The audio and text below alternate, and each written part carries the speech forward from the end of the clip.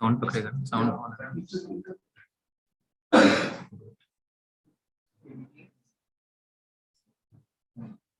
Hello hello,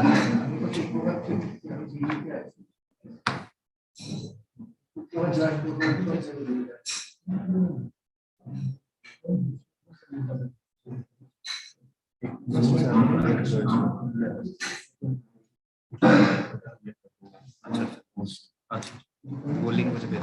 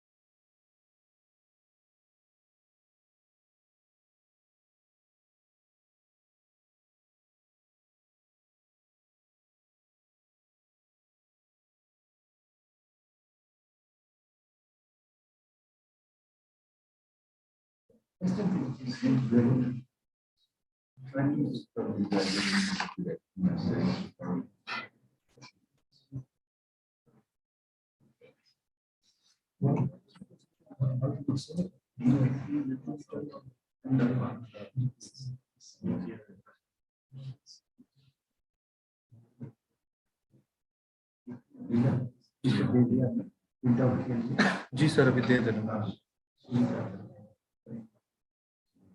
कल का recording हो गया, कल का recording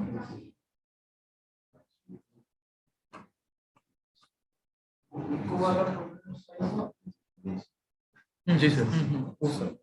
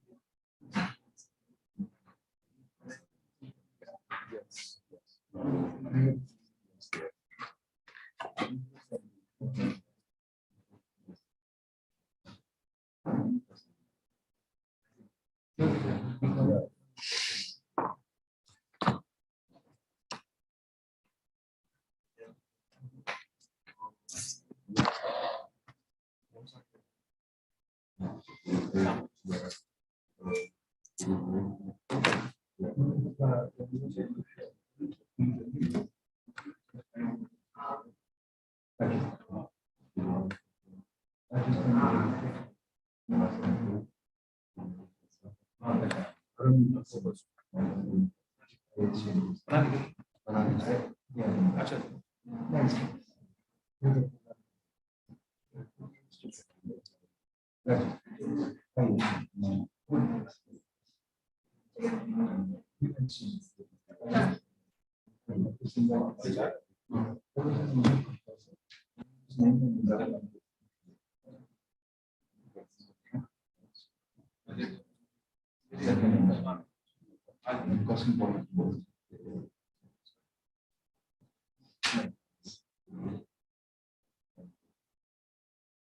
So namaste everyone.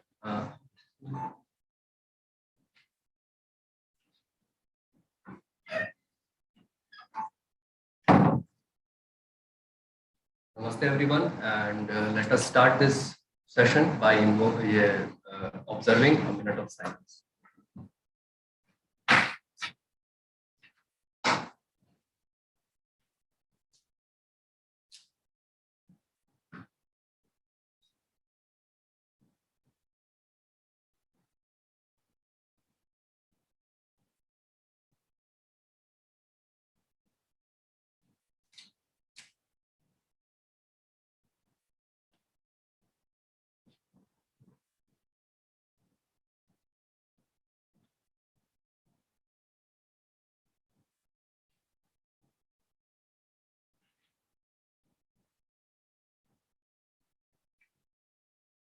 So, welcome everyone to the second day of the national seminar on the Herald of the Life Divine, organized by Rishihood University in association with the Indian Council of Philosophical Research.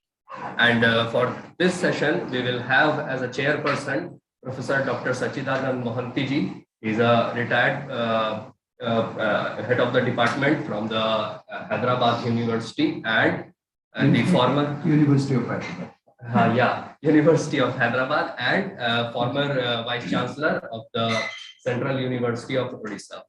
So, for the first paper, we have Sri Ramesh Bijlani ji. Dr. Ramesh Bijlani ji is a retired professor of psychology and has served at the All India Institute of Medical Sciences, New Delhi, for about 30 years, where he was involved in teaching and conducting research on nutrition in relation to cardiovascular disease and diabetes.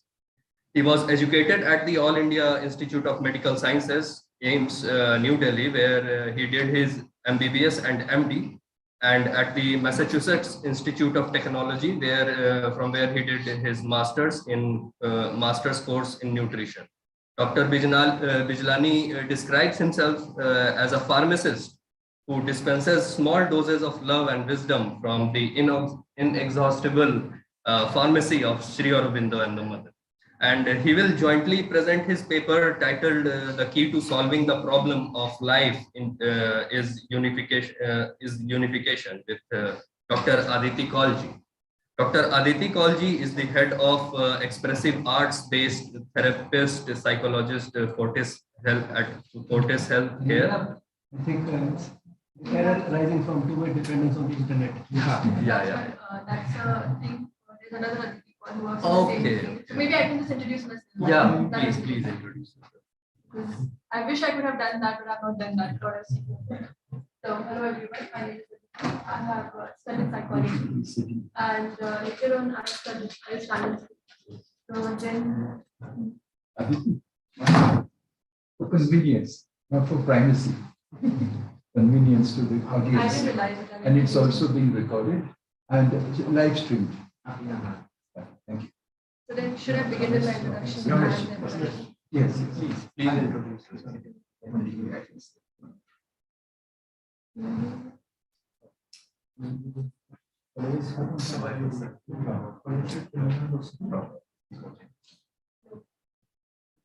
Thank God you didn't mistake me for another Ramesh Bijlani who's, I think, put like a universal builders or something. Mistaking Universal you is builders. quite difficult task. One can't mistake you. And there is more than one Sachidananda in this conference.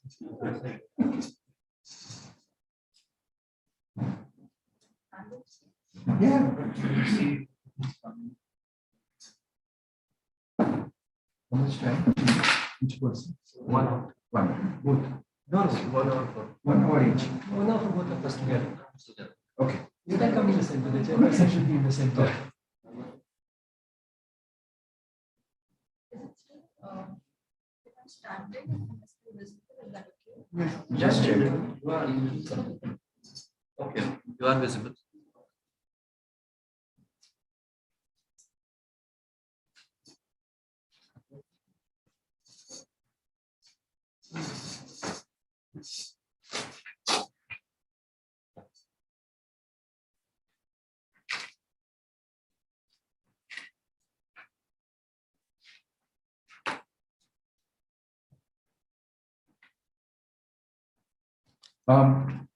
Thank you very much for giving me this opportunity to chair this very important session.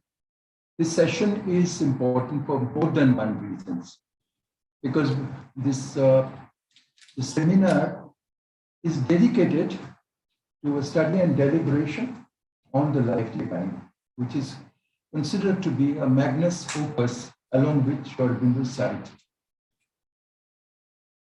While Sri Aurobindo is known to reflect the major disciplinary formations in his work, one of the important disciplines that has not received due attention in the Aurobindonian context is psychology.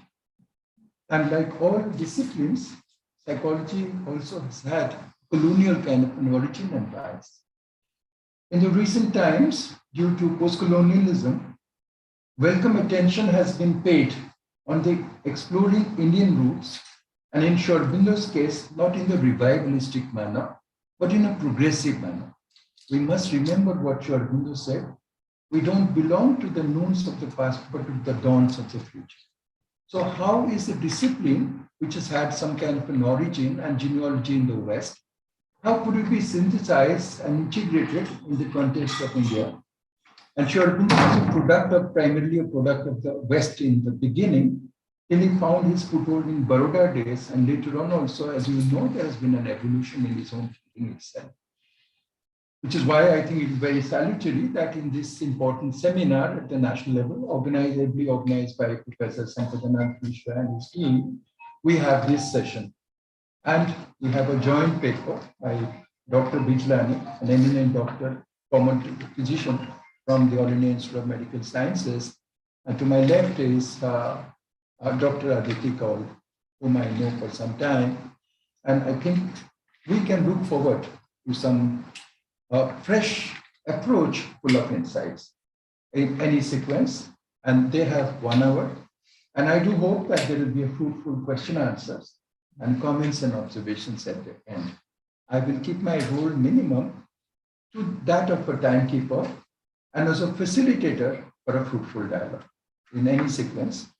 Aditi and Dr. Vita. Thank you, Professor Sachidananda Mohanty. It's a great pleasure to be here in this university, and I just learned from Professor Sachidananda Mishra that it's over the last 3 years that it has come up, and already it's become such a great place.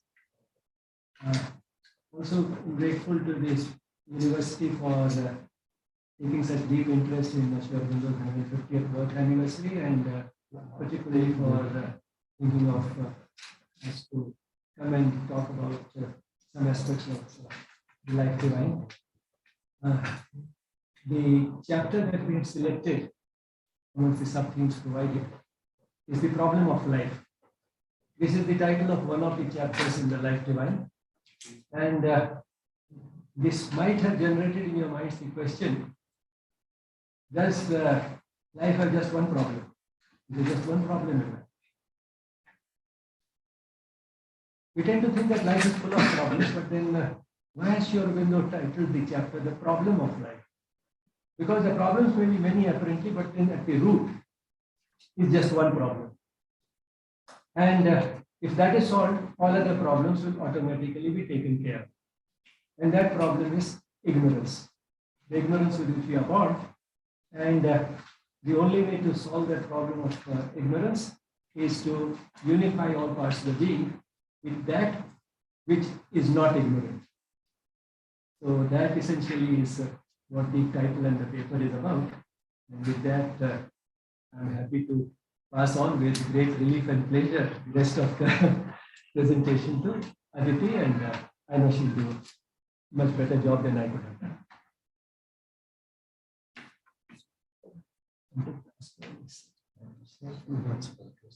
Yes, finally. Actually, that's good. Okay, so hello everyone, namaste. Okay, so I have a background in studying psychology, and once I finished my formal education in psychology, it's then when I came across Sri Aurobindo. So when my formal education ended, my real education began. So that's how I look at my life. And then I went to Pondicherry and I studied Indian psychology for 1 year, inspired by Mother and Sri Aurobindo. And after that, I stayed in Pondicherry for a few years and deepened my understanding of what they have written, how can I apply in my life. Post that, I briefly worked at Oregon University, taking psychology from Sri Aurobindo perspective. And first I was working there full time, now I'm just a visiting faculty. And for last few months, I've been working with Dr. Bijlani and staying at the Delhi Ashram. We are working on an online project called Yes, where we are doing a yoga program, including all the aspects of yoga and spirituality and education in that sense. So that's a little bit of my background. And precisely on that is what today's paper is based, that we all are aware of like how he said about the problem, ignorance, and we all are trying to overcome that ignorance in our own way. So the fundamental aspect starts with it in that sense of that we are really ignorant of what is happening. But we also realize that the root cause of that ignorance is also, if you look at it from an evolutionary perspective. So primarily our paper is looking at life from two perspectives. One is, say, the philosophical perspective and the psychological perspective, and essentially how they are connected. So it's because we are mental beings, we kind of need that certain sense of concept, that what are we getting into, what is it we want to understand. And once we have that framework of what are we understanding, then we have that question of how can I apply? So that is precisely the base of why philosophy is important, to understand the concept and how we can actually apply that concept. Psychology comes into picture, because psychology is essentially dealing with the how of life, and philosophy is more about the what of life. And when we really bring the what and how together, we really progress. And Sri Aurobindo's philosophy is all about progressing. So that is where we come together.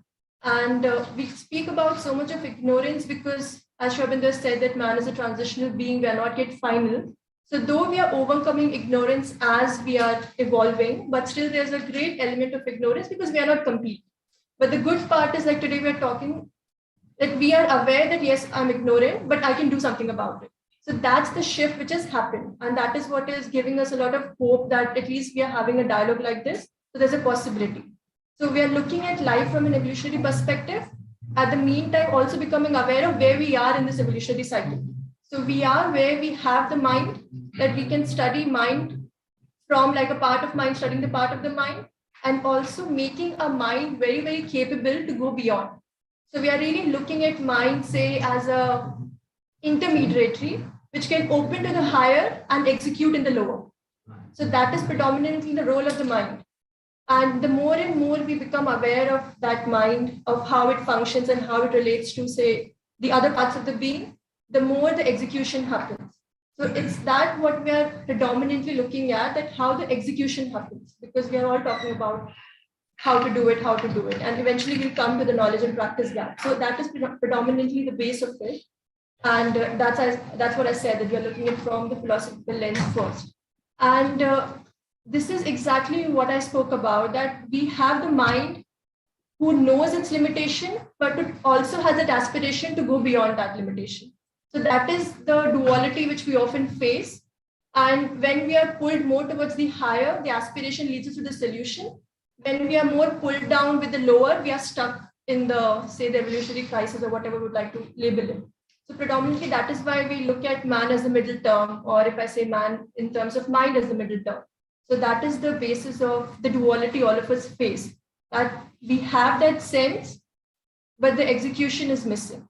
So that is the linkage. And because mind wants to establish its sense of identity, whatever it takes, in sense, we know it's partial, but because we want to assert, we take it as whole. So the first problem becomes that when the partial truth is taken as the whole of the truth. That is the first fundamental issue, the first fundamental concern which we all have. And because we are only looking at, or we have the tool as the mind itself, so then through mind we try and work out that how can we overcome that ignorance and how that mind can be established to actually go to the higher mind and different levels of exploration. So that's what Sri Aurobindo has said, that the problem of human life is due to three fundamental difficulties. And that's what I spoke about. The first one, that man's knowledge of himself is partial because it's a part of mind, looking at the part of the mind. We are not complete. We are in the evolutionary cycle. All of those things which I spoke about, it is essentially that the first problem lies in that man's knowledge of himself is partial. Now, based on, because my knowledge of myself is partial, by default, my knowledge of others is itself partial, even partial of partial, that I can say. If I don't know myself enough, what I'm looking at you, I will not know who you are because I've not met myself. It's like the more I'll become aware of who I am, the more I'll be able to see who you are. So it's like if I'm only aware of a tiny part of my personality because that's the lens I have of the world, I'll also look at you like that. So if I am, say, very form-oriented, that what is your designation or which family do you belong to or which country, or like how we have in our introductions, who are you? So though even in the philosophy or spirituality conferences or meets and all of those things, we talk about going beyond, but our introduction is always who we are on the outside. So that's the paradox we all face. Like you just saw today, like you introduce people through their action, hoping that you get to the who they are in their experience. So that is, we know who we are, but still that kind of always remains. And that is essentially I'm going to talk about when we are talking about the knowledge and the practice gap. So because the first problem is man's knowledge is partial, And that is the result of a lot of conflicts. So that is what I've just mentioned here, that man's knowledge about himself is partial because they're only aware of a very limited understanding of, say, their engagement with the world. So if you look at from, say, the psychological perspective, essentially all of us are trapped into that stimulus response spectrum. That what does the world present to me? I react to it. So that becomes my lens to view the world. That becomes my lens to experience the world. So all that sense which I have that, yes, there's something deeper in me, but because it doesn't have a form yet, I often get lost in the form. So that's the error, that's the result of the ignorance.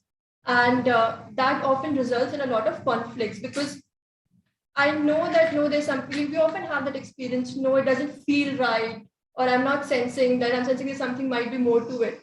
So it's still at a very subtle level, it doesn't have that form, it just at the experience level. So the moment I come out, the form is devoid of that essence. So then I'm stuck, that should I choose the form which the world is offering me, or should I give myself enough time and space to develop a form which is coming from my essence? So as we all know about Sri Aurobindo's philosophy, he's not against creation. He's saying that creation needs to have that essence that's coming from a deeper part. So rather than from going from form to essence, we get hold of or experience our essence and create a form from there. So form is anyway the central point. Form is anyway an inevitable part because that's how we progress. But what does that form contain? So is it a borrowed form, or it's a form which is coming as a result of my own unveiling of my essence? So that is predominantly the journey. So that is one way of looking at it. And that is why we keep talking about how yoga is about the progress, it's about the process, or Sri Aurobindo said all life is yoga, or yoga is nothing but practical psychology. All these lines which we have picked up and kind of become Mahavakyas, because in a sense, we know that that's the key. But how do we do it? That is what we often get together and discuss and all of those things. So that's the first experience about. So yes, that's what I spoke so much about, the person, individual, that's all our ignorance and all of those things lead us to. So that has how I actually told that results in man's ignorance of others is greater. Just because you don't know yourself, how will you know the other people? Thank you. And that is why when we are ignorant of the other, plus we are aware of the egoistic understanding of ourselves, that is what we call a deadly combination. That I'm not aware of who I am, but I'm very sure of who you are. I've made quite a good judgment of who you are. I've kind of figured out who you are so that I can act. And then I'm like, okay, that's the world. And I know it, and I also know who you are. But for me, yes, I'm figuring out. But my figuring out is not the prime effect. Me figuring you out, or rather your personality, is very important because we think that to execute or to live in the world, we need to understand the world. But understanding the world is only secondary to understanding yourself, because the more you understand yourself, the more you see your space in the world. You'll be able to also apply that and see that, okay, this is my relation to the world. But that is, of course, all in, say, work in progress, all we are attempting to do that. So that is why. And also another element, like, I'm not sure, I think maybe I'll finish all the PPT points here, but it's just that's what's coming to me right now. That is exactly what happens, no? Because I am not able to know myself. I'm not able to know the other person. And when we talk about, say, the psychological perspective, the parts of the being when we talk about. So we all know that the three parts we usually talk about have their own principles.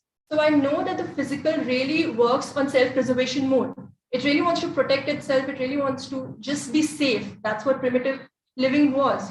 So we still have those traces, but our mind has evolved. Like we have evolved to life, mind, and all of those things. But if my mind is still stuck in the physical aspect of self-preservation, the moment I step out in the world, I step out with a lens of preservation. That if I'm entering a room, I'm entering with my protection, or I want to protect myself. So I'll behave in a certain way. I'll say something like that. I'll be like, what are the person thinking? What are they thinking about me? Who am I? How am I present myself? So if I am wearing, say, a space of self-preservation and entering, though I'm talking about the mind or through the mind, but my consciousness is still very primitive in the preservation mode. So I will not be able to explore and experience life. And that is why if I want to protect myself, I will not be open to who you are. I'll be open to who I think you are, because that gives me a sense of comfort. So if I figured out that, okay, this is your profile, this is who you are, and I can say these things to you, it will help me. So if I'm stuck in the preservation mode, then I'm very ignorant of the other person. But I can only overcome that preservation, which I have something to replace it.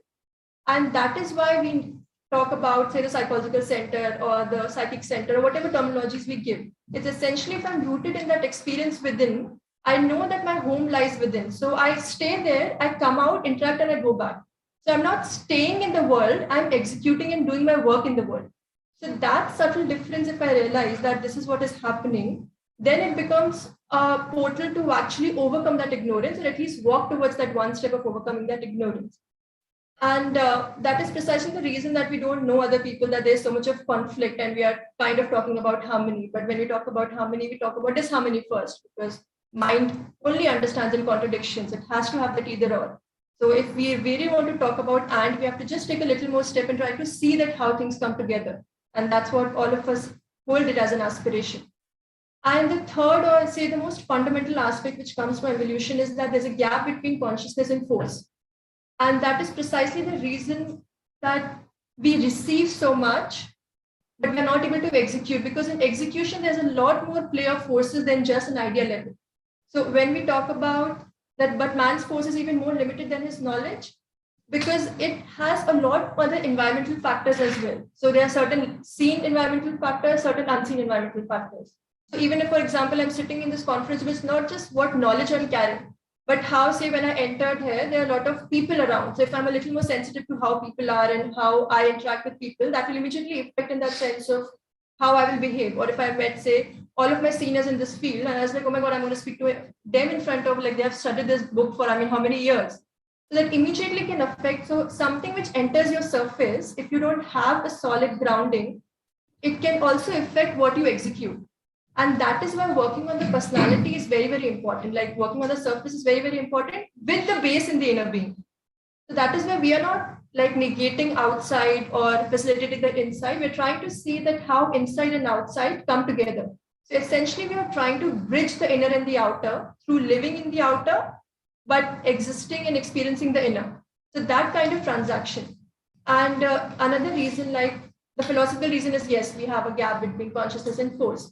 But then how do we see it in, say, our everyday life? We see it in the everyday life through the personality perspective. Like we are always conflicted in what to do, what to eat, what to wear, where to go, what time should we go. So they are very tiny, all these conflicts, which are on a day-to-day basis. So if we come together in a conference like this, yes, we are dealing with some philosophical concepts, applications.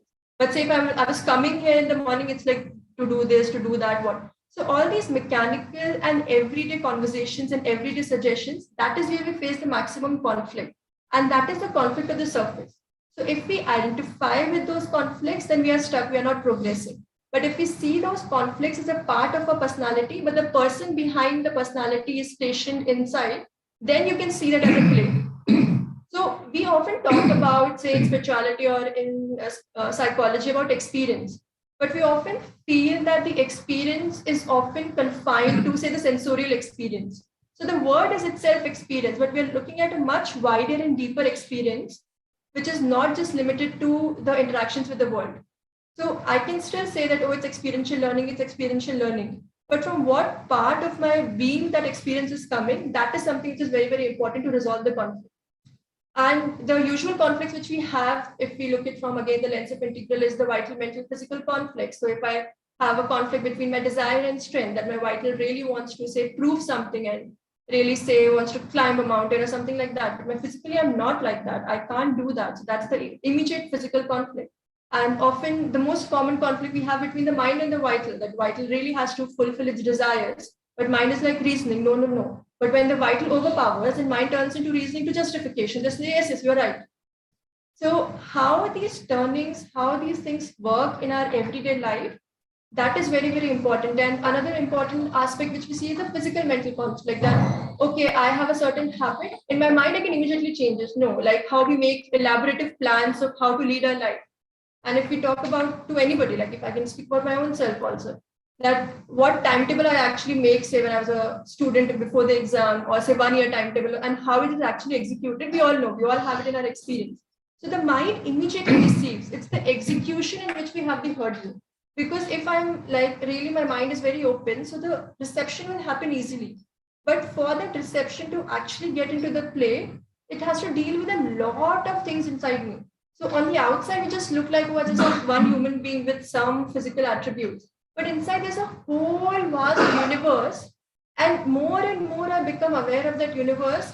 It's like I always give that visual that if you see a huge palace with so many rooms, from the outside, it's like somebody's passing by, there's this one palace, nice, very nice. But imagine if I'm the owner of that palace or I reside in that palace, I'm like, no, now my choice is I can just clean one room and stay in that room and that becomes my identity. Or I take upon me, no, I want to clean all these step by step, not one by, like just at one go. And every time I just widen my place.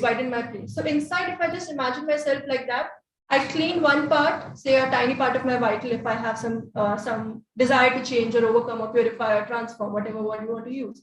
So then like, okay, this is my practice today. So if that will lead me to another room, that will lead me to another room. And that is why yoga becomes a lifelong process, because the experience is so vast inside that every time you put a torchlight of self-observation, you realize, oh, this is also there in me. And if you're looking at it from an egoistic perspective, you'll be like, oh, this is in you because you're identified. But if you're looking from, say, a psychic perspective, you're like, oh, this is also me. Because if you look at from the inside on the outside, it's a field of play. But if you're looking from outside, it's a game of identity. And then the striving begins that, no, I'm better or whatever. So it's essentially the perspective of what you're looking from. So if you're looking at, say, personality, if you're focused on the functionality of it, you are turned on the outside. If you're focused on more of the composition, you are inside. And if you're more and more aware of the composition, functionality is much more in your control than if you're just aware of the functionality. So if I know, say, how this screen works, I can manipulate it in a way which helps me grow or help me project better. But I don't know, I just know that this is a remote. I can just do plus, minus, forward, backward. That's all I know. So then I'm totally dependent on you. So functionality limits you, and that's what the world is about. It just tells you how to operate, but the why and is often hidden because it requires a lot of effort. So at least you can discover the why of your own being and then take it as a play. And that is why we talk about it, that it's very joyful, bliss and all of those things. But how do you actually experience it in life? It's only when you have that sense of separation. And then sense of separation can begin at the mental level, but it cannot just stay at the mental level. Because of the evolutionary perspective, you can start with, say, understanding, or say when I'm talking, there's something going inside you, you're trying to compare it, what you know, what you don't know, you have questions. So you start with the mental level, but you don't end with the mental level. Because if the mind is hijacked by the need for identity, then it's like, oh, I am talking about this. So that as and when you rise in your experience, the I goes within. But the moment you stop in the experience, the I is like really hooked in that identity. And that is where you stay. So that's another indicator of the ignorance, that there's a sense of movement, yet there's a sense of stability. And that is what we say, that how does the contradictions resolve?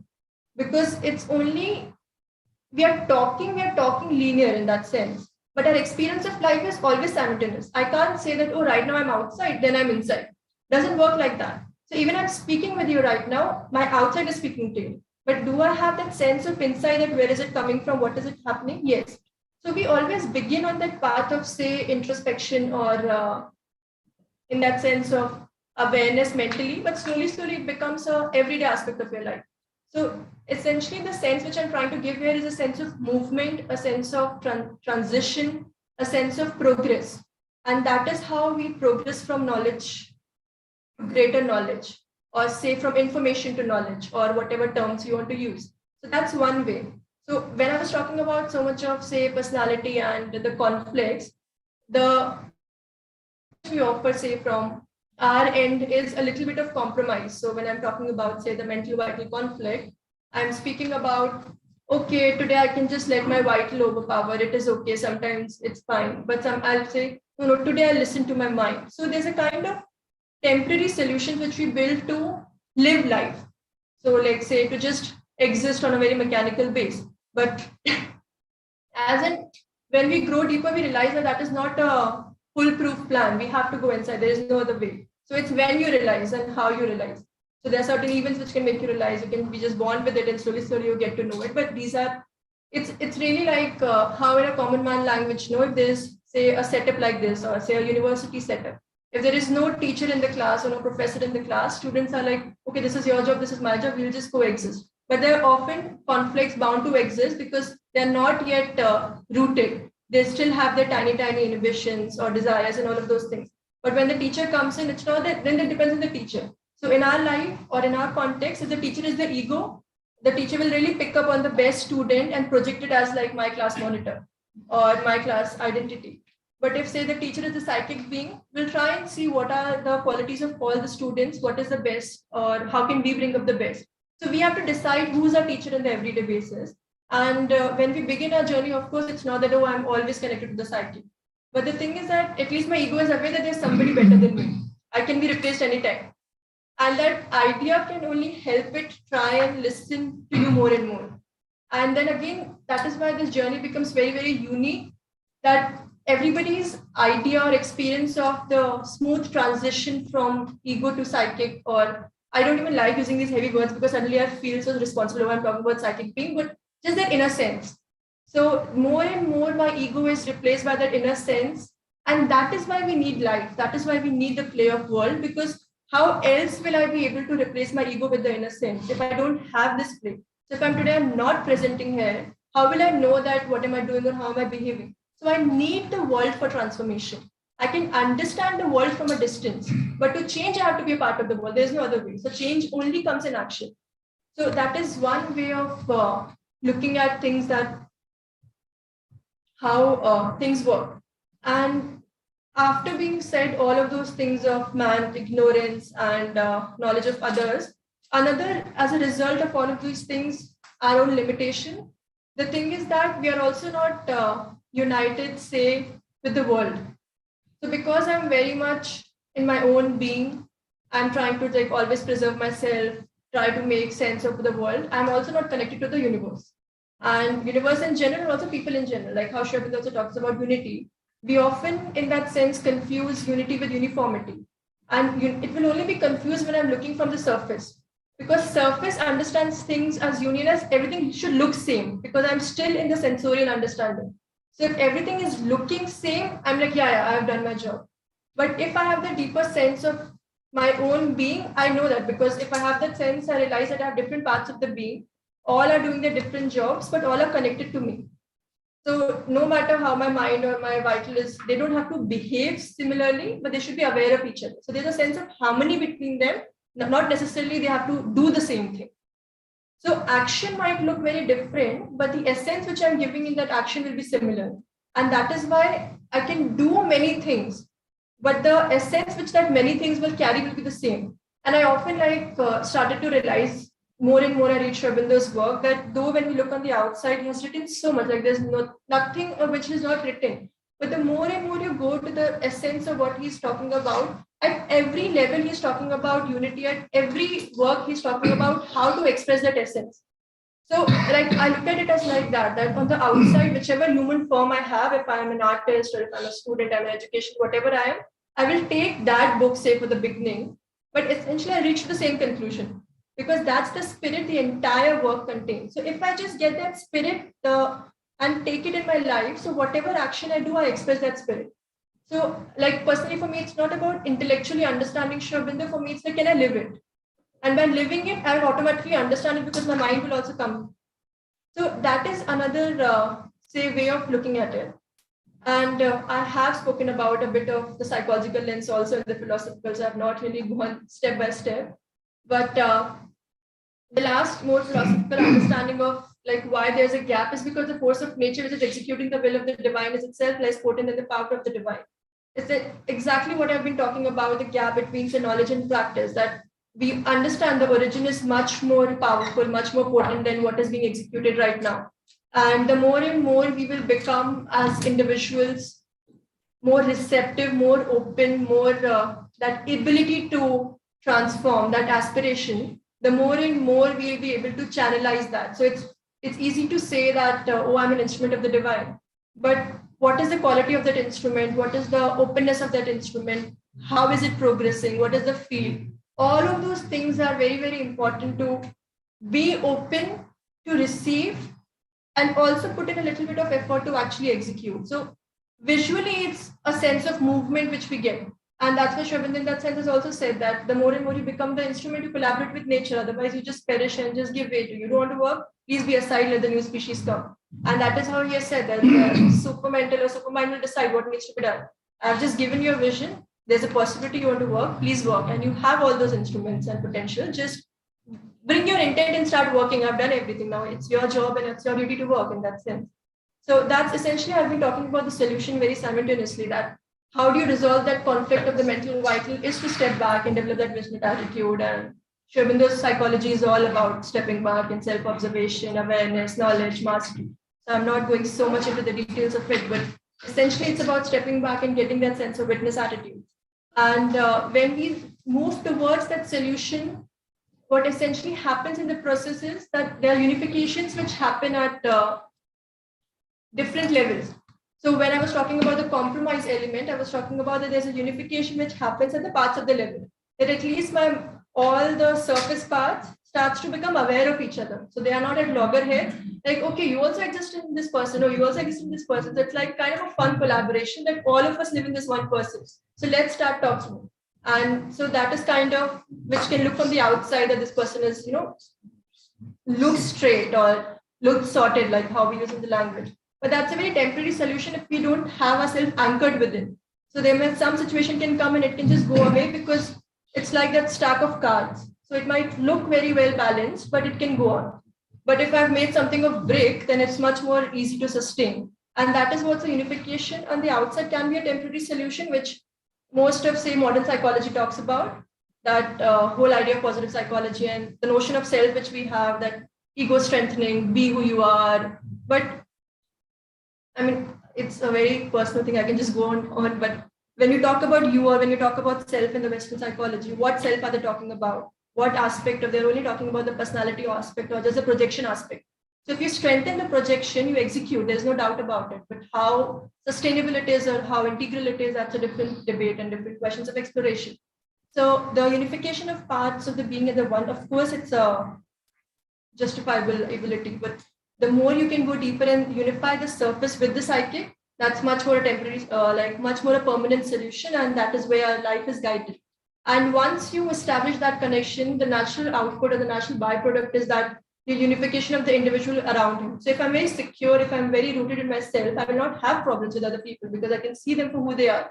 And doesn't mean that if I don't have a problem means that I will agree to what they say. There's another misconception that if I'm okay with people, I can be okay with whatever they do to me. It's like rejection will not be difficult for me. All of us have a lot of issues of rejecting or saying no or anything like that because we're always scared and we're always looking for a sense of identity assertion. That no matter I know you for 20 years, but if I want to say no to you, I was like, what will you think? But my question is, if you're still thinking of what the other person thinks of you, then what's the point of interacting? Then there's always that issue. Yes, you have that good intention of not hurting the person.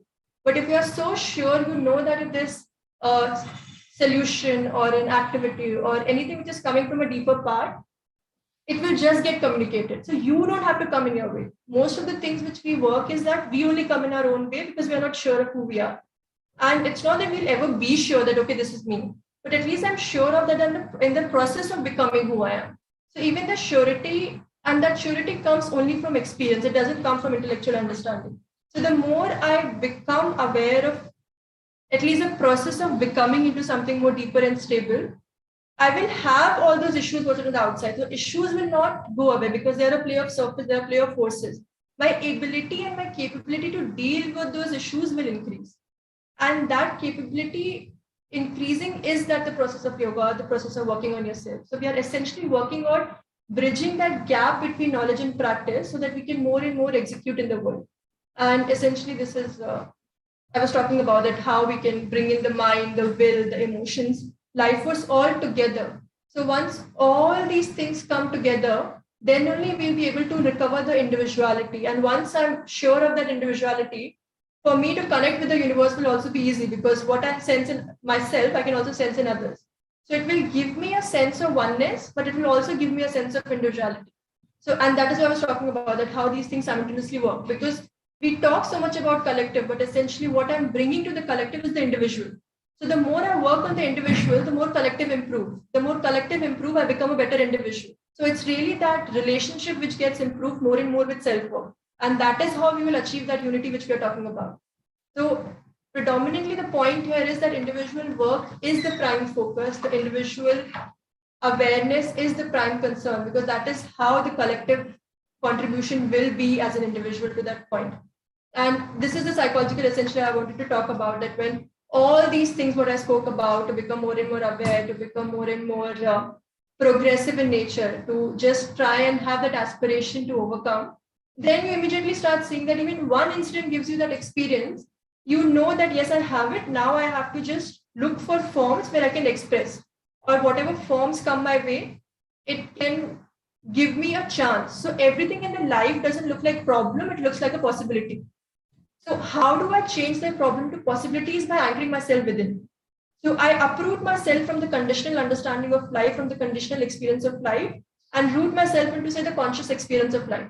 So that whole uprooting from conditioning and stationing yourself in the consciousness is the step from moving from that knowledge to practice. And that knowledge to practice will happen. So if once it happens, that because mind is very, like we keep talking about mind, that it hinders us, all of those things, but it's a very good aspect as a learner also, no? That if I tell my mind experientially that this is a possibility, so next time that becomes my reference point. So to progress, what is very, very important is also to understand what is my reference point in a daily basis. So how I was telling you some time back about choosing that, okay, ego is my entry point, or say inner being is my entry point. So on a regular basis, what is my reference point? If every day when I wake up, what is that first thing which comes to me? Or if I'm interacting with somebody, what is that?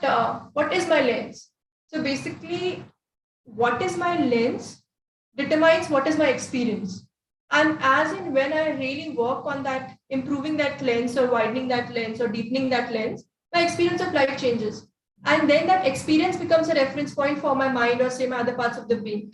And then that reference point helps me to progress further. And that is how I build step by step my journey towards perfection. So that is, and once I see that in my own self, and then I do it in a very disinterested manner, and I'm not identified with, oh, I'm walking the path, then is the actual journey. And then I can also become more and more aware of my surrounding. So then I am not operating from the self-preservation principle, I'm operating from more of a self-exploration principle. So I just need to see that what are my indicators? How well do I really know the process of exploration? How well am I rooted? And that will give me a lot of courage and strength to actually walk the path. And by walking, I will learn. By learning, I will walk better. So that is how the simultaneous experience I was talking about. And that is how the gap will be bridged between the knowledge and the practice. And this is, I've already spoken about in that sense of that, I keep using that word identity assertion. That is what, you don't identify with the tiny aspect of your personality. Your identity is more stationed within yourself. And that is the solution, that you shift from ignorance to knowledge, and you realize more and more the deeper existence and truth. So what we have essentially spoken about so far is that there's a huge gap between, say, what we know and what we practice. And what we have to bring together is a sense of unification. So the unification can first only happen with what tools I have to execute in the world, with what is the source of that execution. So when I root my surface in my inner being, that's the first unification I'm looking at. And when that unification happens, then the individual unification with the world will be a natural byproduct, because I'll become much more rooted and much more stable in the world. And that requires a lot of effort. So when this is sorted with the help of this, that is what the transformation happens. So effort happens in this domain. By opening, the grace comes from above, and that what leads to transformation. So in a very simple terms for our mind to understand, it's effort plus grace, which leads to transformation. And that is the process of unification. That is the ideal unity which we are looking at. And that helps us on a day-to-day basis on executing life and living life. I think that's all what I have in mind. Maybe I can just end with this quote and pass on to Dr. Bijlani. The landmarks of the little person fell, the island ego joined its continent. Particularly the last line is something which I have dedicated kind of my life to, the process of it. The island ego joined its continent. Like it just gives you the sense of process, the sense of journey in which all of us are, and how the element of experience comes in, and what we do and how we do. So that is all from my end. I'll just ask to Dr. Bijlani what you want to add. Thank you, everyone.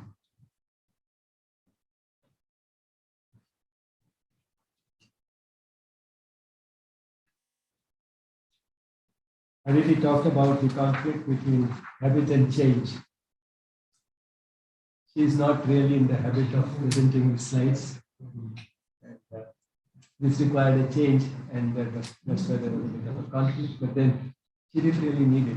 She could have probably done better if she had not imposed this PowerPoint presentation on her. The basic problem of life is ignorance, as I said, and this ignorance is manifold. We are ignorant about ourselves. We may say, well, at least we know something, but then knowing something can be bad because it is not only part of the truth, it is also distorted truth. And then we are not an island unto ourselves, as towards the end. And therefore we interact with the others, and that is with a still greater ignorance of what we know about them. But all this does not prevent us from asserting our identity, asserting that we are right, asserting that my needs are more important, my opinions are better, and so on and so forth. And that is what leads to problems. Because if we were to be an island into ourselves, then probably we could live with that ignorance. Because then who would we have conflicts with? Conflicts within would also probably disappear if we did not have others to deal with. In fact, all conflicts are basically because of multiplicity of different parts of the being and multiplicity in the world. And therefore, the key is, in fact, unification. Because if there is only one, then who is the other with whom you can have a conflict? And once we realize that it is that one that exists and the one that all is, then we can organize our life around it by unifying the surface part of the being with that. Then it does not really take too long to see that it is the same one who also is the essence of everyone else around us. And that is what completes the circle, and then all these conflicts and problems tend to disappear. And she has just broken it up into these steps. That the first step is to unify the surface parts of the being, the physical, vital, and the mental, because they are at war with each other, and then to unify these with the divine essence in us, in ourselves, which is stable because it's always at peace, it has no anger, it has no desires, and therefore anchor the mind to that, anchor the surface parts of the being to that, and the most important part to be anchored is the vital, because in fact they are ruled by the emotions. Once that is done, the mental will find the justification for this unification, and the body as a docile instrument will translate that unified idea into action. And then, of course, the next step is quite obvious, that we unify this unified individual with the others, looking upon them not with the ignorant eyes that we do, but realize that yes, we can't know everything about the other person, but the deeper essence of the other person is exactly the same as mine. And once we realize that similarity or other identity with others, that is what solves all the conflicts within and the conflicts with others, the root of both being the same, that is the ignorance of ourselves and a still greater ignorance of others. Just try to summarize in a few minutes.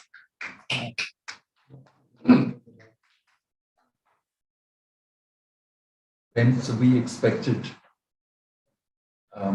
morning session devoted to Sri Aurobindo's treatment of psychology as a discipline in understanding what was projected as the problem of life, one of the important chapters in the Life Divine. But I think what we have experienced is a full-fledged treatment of the art of living. And I think, may I say that this is actually kind of an institute level talk. If you were to allow me to say, this is not just a session in the seminar, but I do hope that Dr. Mishra, Professor Mishra and the friends will try to show this to the students and the faculty. For me as a chair, and I'm not being unduly modest, I think it's been a learning experience for me. I think the talk that Professor Dr. Kolke, Dr. Aditi Kolke, and duly substantiated by Dr. Bijlani, I think this really gives us a kind of glimpses into the path that all of us should follow as students, teachers, administrators, and citizens. What Dr. Kaul did, and I could not help noticing this, that she was constantly self-reflexive. And the frame of analysis was a seminar hall itself. And I think that is the best thing that could happen, because she's all the time giving examples about ourselves. For example, when I had come here, what options did I have? When I'm talking to people, what is it that I have in mind? I think that I know them, I would like to know them. Maybe I have some ulterior motive for knowing them. And so there's the whole question of expediency, exigency, and not being true to oneself. So if we are saying that allegiance and truthfulness to the self, with S capital, is what is important, not the kind of a role that we are going to play in the world from our own points of view of expediency and exigency, then I think, as Sri Aurobindo said, yoga envisages awareness of the self, because it's the first thing that should happen, awareness of the self. And in a very blinded, uncertain manner, I think the lessons that Dr. Kaul has suggested was on the basis of our reading of the Aurobindonian psychology as reflected in the Life Divine is also, in an uncertain manner, it's been reflected in the civil society. For example, when Willy Brandt goes down on his knees and expresses forgiveness for the historical wrong committed in Germany on account of the Holocaust, for example, or when Japan expresses for the sins committed during the World War II to the comfort women in Korea, for example, those are instances when the multicultural thinkers like Charles Taylor is also talking about the importance of dialogue in civil society as a way of really creating a new civic order, also is indicative of the direction in which I think we have to go. So I think in Life Divine, we have whole treasure house of wisdom and insights about the inner life. And what we have today is a wonderful way of really addressing some of those issues from the point of view of somebody who is well steeped in Aurobindonian psychology. That is what I would like to say. Now, having said that, there is much that can be said. And to take the cue from Dr. Adi, I must restrain myself because it's not my day. It is not my. It is a turn of both of them and all of you. So in that spirit, may I invite some question and answers from all of you. Yes. One second. She is raised. Dr. Professor Giri. Thank you so much, Aditi. Out of many things that you have gifted us,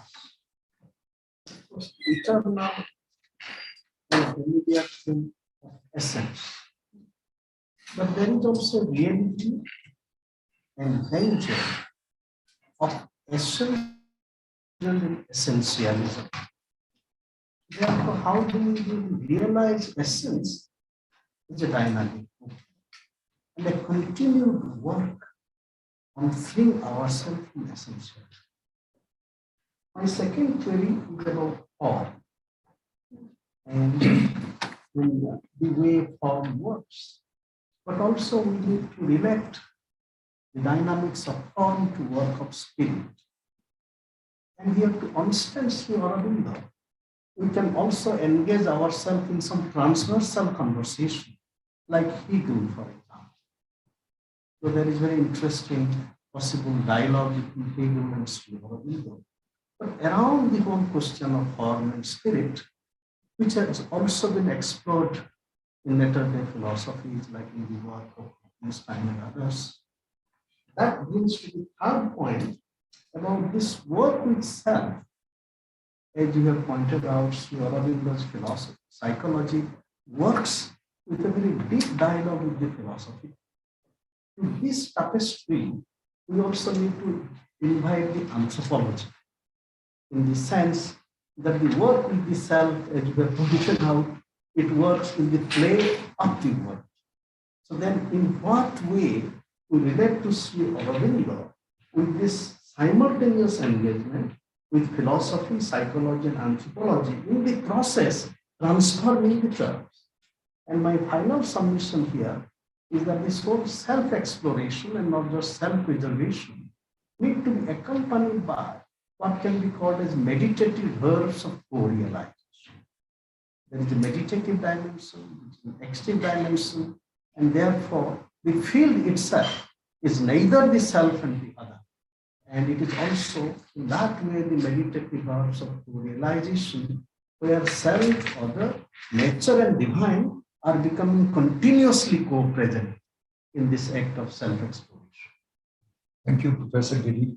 May I suggest as a chair that we take all the questions together and then both of them can address in order to do the best time management. Thank you, Professor Anandji. Professor Mishra, you had some questions. Thank you very much, Dr. Aditi and Dr. Bijlani. It is a question of suggestion that the modern psychology has been heavily influenced by the likes of Freud, Carl Jung, or Jacques Lacan. Have there been any efforts to show that Sri Aurobindo has a better psychology than these three? And if not, should we begin with right and left? That's what it is. A suggestion from his side. Yes, yes, your name please. Dr. K. Venkatachalam. Dr. K. Venkatachalam. This is being recorded and streamed back. Dr. Venkatachalam. Am I allowed to answer on his behalf? Yeah, but first I think let the respondents answer, then you can join. Dr. Venkatachalam? Yes. Yes, please move down because you will be answering. First of all, let me say it's a very clear question. Started the issue and which was solved the issue. And specifically the formula, ignorance plus ego is a deadly combination. I like that formula. These are the formula in classes. But a few clarifications in there. We started by saying the problem of life is partial. I want more explanation about what you mean by the partial. Because positively speaking, there is no partial existence here. As Sarah raised the question, it's a dynamic existence. It's not a partial existence. That's what I understand from those evolutionary gradation of the existence. It's not partial, not a negative. If it has a negative meaning, it's up to you how you do it. So there's nothing called partial. Let me give an analogy also. A seed germinates as a sapling, then as a plant, then as a tree, even then it goes as a payload. So The problem is not partial, the problem is partial knowledge. Yes. Okay, whatever the agreement. From the stage of sapling, we can call seed Okay, as don't a give examples to the main point. yes, sir. So the partiality, I need more clarification what we are speaking about. And secondly, solving the gap between what we are expecting the next clarification. Because solving the gap within is the first issue, and solving the gap with the other is the second. Solving the gap within, of course, yes, we can attempt whatever the stages which we have given in the to get bridge the gap between the ignorance, what's the house can go beyond the psychic understanding. But how would I going to challenge the gap with the other? Because whenever I come close to the other, they're always being the partial, as in what you say. So how I'm going to challenge the vanishing that partiality of the personality of the existence? How could I make it? And the last one is, you said it's a problem of life, and the solution is what I find is it was started from the terrestrial existence, but the conclusion led to the transcendental conclusion. Of course, that is the way, because yesterday in the discussion we have seen, it is a suspended syntax. It starts from the subject, the life, but the predicate will be something different. That's how those terrestrial to the cosmic solutions. But is it the way which you have also? This is the three. Gautam. About you can answer. No. He will answer differently. Please. It's important for us to hear. How Sri Aurobindo was influenced by Freud and other Western psychologists. The basic difference is the Western psychology confuses the subliminal and the subconscious. That is the basic thing. Because the subconscious is below and the subliminal is below. And we were talking of the subliminal. Now, what you I think I should have expanded a bit more into the vital, because that is a zone which Sri Aurobindo has mapped. Like Freud's libido, in 1905, Freud came out with 3 S's of the theory of sexuality. Freud couldn't map the location of the vital nowhere, even in later period. And he was always stressing on the negativity of the, which Jung contradicted in Transformation of the Libido in 1912. Then Sri Aurobindo came and he specified, as Prem has explained in the Adventure of Consciousness, that it is a plane located between the heart and the sex. So he is far advanced than these Western psychologists. And his integral psychology is now followed without even recognition that it is from Sri Aurobindo, except for Campbell. But that was not my question. No, I think probably, I'm sure that we can leave it to the wisdom of the clarity. I'm sure that you have understood. Just one second. She will also respond to the question in her own way. One question. Your name? Dr. Sachidananda Mishra. Yeah, please. Dr. K. Shivji Singh from Shivji. So, the question that in terms of the solution, there is a lot of daily difference point from which we see trying to understand, trying to relate. So, I would like to ask Jonathan, from experiences, what should be our reference point for practical advancement on a day-to-day basis, so that we read the path in a way which is leading to. That will be an extra amount charged. Thank you. How would you conceptualize the sense of self? Because it was really fascinating. And you spoke about individuality at the same time you speak about unification. And in the West, they say ego is the sense of self. But I think the way you describe it seems like the conceptualization can be different.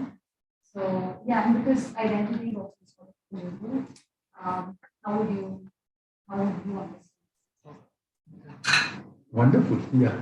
I think ego is not self. Your name too. Randhir. Randhir. Ego is not self. Ego is a function of self. Like consciousness is not mind. Consciousness is a part of mind. So I'm just trying to understand this concern of unconscious, collective unconsciousness, as Carl Jung talks about, and Durkheimian collective consciousness. Because we cannot understand individual or individual mind just to understand their individuality. There are some social nexus which is a part of the identity that needs to be incorporated. And I think Aurobindo's integral psychology is not literally psychology, because there are some part of life which cannot be understood, which cannot be explained. And we must have a kind of a scope of, that dimension of knowledge is also important. Because what happens, the kind of ideology that modern psychology, believe in, they think like everything can be explainable, a kind of behaviorist orientation. And the structuralist dimension of psychology, which everything can be understood if we understand things ourselves properly. I think there need to be some scope of that, some knowledge which cannot be understandable and explainable. And that thing I think we should also give a space. Excellent. I think we have had a wonderful assemblage of questions. Now may I request Dr. Aditi, and later on will be added by Dr. Aditi in any sequence. I've just mentioned the questions and the questioners, and so that just ensures clarity for the audience. Yeah. Maybe I can start because he was a dancer for me. So the other speaker is also present. Yes, so maybe Yeah, sure. We will take it time. Yeah, I'll just- thank you for pointing this out. People who are online also, we will allow them to ask questions. Yes, Aditi, for the Very time. briefly. So maybe I can just answer in just not maybe individually in that sense. So when you speak about something which cannot be explained, of course, that's the whole point that the Indian perspective or the integral perspective is essentially based on experience. And that is what even I said, that everything cannot be explained through the mind, but experienced through the being. That's a possibility. And if I'm rooted in my experience, there's a possibility that my mind can express it. So that's the possibility I'm exploring.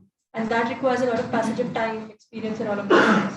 So I'm not limited to, say, mentalizing my experience, but more and more, say, experiencing, so that it can even express in action. It may not necessarily be expressed in words in that sense. So that's one thing. So yes, there is a part which is not being, say, explained, but I think experience has a full lot of potential in that sense. And that is what is an aspiration which helps us have a dialogue like this. So there's a wide scope in that.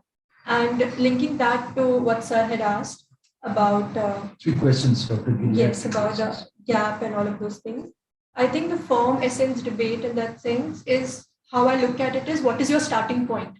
So if my starting point is the form, there's a lot of multiplicity there, and I will have like how we have become very multidisciplinary in that sense. So multidisciplinary is a product of form orientation. So if my starting point is form, I'll see, oh my God, there's so much in the world. And I can look at it from this lens, I can look at it from that lens. But if my starting point is the essence, I see everything from that one point. So that multiplicity is my entry point, but not my staying point. And that is where all schools come together for me. And that is what I was referring to, what Sri Aurobindo has done in this sense. So all these, whatever references you gave, my answer will be that if I'm more aware of what is my starting point, if my starting point is the form, then I will be like exploring that multiplicity. But if my starting point is the essence, I will experience that multiplicity from that unity. So then in academics, whatever disciplines, that will be just a part of, then synthesis will come naturally to me. And that is how I'll be seeing, okay, this is anthropology, this is philosophy, this is psychology, whatever. So that is, so the key point for you is experience, for you is starting point, at least from my perspective. Then we can come to Dr. Bijlani. You mentioned about the importance of inclusion of several disciplines like philosophy and psych. That's what I told him, that if I'm really looking at that essence, so I'll know what is the philosophy in psychology. I'll also know what is the psychology in philosophy. The same goes for anthropology and all of those. So that's my answer. Maybe Dr. Bijlani can add to it. And another thing which you were talking about, so like as Sir said in the beginning, that mind has a capability to understand partial truth. So we are saying truth is complete, but mind is not complete. And that is why mind understands truth partially. So for mind to understand truth fully, it has to be connected to something which is higher, from where the actual truth is coming from. So the partial word is giving a sense of our understanding, that we are not complete, so our understanding is not complete. So that is the partial element we're talking about. So we are not saying that the creation is partial. Of course, creation is full. We are trying to say that our understanding is partial, and that is why we are attempting or aspiring to understand the full. So that is the explanation of partial. Dr. Mishra's suggestion about the psychology need to engage with contemporary Western psychology. So that is what, if you look at the academic status of psychology in India right now, there are a lot of things coming up which are giving prominence to Indian psychology, like the whole UGC becoming like compulsory in the, say, one curriculum, one unit of Indian psychology, or for NET they have made it compulsory. So there are efforts, but again, it's a personal opinion. Those efforts are more about the philosophy of the Indian perspective than the psychology of it, because it's a very dry way of teaching. But the efforts are made. So effort is there, but I think like any other thing, like this effort, it takes a lot of time and space, and you need people to teach who are living it. So I cannot not live it and talk about Indian psychology. That's not the way to do it. Professor Ghoshal's suggestion about the newness of Sri Aurobindo vis-a-vis Freud. That's what he explained, no? That essentially we are not talking about the personality, we're talking about the person behind. And the sense which I gave you, that it's so vast, and that is what Sri Aurobindo has done, because he's essentially talking about like how he said subliminal. So if you look at the Western psychology, it always talks about the past, because the reference point is past because it's known.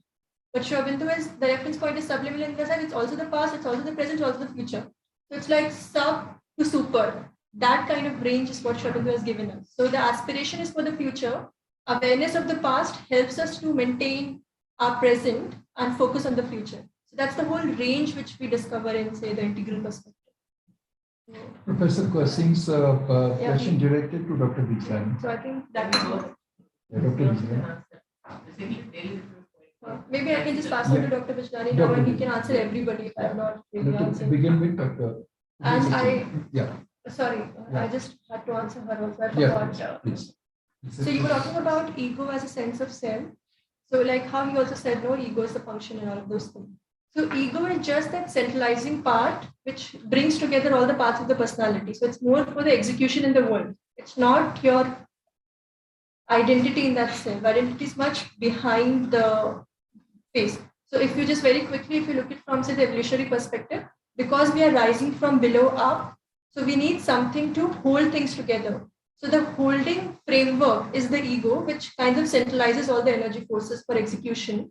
But then that is only for execution. But for existence, you have to shift from that to an inner sense of self. So then you can use the ego, not identify with the ego. And once that replacement is sufficient enough, you can drop that sense of identity. So it's an intermediate process, say a temporary connection with the world for you to make sense of the world and drop it to experience world from the much deeper manner. So that is the role of ego. It's a more a process-oriented approach than the stationary execution. It's even beyond. Yes. So Dr. Bijlani, please answer because we need to open it up online also. This is the next speaker also. Yes, but we're doing very fine as far as time management. Please kindly answer, Dr. Singh. Dr. Singh asked about the reference point. Since we're talking about ignorance in relation to knowledge, the reference point can be only that which has the total knowledge. Because any of the ignorant parts can't be the reference, because by consulting that, we'll only end up compounding the ignorance, modifying the ignorance, but will not really overcome it. And the one that knows everything is, so far as the individual is concerned, it's the psychic field. So what is to go deep within and consult that becomes our reference point. I'll not go into the other questions, everything has already done that. In fact, most of them were not really questions, but more in the nature of comments. But what I'll do is I'll make a general comment, which occurred to me while this was going on, that what Sri Aurobindo has written goes beyond psychology as well as philosophy. He was a seer, essentially a seer, a rishi, who saw the truth. And then he saw that in light of that, we could understand the human mind, and that becomes our psychology. And also, for those of us who may be skeptical by nature, who trust the intellect more than anything else, the type of inner vision that a rishi has, he has rationalized what he saw. And that is what becomes philosophy. So, in fact, it essentially comes to a total understanding of the human being. That is what he has done in the life divine. And this is such a contrast with what Alexis Carrel did and titled his book, Man the Unknown. We can say life divine is man the known. Entire human being in relation to the everything that is in the cosmos and what transcends it. That is what he has done. Thank you, Dr. We can't bind Bijlani. it within the boundaries of philosophy, Thank you, psychology. Dr. Bijlani. Thank you, Dr. Aditya Paul. I think the time has come to open it up for questions online. Anyone? Not online, you have to go to the next speaker, otherwise they have. Okay. Online also.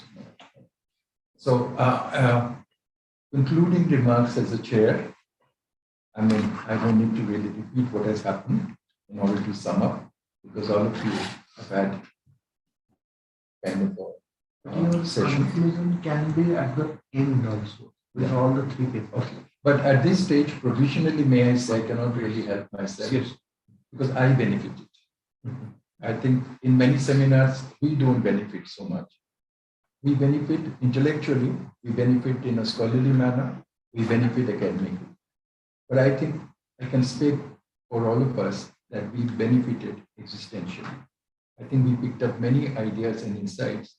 And I do hope that in the rest of the seminar for the next 2 days, will be better seminarians here, given the knowledge that Dr. Aditya Paul and Dr. Bijlani have given us. Thank you very much. Yeah.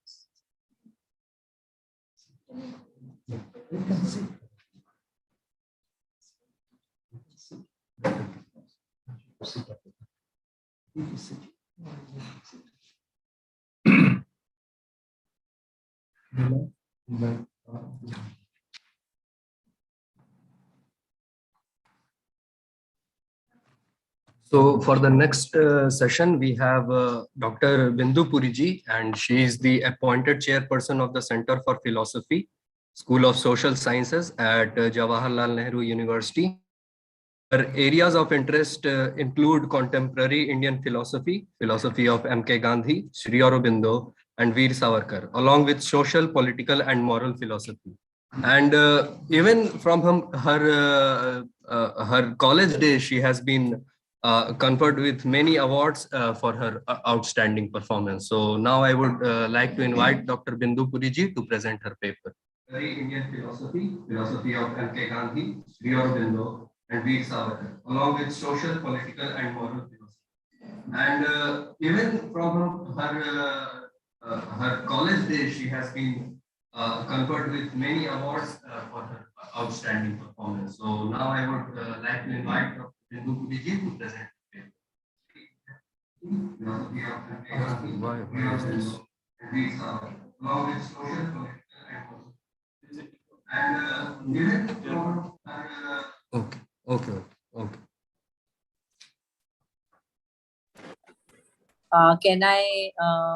Am I audible? Yeah, ma'am, please go ahead. Yeah, so good morning. My apologies that I couldn't join in person. Actually, I was on some expert committee of the UGC and just came back late last night from Mumbai. I would like to thank Rishihood University and the Indian Council of Philosophical Research for inviting me, and very especially Professor Sachidananda Mishra ji for inviting me here this morning to present a paper. And I have chosen to speak on the ideal of human unity and the religion of humanity, Sri Aurobindo and Rabindranath Tagore. At the start, let me say, I am no longer chairperson. I am Professor of Contemporary Indian Philosophy at the School of Social Science in GNU. And basically, my work has been on Gandhi, Tagore, Sri Aurobindo, Baba Saheb Ambedkar, and various other figures in contemporary Indian philosophy. And most recently, I have just published with Springer a book on the Gandhi-Ambedkar debate. I have a volume on Sri Aurobindo in press right now.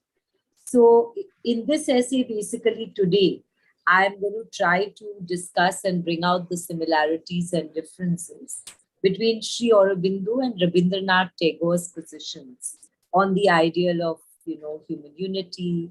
And also, I'd like to make the point that unlike the liberals, both of them, Sri Aurobindo and Rabindranath Tagore. Sorry, I think my video is... Dr. Bindu Puriji, sorry to interrupt you. I think it had gone off when I was trying to unmute. Yeah. So both of them had made religious rather than purely political arguments for human unity.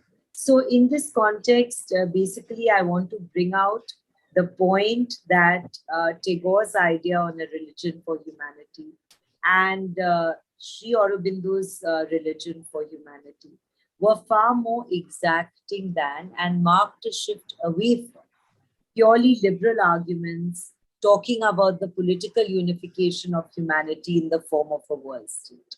So, one might be, of course, justified in saying that there is a overarching influence of Western thinkers in contemporary discussion on the role of man in the universe, on the future of the world order, and the possibility of peace.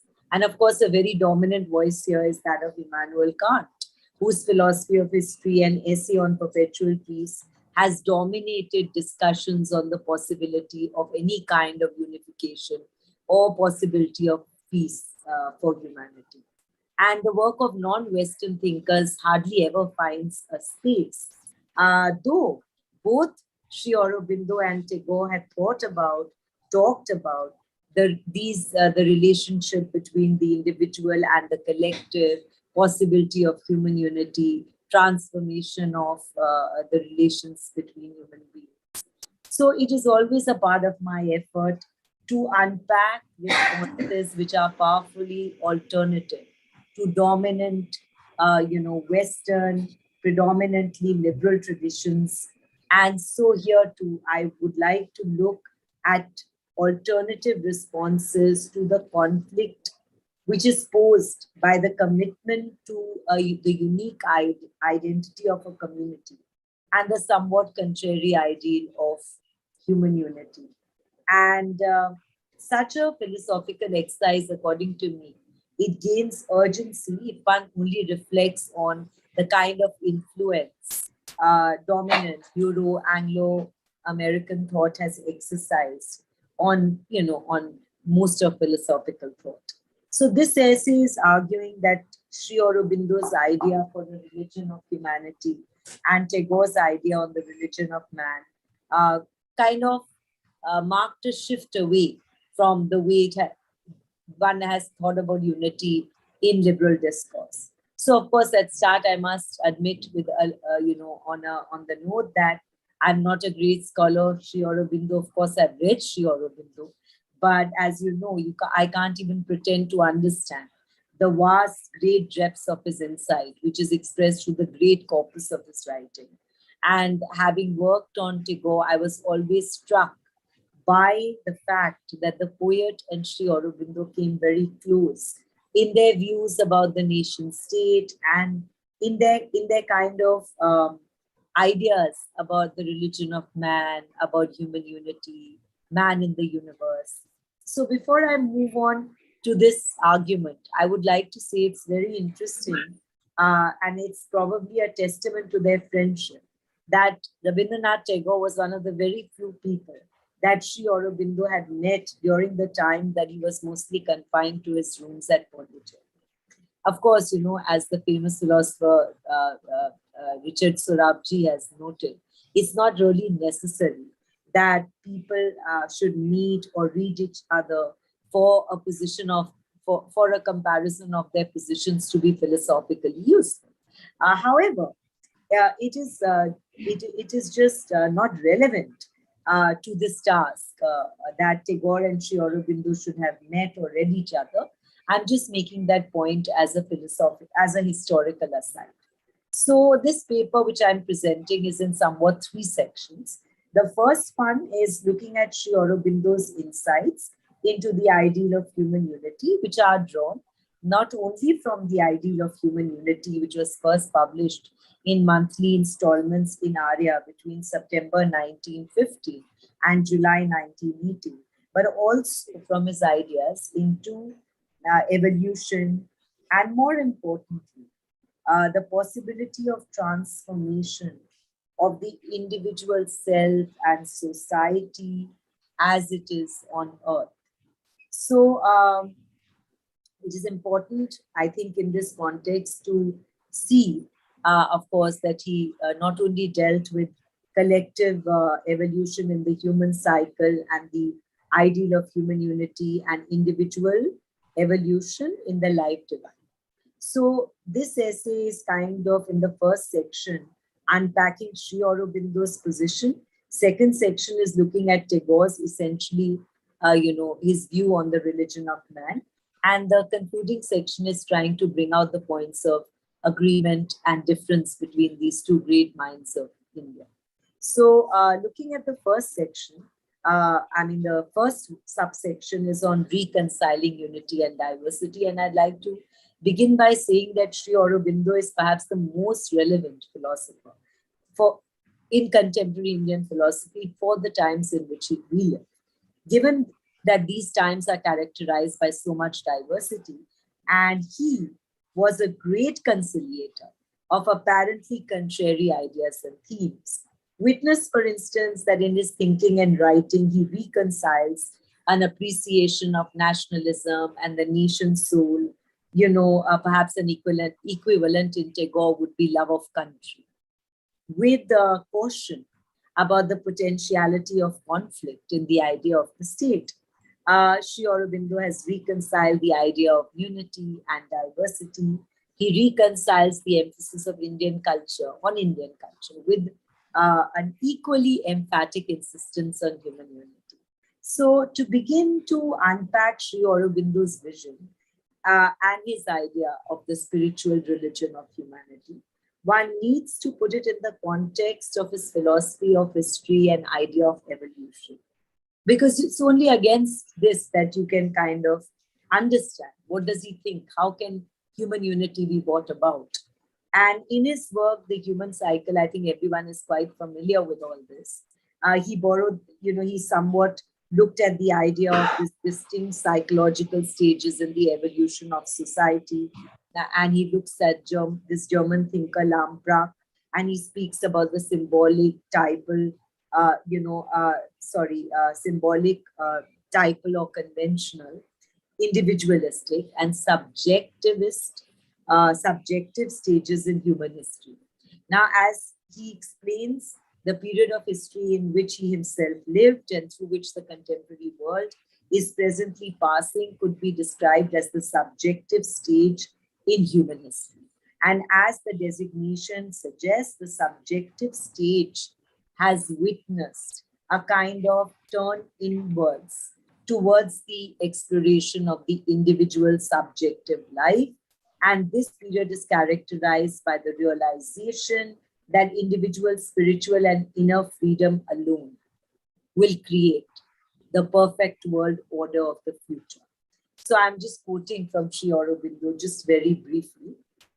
He says, look, the subjective stage of human development is that critical juncture in which, having gone forward from symbols, types, conventions, having turned its gaze superficially on the human being to discover his truth and right law of action and its relation to the superficial and external truth and law of the universe, our race begins to gaze deeper, to see and feel what is behind the outside and below the surface, and therefore to live from within.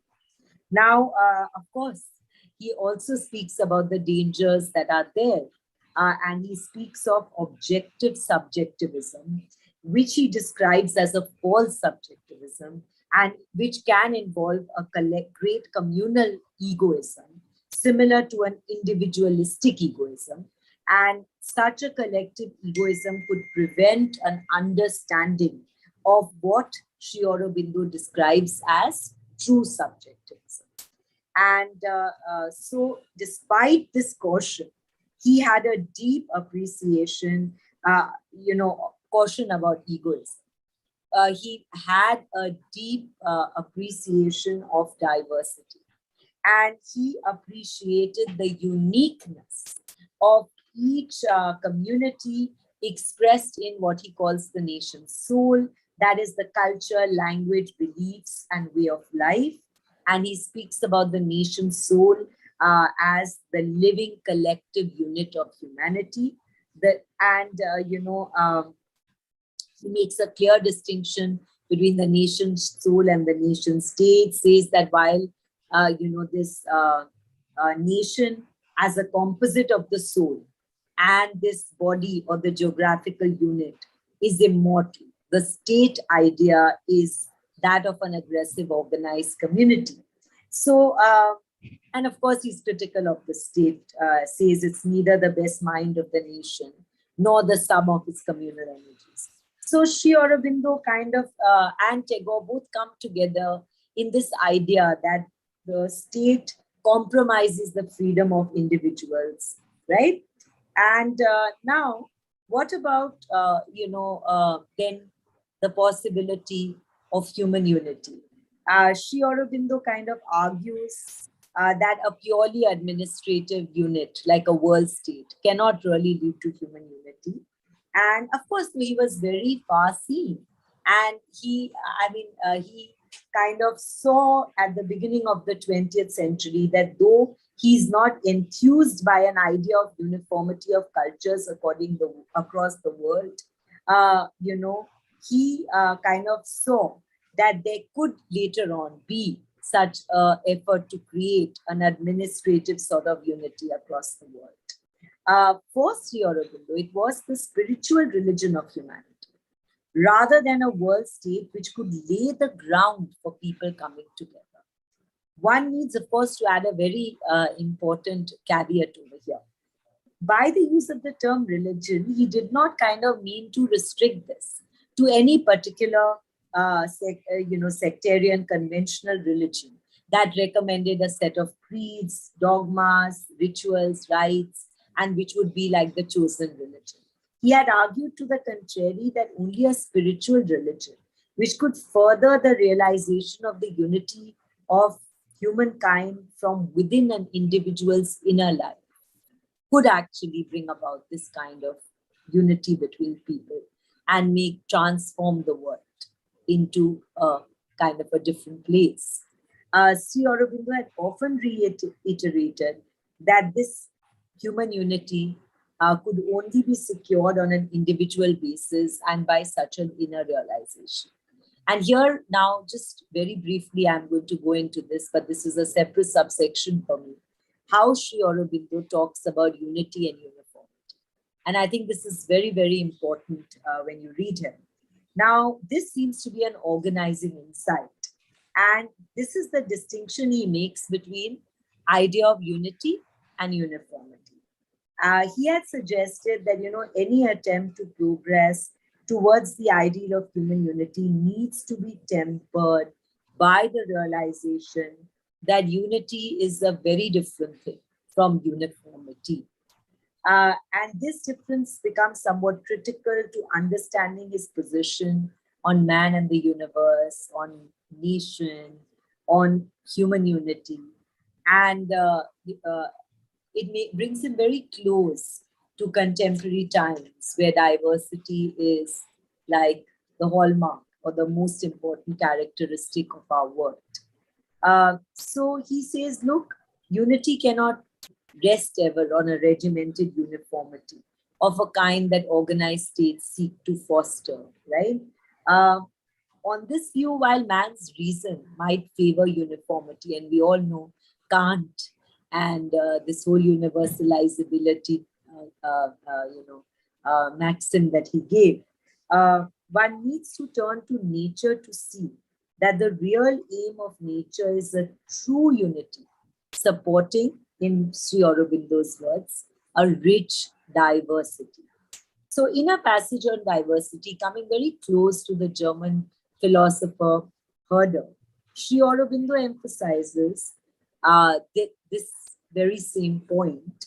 And I'm going to just quote a little bit. Freedom is as necessary to life as law and regime. Diversity is as necessary as unity to our true completeness.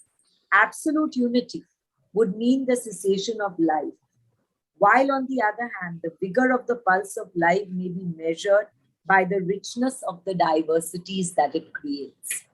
Sri Aurobindo also made the related point that the ideal of unity itself between human beings must be such that it rejoiced in diversity. And this would be more in keeping with nature's very diverse existence, very diverse plan. Of course, like I said, you may recall over here Kant, who had kind of spoken about how, the original vocation of the human being is to be free in the use of his or her reason and public use of his or her reason and so on.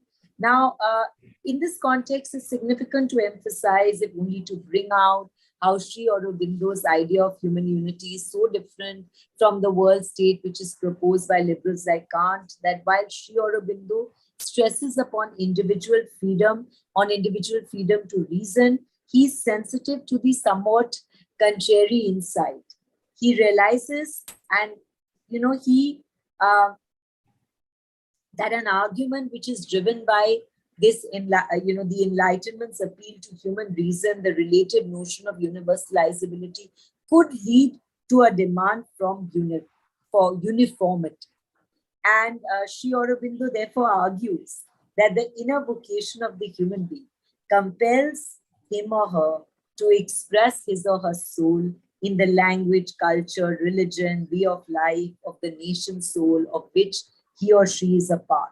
Therefore, to kind of impose uniformity in the name of unity distorts what it means to be a human being. And he kind of, I'm going to quote him again, uniformity gives a strong and ready illusion of unity in place of real oneness, which is so much more difficult to arrive. So, of course, don't take all this to mean that he rejects the idea of human unity.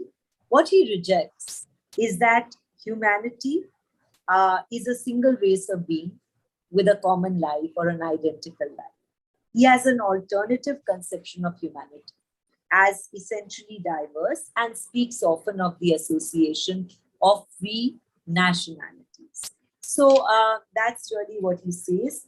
And it's significant that he thinks that to be effective, this kind of unity needs to be based on a real spiritual and psychological unity. And of course, now there's there is a lot of realization on how relevant his theory, the kind of work he has done on emotions, how is it relevant to psychology, like we have been listening. So so he kind of speaks about the religion of humanity, which is at present the highest active ideal of humanity, and how that can spiritualize itself and become the general inner law of human life. So I move on to the next section on the spiritual religion of humanity, just a little bit.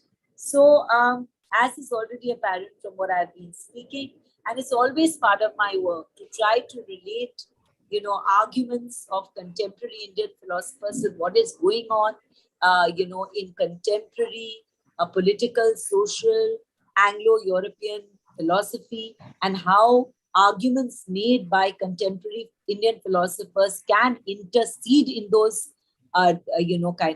debates, and how they can change the terms in which we think of the categories by which we organize our academic and intellectual life in the times in which we live, which is why I always like to relate these arguments to other arguments in the academia. So Sri Aurobindo had argued, of course, like I said, about that human unity can be effected by the spiritual religion of humanity. And I already said that this should not be read as a sectarian argument to enforce any one particular religious tradition, or indeed, it cannot even be read as a Rawlsian kind of overlapping consensus between the values of different religious traditions. Now, to start, I'd like to say that he had made a distinction between the spiritual and the religious. And I am going to quote that: the highest spirituality indeed moves in a free and wide air, far above that of the lower stage of seeking, which is governed by religious form and dogma.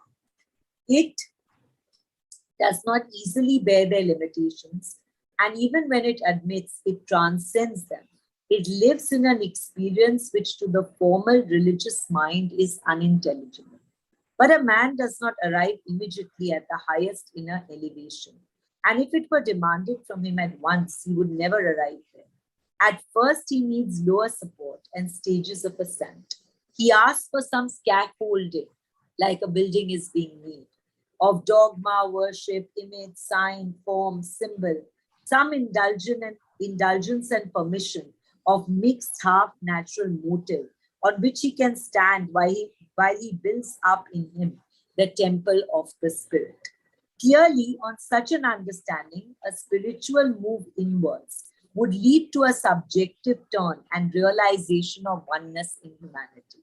While it is certainly true that Sri Aurobindo had drawn from the Vedic tradition, which he believed had succeeded in stamping religion with the essential idea of a real spirituality, It's important to note that he had critically engaged with that tradition to develop his own idea of a spiritual religion of humanity as a source for the ideal of human unity. One might note, for instance, that while Sri Aurobindo drew from the non-dualism of the Vedanta, he had rejected, perhaps, its most important doctrine, that of Maya, illusory apparition, which confirmed that the empirical reality or this Vyavaharik Satta is an illusion when considered in the light of or from the standpoint of Paramarthik Satta. Quite to the contrary, very interesting actually, Sri Aurobindo emphatically argued for the significance of empirical reality and suggests that the world is absolutely real and that the Brahman's creative activity should be read as a playful sport, Leela, of the divine. Sorry, I just need to cut this.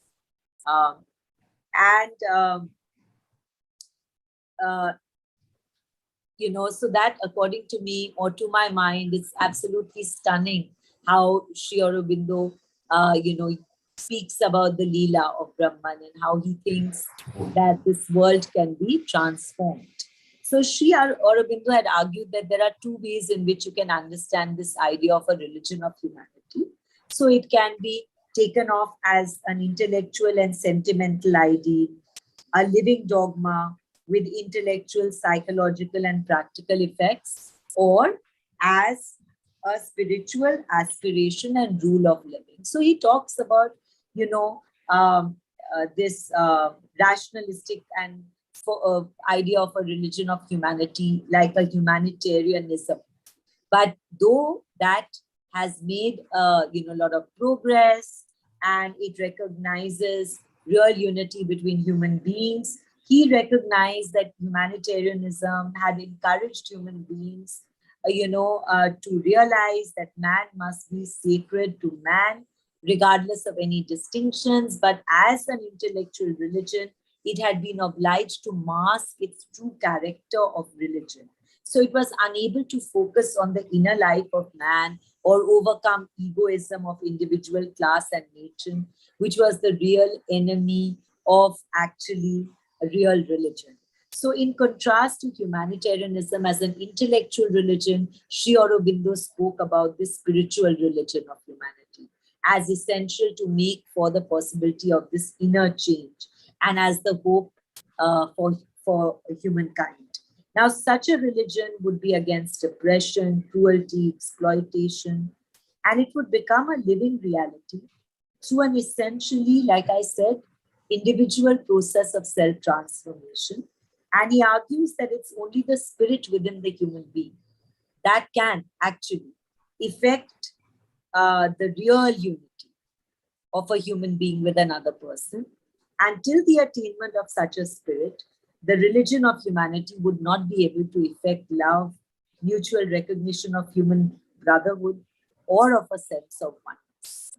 Now, Sri Aurobindo had also explained how such a spiritual religion focusing on the inner life would be able to effect such an inner transformation. And here I'm again quoting him because he says it best. A religion of humanity means the growing realization that there is a secret spirit, a divine reality in which we are all one, that humanity is its highest present vehicle on earth, that the human race and the human being are means by which it will progressively reveal itself here. It implies a growing attempt to live out this knowledge and bring about a kingdom of this divine spirit upon earth. So in connection with this religion of humanity, he often referred to the vivacity of spiritual life, which we see in the Vedic Upanishadic literature. And, Sri Aurobindo's integral Vedanta is indeed the philosophy of the Upanishads. And he said as much when he emphasized that the statement of his view of Brahman as the true reality was made along Upanishadic lines. But you also have to know that he had gone, and he had himself declared that he has gone beyond the Vedanta. In the context of his views, on the ideal of human unity. We kind of see that he engaged with the tradition, drew inspiration from the tradition, and yet, there are three distinct elements in his own spiritual religion of humanity, and I'd like to put those forth. The first element I see is that the manner in which Sri Aurobindo conceives of the relationship between the individual human being and all others, human and non-human, and conceives the relationship between individual beings taken in their entirety and the divine. Now, in his understanding, the relationship between the divine and the human is certainly conceived along Upanishadic lines, along Advaita Vedantic lines of oneness between all things that exist. But he kind of develops this idea of the oneness to be realized not only at a different level of absolute reality, but he speaks about the empirical reality, earth reality. Human beings, according to him, have to transform their empirical nature through individual efforts for moral progress and strive to bring divinity to earth by acting upon this knowledge of oneness. So, of course, you may agree that the idea of sadhana, spiritual practice, is age-old in the Indian tradition. But it appears quite changed in Sri Aurobindo's use of the term, because he not only speaks of sadhana as effective in the transformation in individual human nature, but also countenances the possibility of the entire human evolution of the entire human race and the descent of the supermind, albeit in select human beings at first. So the kind of, this whole idea of Leela, he speaks here about the truth of the spirit that may step in and lead humanity to the highest possible happiness and perfection. It's a beautiful, beautiful ideal that he holds up, which human beings can emulate. The second element over here is of a positive and practical affirmation of the divine potential within the empirical nature of the human being as he or she existed on earth and in this mortal life. It might seem apparent, of course, that this element draws from the fact that his own lived spiritual experience as a yogi, really made his ideal very different from that of liberal philosophers like Kant, who speak about things like the world republic.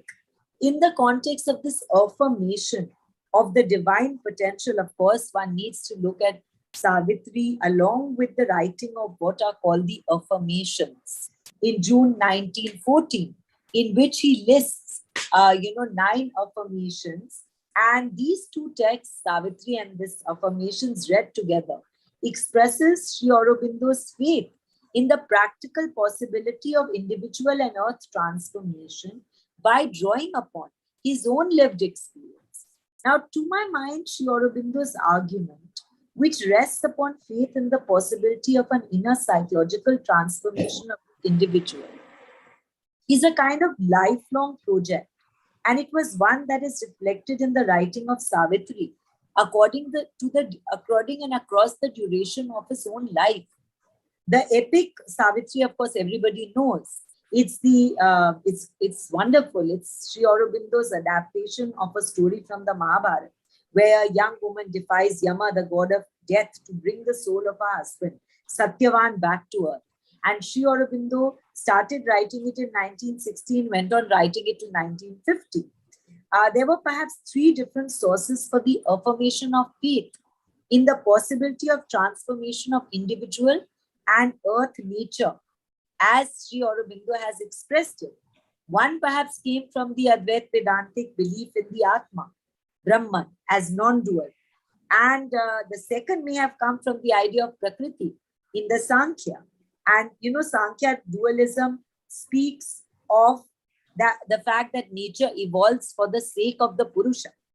A third element, which, came in Sri Aurobindo's affirmation, drew from his own personal and spiritual experiences of the yoga.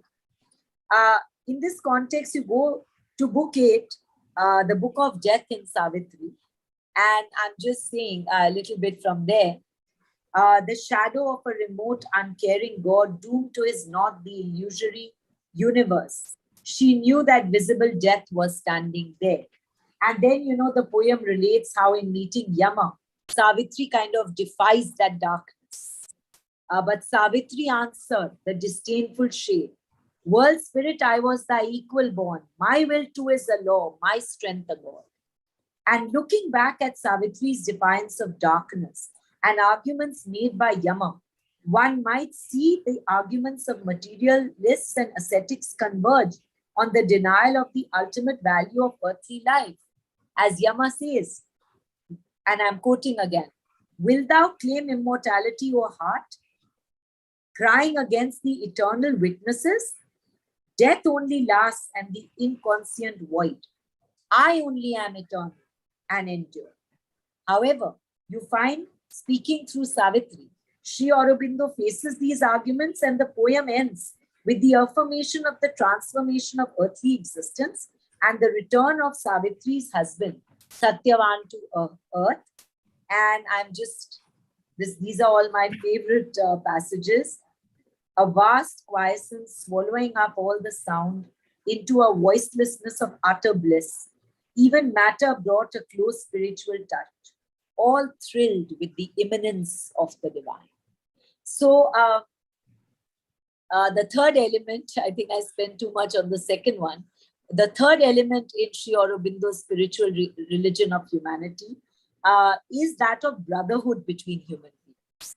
In a very interesting term, Sri Aurobindo uses the resources of the Indian tradition to draw support for the modern ideal of fraternity or brotherhood, arguing that having realized the meaning of oneness might lead humanity to solve the problem of unification at a deeper and, truer way, from the inner truth to outer forms. I mean, that's I would just like to move to just look a little bit at Tagore's conception of the religion of man. And I like to argue that, like Sri Aurobindo, he too suggests that the ideal of human unity rests on something very different, far more demanding than a world republic built along liberal enlightenment lines. But I'll also end the paper by noting how, where Sri Aurobindo speaks about oneness, Rabindranath Tagore speaks about interrelationship, harmony, and maitri. That's the difference. How much time do I have now? You're coming fairly close to the end of this session, ma'am. Your turn. This is Professor Mohanty here. Professor Sachidananda Mohanty. Yes. So can you hear me? Yeah. So how much time? Actually, this session goes on till 12:15.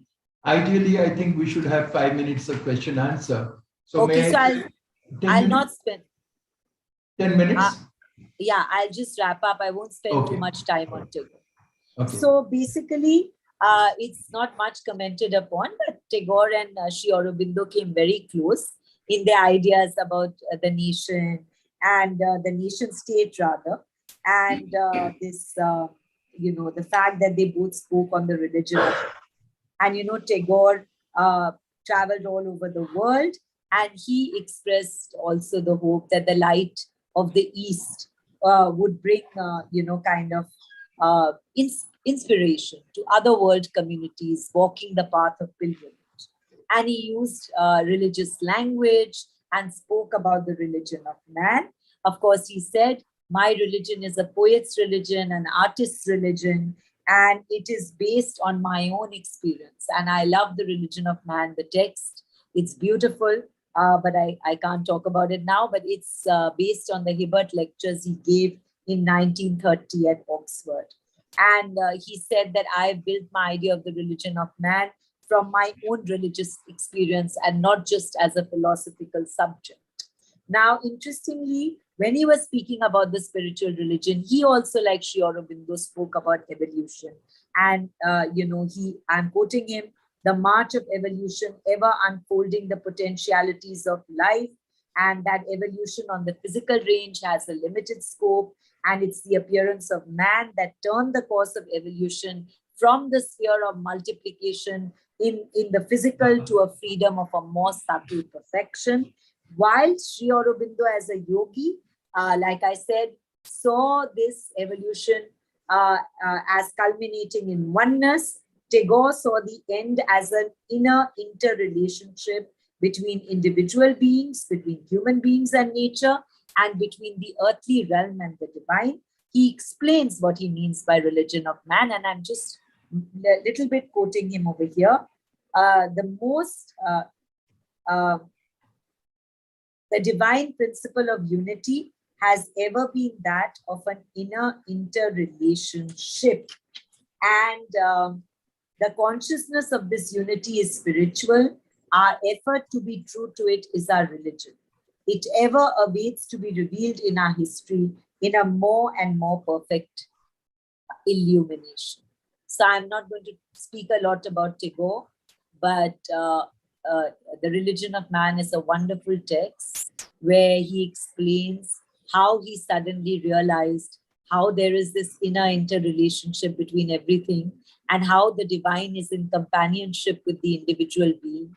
And, one day while he was standing looking at a seaside vision, a vision of some boys playing with a boat on the riverside, he said, I suddenly comprehended how the divine is so close to me, and in me, we two are in a fellowship to make a success of whatever project is there in my individual life. So that's the kind of fellowship he felt with the divinity.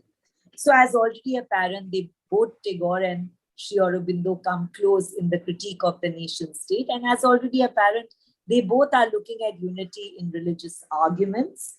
And I just like to look at, the difference between them. And I'd like to say that Tagore drew his arguments for what might be best put as a rhythm of harmony or friendship between human beings, somewhat like harmony struck by divergent notes in a piece of music. He had described human beings as music makers and argued, of course, that, these kind of relationships would just make for like beautiful rhythm between human beings.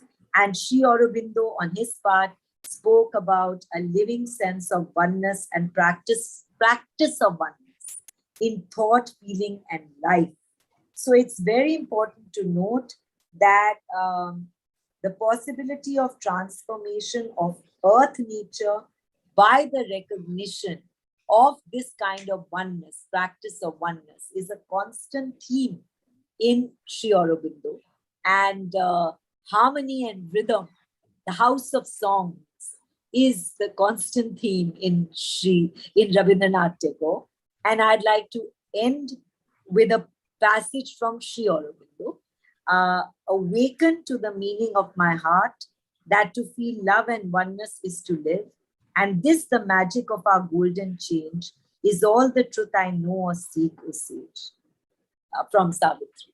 And thank you so much for your patience. I hope I kept to the time. I skipped a lot of Rabindranath Tagore. Thank you so much. Thank you, Professor Bindu Puri. I hope I am audible to you. Yes, certainly. Thank you. Thank you so much for sticking to time in an admirable manner. And thank you for your presentation on the concept of unity, bringing in Sri Aurobindo and Rabindranath Tagore. Slightly departed from the major theme of the seminar, namely the life divine, but then, there is a commonality of vision in terms of the kernel of the spiritual truth in all the works of Sri Aurobindo. So therefore, I think the concept of the religion of unity that you have picked up from the ideal humanity is also quite central to the discussion in the life divine. So we have Professor Bindu Puri, 5 minutes, because at 1:15 we will have another online paper. So I think I will just invite brief questions, comments from the audience here to you. And if there is any brief comment and question, yes, we have Professor Anandakumar Giri from the Madras Institute of Development Studies, and Aurobindonian himself is going to offer some comments. Thank you so much, Bijlu. It's a joy to be with you and us together. Little loudly. Sir, here. I can Loudly. You could. Okay. Because I'm Thank you audible. so much. Out of many things you have gifted us, the whole process of subjective term and its significance in the processes that you have presented us. But with Sri Aurobindo, we can also realize the challenge of an objective term. And my query would be that how do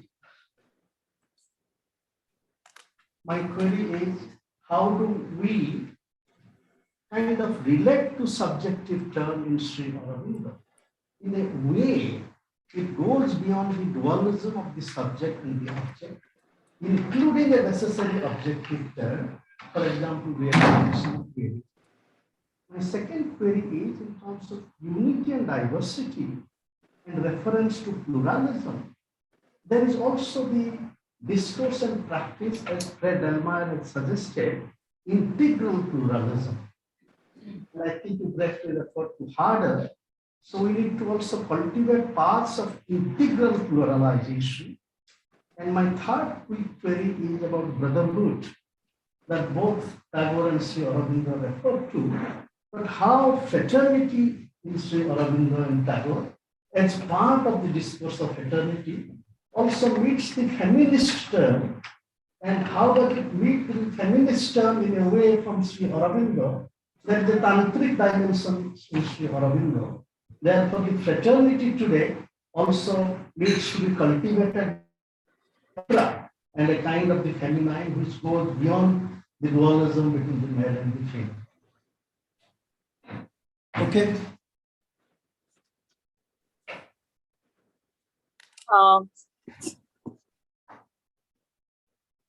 Sorry, I think I didn't hear. Am I audible? Yes, Professor Anantakumar Giri. Yeah, I know. Giri. I know Anand Kumarji, I heard him, but I couldn't get everything very clearly, frankly. But somewhat I could understand the question, though not too well.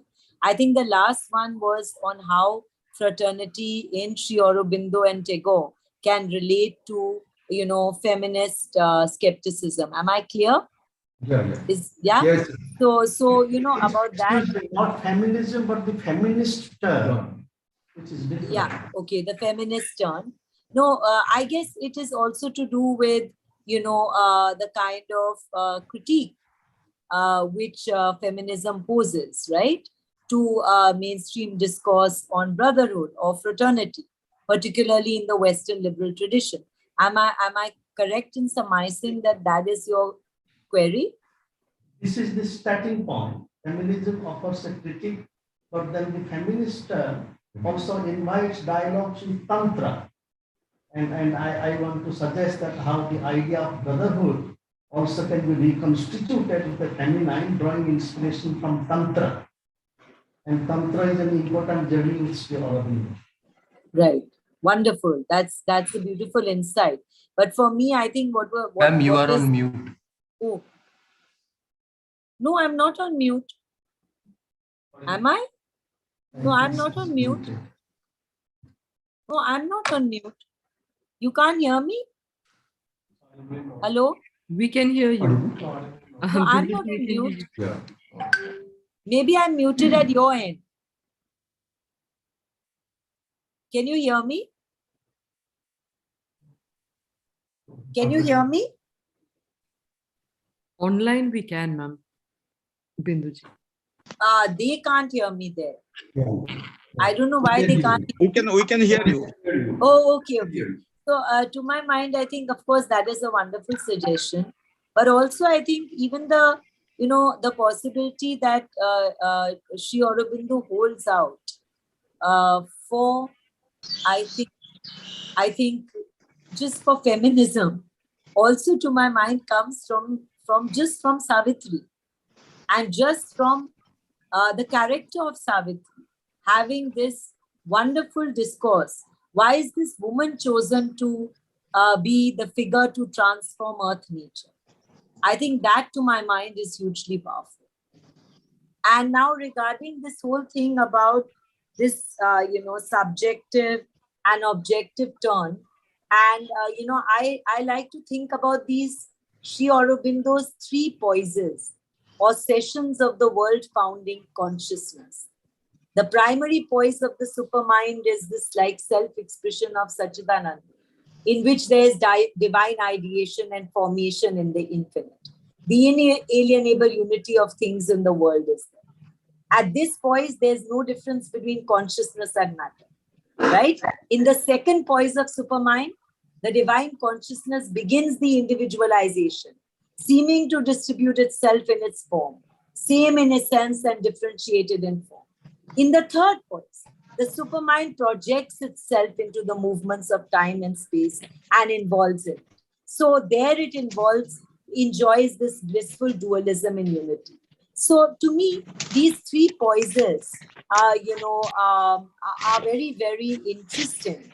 And the third poise of supermind is what is involved in the psychic principle, which supports and drives evolution through various forms, rising from inconscient poles. So this is, really interesting how this becomes the foundation of Sri Aurobindo's integral yoga psychology.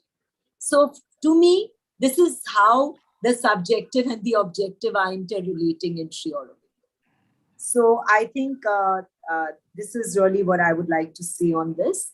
Any other comment? Professor Bindu Puri, and I'm sure there will be many questions here and comments, but I think you did do justice to the 2 comments which were offered from here, from the floor. How that you were here with us. How wish that you are here with us, but we send greetings, I cannot say fraternal greetings because there is a, sorority also, So greetings of all kinds from here. As a chairperson of this session, I would like to thank you for giving your time, valuable time to us and responding to the comments from here.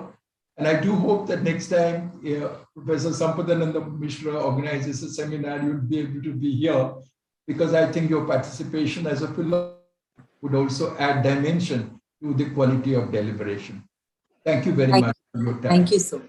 Thank you so much. I do hope that you also attend the rest of the sessions, which will be underway very soon. Certainly. Thank you. Thank you.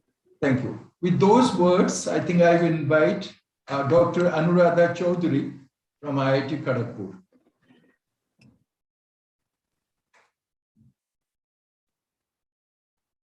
Namaste. Anuradha, before you begin. Yes, please. How are you? Preparatory words regarding you, because I know you, my junior at the Sri Aurobindo International Center of Education, and I've watched your own kind of academic development and growth with a measure of pride and satisfaction. As I've had a small role to play as a mentor also, and I'm so happy that you've done so well in your capacity as and you've also sort of been an Erasmus Fellow, because I know you're modest, you don't want to talk about yourself, an Erasmus Fellow on behalf of the European Union, and that has given you a kind of an insight and in-depth in the interdisciplinary sense. And more importantly, like Professor Sachidananda Mishra, you devoted yourself to Sanskrit studies, which is so important as a great way to understanding the wisdom and insights of the life divine. I'm so happy that you are now a faculty member at the Institute of Technology at Kharagpur, and you're addressing this audience here and all ears. And what is going to be the topic of your address today? What are you going to speak on? I'm going to be speaking on integral divinity, our human destiny. Okay, so we are going to offer you digital lunch at the end of your. That's your trademark, doctor. Both in 1:15. That's a punishment which is meted out by not physically coming, So it goes until 1:15. No, the loss is One totally mine. I mean, this is where you understand No. the difference between the virtual and brotherly greeting from here, Anuradha. Go ahead. Well, we should have some questions, and there are very active here. I assure you, there'll be comments and questions. So, Anuradha Choudry from IIT Kharagpur. Yes. So thank you very much, Professor Mohanty, for that very warm introduction and a very personal and warm introduction, I must say. I'm very also grateful to Dr. Mishra, Sampath Bhai fondly called, and to the very august gathering who is there. And it's a real pity that I'm missing meeting you in person, because these, let's say, these golden chain meetings are not so common, especially after the post-COVID, COVID times. So it would have been wonderful to have been in your midst, and I really apologize for not having made it there. I'm also grateful to ICPR for this opportunity of actually allowing me to delve deeper into the life divine, because having grown up in the ashram school, we do study the life divine. But I think in the course of life's journey, as we evolve, the meaning that we attribute to the text, what we get out of it, changes. And especially the kind of journey that I've gone through with Sanskrit, through the world of mantras, etc., having studied Vedic psychology, the connection with the text has changed significantly. And reading it more carefully for the preparation for this talk made me almost nostalgic, and feel guilty that I have not been engaging with this text much more closely in these past few decades. So that's that. And also to Rishihood University. So a very big thank you of my friend, Dr. Priya. Many people are there. So my apologies for, again, not being in your midst. But very typical to the Indic way of doing things, I'd like to start with a mantra. And this is a mantra which is actually an invocation to the mother and Sri Aurobindo themselves that they have said. So I'd like to start with that and then proceed. Om Ya Devi Sarva Bhuteshu Matrurupena Sanstita Ya Devi Sarva Bhuteshu Shakti Rupena Sanstita Ya Devi Sarva Bhuteshu Shanti Rupena Sanstita Namastasyai Namastasyai Namastasyai Namo Namaha Om Namo Namaha Shri Mirambikayai Om Namo Bhagavate Sri Aurovindaya Om Namo Namaha Shri Mirambikayai Shri Aurobindo Sharanam Mama. Om Shanti Shanti Shanti.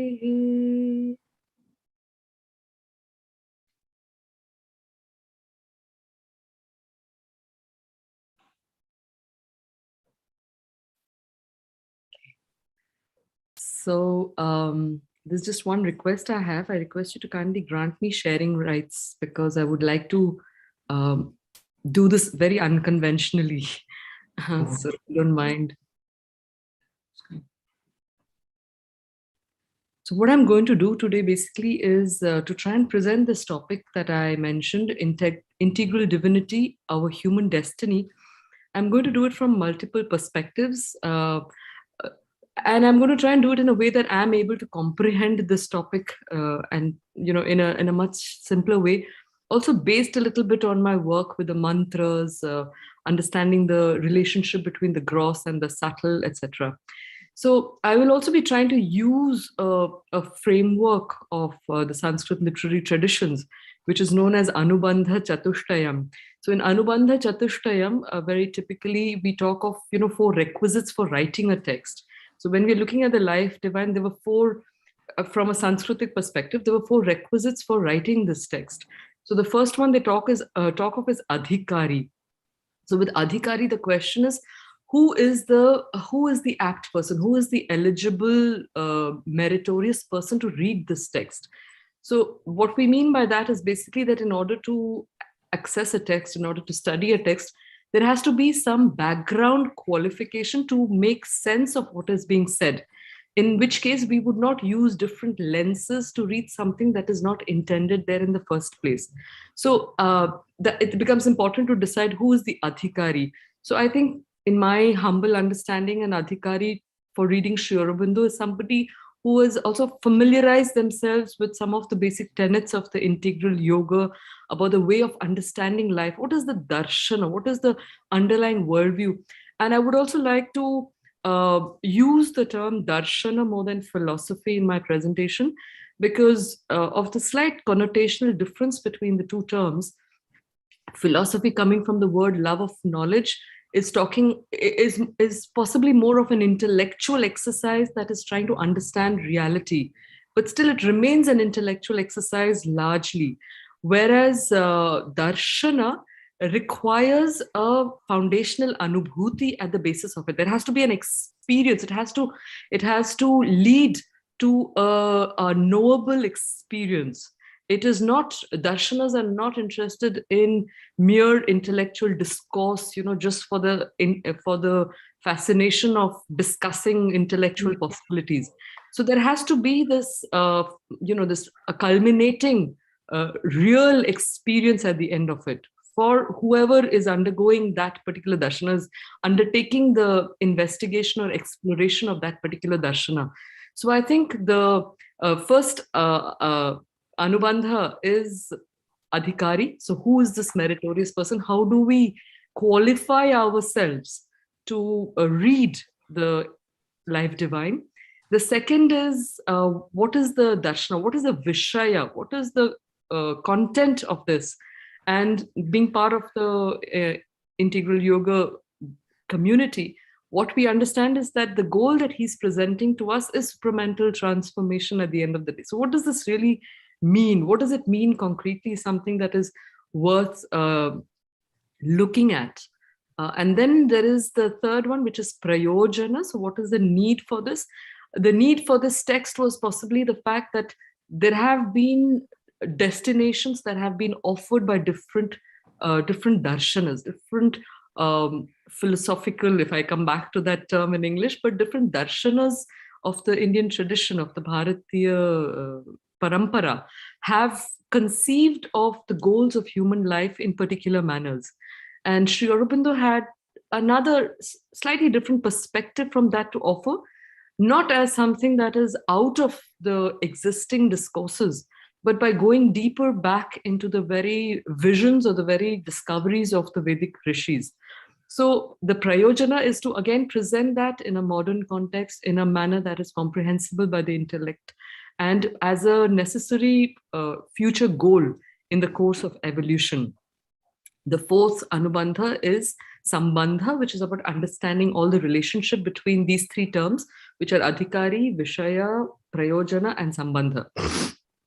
So having put this forward, some of the basic questions that came up in the ancient for the ancient Vedic rishi was this: when they looked at life, they recognized that this particular journey, first and foremost, it's a very personal journey. There is an individual going through this journey of life, but this journey also, the most important question was, who is this individual? What are the characteristics of this individual? Secondly, the recognition that there is a beginning and an end. There is an apparent beginning and an apparent end, because we come into form in this with these particular characteristics, which will go on till a particular point and then dissolve. This form will dissolve. And of course, then the question comes up, wherefore did it all begin? What was it all about, really? Is there a meaning to it, or is it for nothing? And another important question that I think was investigated by them was, what is the relationship of this form, this individual, with everything around it? And logically, questions that would have come up are, is there an ideal way of relating? Is there a blueprint underlying this entire existence, journey, and relationships? Is there a blueprint to that? So they also realize at some point of time that the answers to a lot of these questions are not really outside of themselves, because the way one perceives the world is very clearly defined by the the lenses that one is using. Bijlanji and Adityan also mentioned about some of that. I caught the tail end of that presentation, I'm sorry.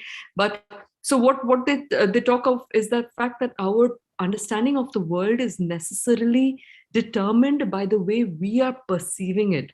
So the lenses that we are using color our understanding of the reality. So reality as such might exist, but the way we look at it is generally very, very subjective in nature.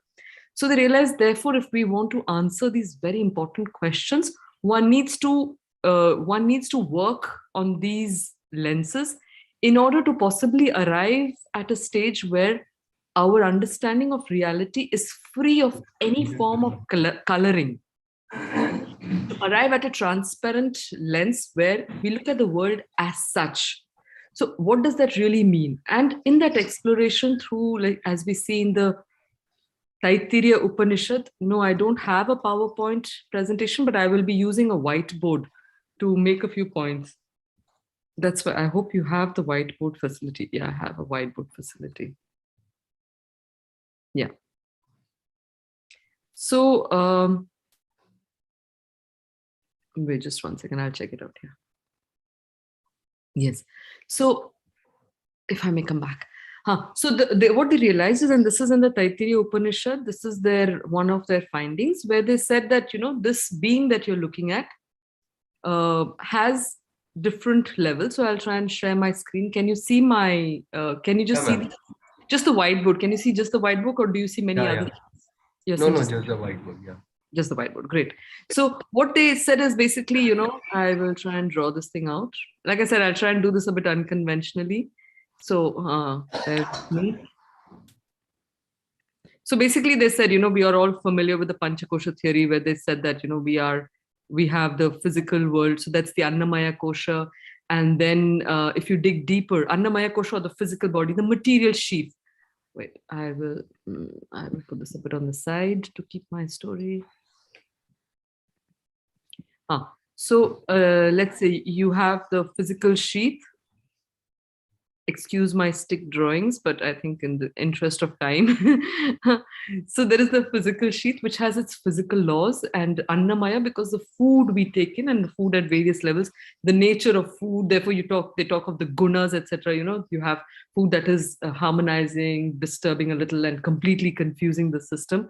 So you've got the Annamaya Kosha, the physical form, and then they said, no, that cannot be, because, this sort of ends at the end of life, but we still are who we are even after that. There is a understanding of connection between that. So they arrived at the second level, which they said is Pranamaya Kosha, that, we are actually this animated, there is this life energy that makes us who we are, because when we breathe, etc., and we are nourished by that. Because at the end of life, when the body is still there, but we are not there. So of course, it's the breath that makes us who we are. All right.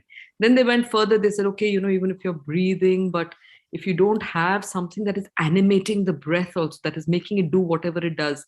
And so you arrive at another level of our own identity, which is the Manomaya Kosha, which is subtler. So we are going from gross to subtle. And this Manomaya Kosha is what tells us what to do, why we do things the way we do. Then they said, okay, fine, with Bhrigu, this is Bhrigu and Varuni. So Bhrigu is like thinking, okay, now what next? What further? So then he arrives at an understanding that, no, actually I am something even more. There are times when I don't think to know. I intuit. There are intuitions that I get. And I know about things because there is intuition involved. So he talks of the Vijnanamaya. And from a Sri Aurobindonian perspective, this Vijnanamaya Kosha is what we can equate as the supramental, because it's that level of reality that connects the subtle with the absolute, with the materialization. Okay, there is this map world that keeps the link between the higher and the lower. But then the father said, no, think a little deeper. So Bhrigu thinks about it. I mean, he goes and contemplates. It's not just thinking, it's a deep contemplation. And then he arrives at a level of reality where he says, where he realizes that I am essentially the spirit, the Brahman in sorts. And he says, I I am this all-encompassing energy stuff, this conscious all-encompassing energy stuff, Sachidananda Brahma. So I am this, and we've got Sachidananda, Professor Sachidananda with us, and I don't think that's just coincidental. We are just very fortunate that he's chairing the session, incarnating this possibility of the very properties of Brahman, which is essentially blissful. So I'd like to take you through a certain exercise also. But what we understand here is that reality as we perceive it. So the individual has got multiple layers of simultaneously coexisting realities. There's the gross, and then there's the subtler, and then there is the subtlest. And there is also a simultaneous expansion of the being.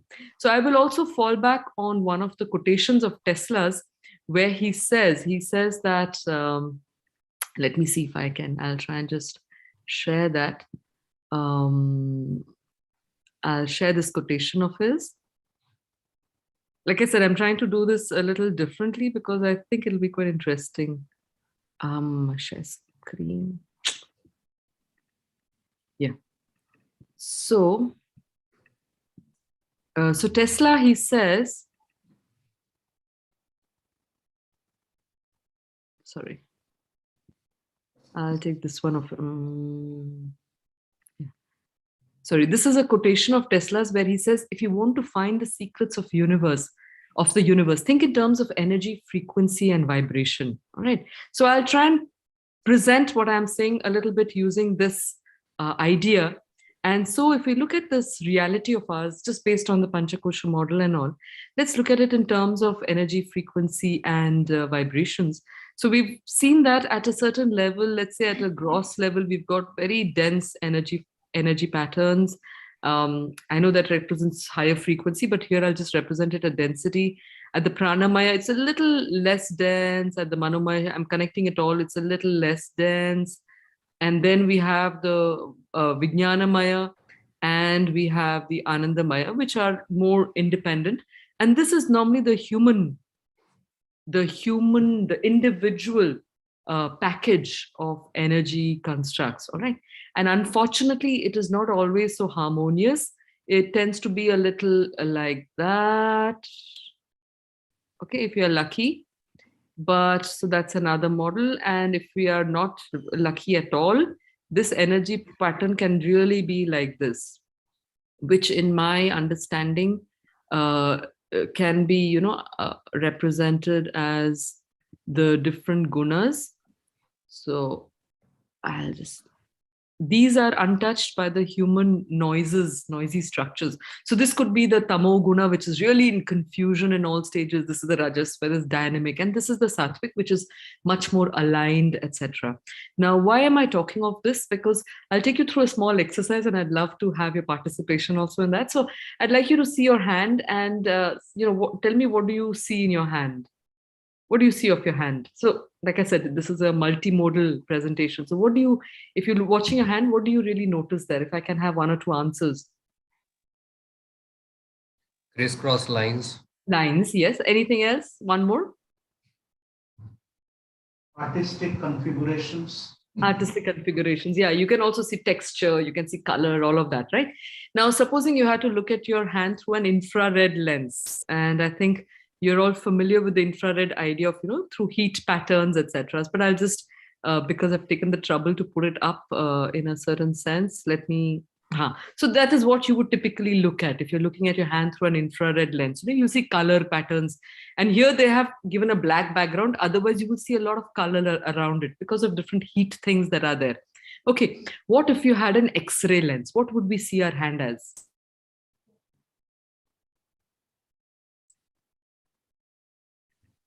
I mean, we are all again familiar with what we see with an X-ray system, right? So we'll see bones.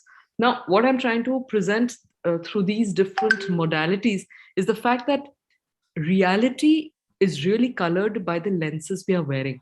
So if you're looking at it through the normal gross senses, we look at it with the colors, etc. You look at it through an X-ray vision, you see things like this. You look at it through the infrared, you look at it very differently. And now finally, if you had to zoom deeper into your hands, just zoom into your hands, what would we look at? If you had a very powerful microscope, what would we see? Germs. Sorry? Jumps.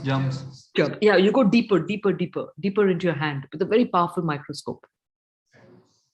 Cells. Deeper. DNA threads. Deeper. Dance. Electrons. Yeah, electrons. Deeper.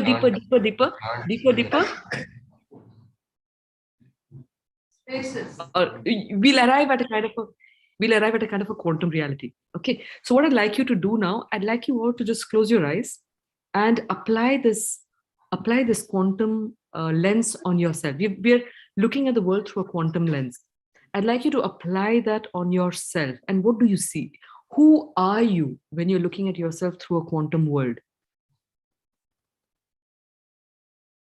This question, who am I? What would you arrive at?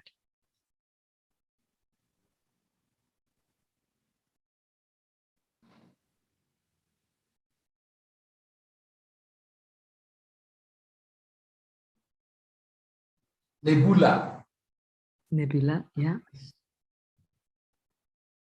What would be your relationship with the world around you if you were using this quantum lens? What would be? Sorry? Unity. Unity, exactly. What would these lenses that we were discussing about, with gender and nationality, and what would they really mean at that level? Insignificant. It would have no sense. So what the Indian tradition really presented us when they were talking of the drishti, the darshana, was different approaches to arrive at the same reality through different lenses. And depending on the lens we were wearing, we would be able to interact with the world in a completely different manner. So a yogi, a Brahmagyani, was typically one who was looking at the world, a Brahmagyani was typically one who was looking at the world through a quantum lens. But then we have different options there. Now, if you're a Brahmagyani, does it imply that the body is there no more? You can use a double lens. So very typically what was happening is in the different schools of darshana, the classical schools of darshana, the Nayayikas and the Vaisheshikas, they said, let's look at world through a very rational lens. If things are there, we have to be able to define them. Because if you want to know something, I have to be able to define it. Otherwise, you cannot know. And that also comes close to what Foucault also says. He says, when you name something, you give it a reality, you give it an identity. So you had to know it you had to name it in order to, see it really. So they talked of the final stage as not a state of bliss, because for them it was a very rational thing. They looked at life, they said there is suffering. Let's have this final goal of life as beyond suffering. There is no suffering. It's not perpetual bliss, but their vision stopped at a life that was possible at a stage where there is no suffering. We come to the yoga and the Sankhya views. The yoga and Sankhya views they talk about the fact that there is a dual reality of Purusha and Prakriti, where there is a witness consciousness. So we can see that we can either be this witness consciousness of Brahman, or we can be completely embedded in the world. You look at the world bottom up and you see that it is form, it is exuberance of expression, or you look at it from this completely remote, witness self, where there is no engagement. There is just this unitary consciousness that is there potentially. So they arrived at a reality which said that, as long as you're caught up in the different aspects of life, there is pain and suffering, because there is division, there is an ignorance about the reality of nature. So we need to arrive, the final goal. So you see, the different goals we offer will imply slightly different pathways.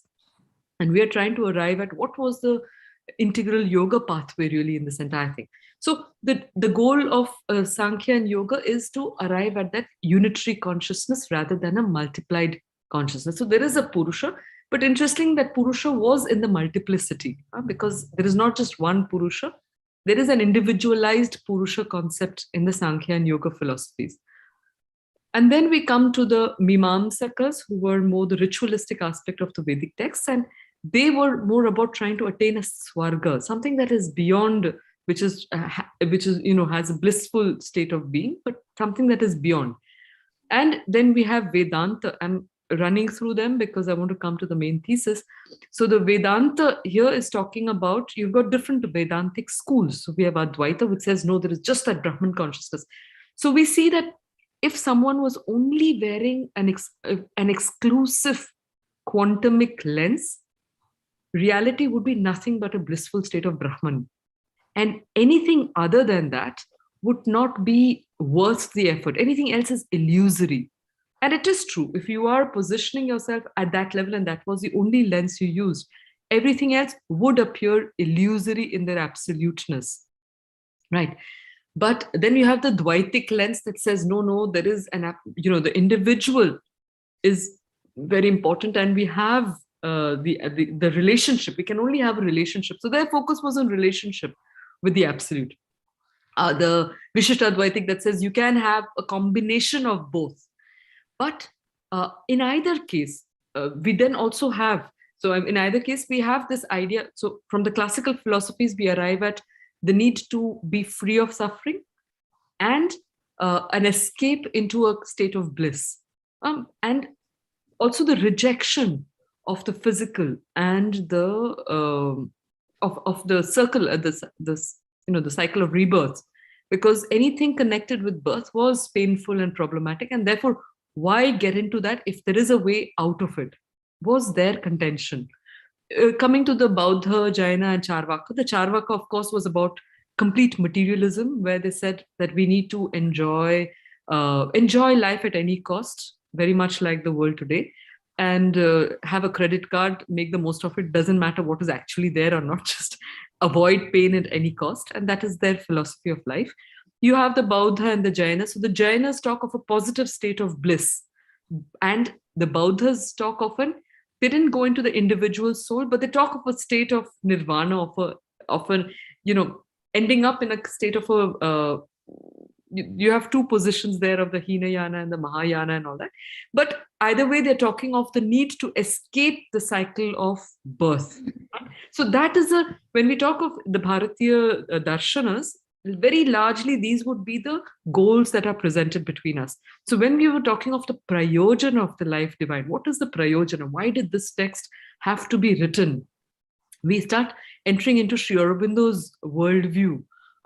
And he takes us back to the Vedic, the Upanishadic ideals. And he quotes the Ishopanishad there, and where he says, I'll just read the translations. He says, because it says that, it is by vidya, the knowledge of oneness, that we know God. Without it, avidya, the relative and the multiple consciousness, is a night of darkness and a disorder of ignorance. Yet, if we can exclude the field of that ignorance, if we get rid of avidya, as it were a thing non-existent and unreal, then knowledge itself becomes a sort of obscurity and a source of imperfection. We become as men blinded by a light, so that we can no longer see the field which that light illumines. I will try and present it in a different way, where in the Ishopanishad, where they said, Isha Vasyam Idam Sarvam Yat Kincha Jagatyan Jagat. What is the goal of existence? That the Lord has to inhabit every aspect of creation. It's not enough for the Lord to be in itself, in its glory and in its freedom. But if it has created the world, which is not contrary to its spirit, so Sri Aurobindo brings up this very important argument, where he says that this absolute Brahman is not limited by its absolute freedom either. If it is absolute in its freedom, it has the choice of absolute freedom in manifestation as well. So when it has chosen to express itself in the many, it has done so consciously and with the intention of retaining its manifoldedness. Okay, so the many is equally real, and this many is normally branded as avidya. So vidya is the knowledge of the one, and avidya is the reality in the many format. What Sri Aurobindo says is that if you only think of Brahman in its vidya format of being free one, we've missed the completeness of its presentation in this world. The fact that it has taken on the form of the world is because it has chosen to limit its capacity. But as we saw through the exercises, that within the gross, within matter, is enshrined the absolute potent of the Brahman. The quantum world exists in the gross, in its absoluteness. Right? But it's a matter of lenses again. Right? And then Sri Aurobindo says, he says that if we take on the view of the Advaitic view, where you're saying liberation of the spirit is the only, is the goal, is the absolute goal. He says, if the individual is conceived as illusory, it's all Maya. So my existence is a fiction of my subjective ignorance, right? And so if that is indeed the case, then if I am illusory and the world is illusory and Brahman in any case is free, then why bother about anything else? Like, who's getting free from what, why? These would be very valid questions. All right. And therefore, he says it is only when we understand that the human game is a very real game. And the human game is very special because of a threefold expression of consciousness. And this is where we start entering really into Sri Aurobindo's need for a transformation rather than just a liberation. He talks of liberation as a first step. Yes, we have to understand that behind this limited gross matter of our existence, there is the quantum possibility of Brahman existence. Because if we didn't take that as a hypothesis, we would be limited by the differences of our appearances. We would be limited by the lenses of gender, and we would be limited by nationality. We would necessarily have those as absolute categories. He says it's only when we can step back and start recognizing the quantumness of our existence that we even allow the possibility of different unities to be expressed in life. All right. And so he talks of a threefold expression of consciousness. He talks of the individual, the universal, and the transcendent. The individual and the human are bound in time and space. The transcendent is beyond, and it is very natural to connect with the transcendent and not want to have anything to do with the individual and the universal. For the problematics of if I may go back to my drawings, for the problematics of our noisy structures. There are very few of us who can say that we really belong to the category A. If A is a model of vibratory patterns, very few of us really can belong to this. And the reason for needing to belong to this through a sattvic life is because when we align ourselves through yoga, through various kinds of yoga, it's only then that we can allow the reflection of the higher to manifest. We can resonate with the higher consciousness spontaneously. If we are in C, which is generally, unfortunately, where between B and C we vacillate, there is a lot of distortion of resonances that takes place. All right. So the need through yoga of arriving at A, there was a desirability. All of Indian worldview is very prescriptive. There is a direction in which we are moving. It's not by chance. And what is this direction? So first and foremost, the individual, if you have to look at it in terms of light, this is darkness and this is light in terms of vibratory patterns. The first thing is for the individual to get enlightened. Why? Because it's not just a story of one individual. We are in a universal as well. So there are multiple models of noise structures. All right. So if one individual brings light, there are greater chances that there will be greater light around that individual. And that is what Sri Aurobindo says, that when one individual is enlightened, it forces the collective universal to recognize the possibility of light. But then we also have another kind of a threeness, which is the levels of consciousness in terms of there is the subconscious, there is the conscious, and there is the superconscious, which is behind here. So if this was a 3D picture, we would see that here there is a conscious, a subconscious, and then here there is a conscious, and then there is a superconscious, which is linked to this one. So there is a vertical and there is a horizontal. So he's talking of this need for the individual to connect with the transcendental first. So first make this connection by aligning. Once that alignment has happened, then we can work. So there is a horizontal, natural reflection of that vertical discovery, which means that more individuals who belong to these two are drawn towards achieving more alignments within themselves. And when that happens, then there is a greater chance of enlightenment at a collective level taking place. But this can only happen when there is a threefold level of transformation that takes place. So Sri Aurobindo says that in order to arrive at this higher, I hope I'm making sense. If at any point there is, it's not very clear, please feel free to stop me with my, these drawings and say that it's not so clear. Perfect. All right. Okay. So the first thing he says is that, and we are talking of now the 3 levels of transformation. So there are many of these 3s that Sri Aurobindo talks about. The first 3 that I found in his chapter, Man and His Destiny, the first 3 is the 3 of the individual, collective, and the transcendental. And we saw that there is this individual modeling, there is the multiplication of the individual modeling, and there is a transcendental option. The second 3ness is, or the threesome, is the 3 levels of our consciousness. There is the subconscious, and he says there is a unity at the subconscious, but which is more of an amorphous kind of a unity that is there, because we share a lot. We are also from a quantum world. We have much more in common than our isolated individual form. It's only when we start connecting with this isolated individual form that the expression of uniqueness becomes more prominent. And that's where the ego starts forming in a more conscious manner.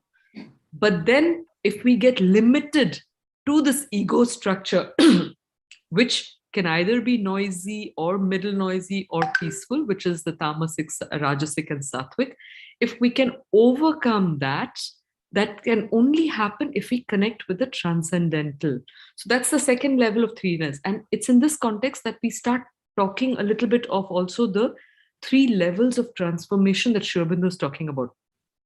So the first one he says is the psychic transformation. And what happens in the psychic transformation is that when we are stuck in this noisy structure, it is often because we are so identified with the ego level of our being. We think we are what the world is making us, and what all of that is. The individualization has happened at a very materialistic level of existence, in the sense we are totally embedded and enmeshed with everything around us. So the first step is to start recognizing that, no, I can be a witness of all of this. And when I start becoming a witness of this existence, I have the element of choice. What do I choose to have? What do I choose to become? So this choice of becoming is one of the greatest freedoms that is given to mankind. And Sri Aurobindo has this fantastic quotation, where he says, I'll try and pull that up. He says, what's so special about the human being? He says that, let me try and find that quotation. He says that the human being, one second. I'm not finding it in my thing. But basically where he's saying that, there are in the spectrum of consciousness that we see here, on one end you have the animal.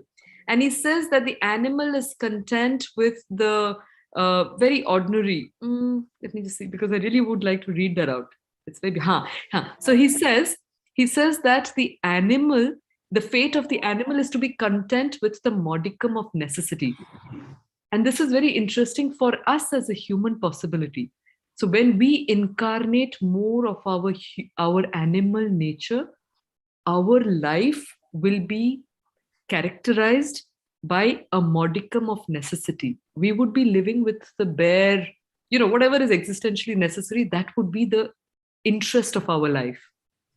But he says the other extreme of life is the godlike thing, where he says that gods are satisfied with their splendors. And that's another extreme. They're not interested in anything more. And then very paradoxically, he positions the human being. So he says that man does not have the possibility of resting permanently until some highest good is achieved. He says that man is the greatest of living beings because he is the most discontented, because he feels most the pressure of limitations. He alone perhaps is capable of being seized by the divine frenzy for a remote ideal. So this very special possibility that even the Vedas talk about. The Vedas talk about the human being as a very special, unique creation in the evolution, in the march of the evolution of nature itself, because that's the other big question that Sri Aurobindo asks. He says if liberation of the individual was the only goal, then, what is the grand idea of creation? And he arrives, of course, at the involution and evolutionary theories, where he says that nature itself is on a march from lesser manifestation to greater manifestation. And in that march, what is the role of the human being? So in the Vedas, they have this description in the doctrine of the mystics. Sri Aurobindo talks of it. He says that the first image is of a battlefield. The human being is a battlefield of forces of light and forces of darkness. And depending on which side we fight our battle, we will contribute towards bringing greater light or greater darkness. And this process is not a one-time illumination thing. No, he says it's a moment-to-moment offering that we're doing. The idea of the yajna that Sampath Bhai talked about, that this yajna is key because it is a moment-to-moment at every, and that's why it's in every moment we are either offering to light or we are offering to darkness. We are either offering to expansion or we are offering to contraction. There is no other movement possible, practically. And so the call of Mother and Sri Aurobindo constantly, that they are saying that, it is that we need to be conscious. If we call ourselves practitioners of integral yoga, then it is not sufficient to be contented in half perfections. One has to constantly exercise. That's why life was seen as an ashrama, which means a constant effort. Unlike what we think an ashrama is a peaceful place, no. An ashrama is a constant exertion of self-progression. Okay. And the third image is that of a journey, where we are moving from a journey from lower possibilities to greater possibilities. So coming back to the threefold transformation. The first transformation was a transformation of, it was a psychic transformation, where Sri Aurobindo is talking of the fact that we have to first and foremost divinize our life. That's the first step. And that's where what the yogas talk about. He says a divine life must be first and foremost an inner life. For since the outward must be the expression of what is within, there can be no divinity in the outer existence if there is not the divinization of the inner life. So the first transformation is psychic transformation. But then he says that is not sufficient. The next stage is a spiritual transformation. And what is spiritual transformation? To be aware wholly and integrally of oneself and of all the truth of being, or the truth of one's being, is a necessary condition of true possession of existence. He says, he adds that a state of detailed self-awareness is the basis of spiritual knowledge, which implies an intrinsic self-existent consciousness, where every action must be a movement of consciousness formulating itself, in contrast to ordinary actions resulting from consciousness being oblivious of itself. And in the Vedas, they have this very beautiful imagery where they say that there are these two hemispheres, the upper hemisphere and the lower hemisphere. coming back to my drawing here, we belong to the lower hemisphere, which is based on ignorance aspiring from light. What Sri Aurobindo talks about through supramental transformation is he says that the basis, because we are in the lower hemisphere, we function on the basis of the mind. The mind is necessarily functioning through its own limited conditionings. I call it a limited data stock of conditionings. And therefore, our understanding of the world is linear. If this, then that, we are constantly in our rational processes. But there is the level of the intuitive existence which sees reality. It's a drishti. So this very categoric possibility of knowledge through the mind, through rationality, and through the seeing of drishti, which is what the seers had. But that can happen through the supramental level of our potential.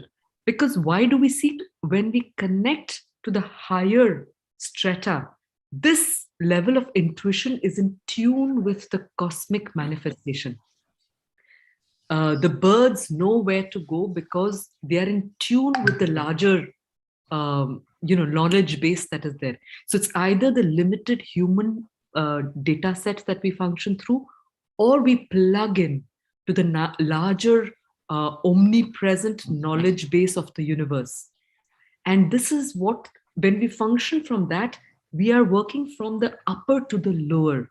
That is when the spiritual transformation takes place, where we are basing ourselves in the higher and functioning in the lower with the knowledge of the higher potential of things. Okay. And then Sri Aurobindo says the third level of transformation is the integral transformation, where he says that to become complete in being, in consciousness of being, in force of being, in delight of being, and to live in this integrated completeness of the divine living. This he refers to the Ishopanishadic vision of, he says, Yastu sarvani bhutani atmanyevanu pashyati sarva bhuteshu chatmanam tatona vijugupsate. So he says, one who sees oneself in everything and all existence in oneself. For such a person, there is no disgust because there is no other. And this is the Brahma, the quantum vision that we very briefly touched upon as a potential. So if that is indeed the reality of existence, to what level? So that is when there is a complete resonance of the highest in the lowest. What very typically happens with the general presentations of moksha is that we can connect to that, but we still remain bound by the limitations of the body. That's why there is death. That's why there is anger. That's why there is, mainly these two, because the mind gets illumined. But we still remain caught up in the limited laws of the Annamaya Kosha, the Pranamaya Kosha, because there has been no transformation of these levels. So what Sri Aurobindo is inviting us is to say that first, know who we are, connect to that at a universal plane so that it becomes easier for the individual to be infused by the working of the higher on the lower. And to what extent can we do it? We can completely transform even the Annamaya Kosha. Not we can, we need, ultimately that has to be for an integral transformation.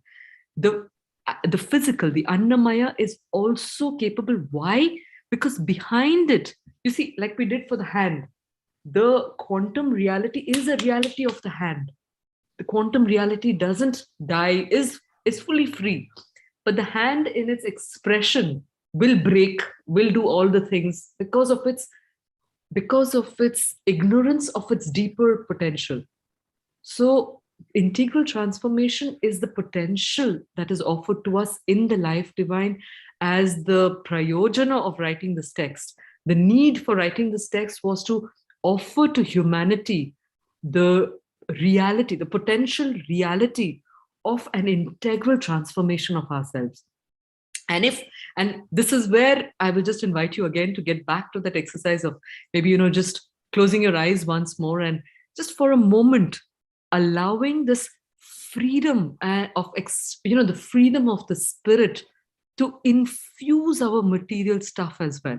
So I really invite you to close your eyes and just allow yourself to, for a moment, live this manifested Brahman.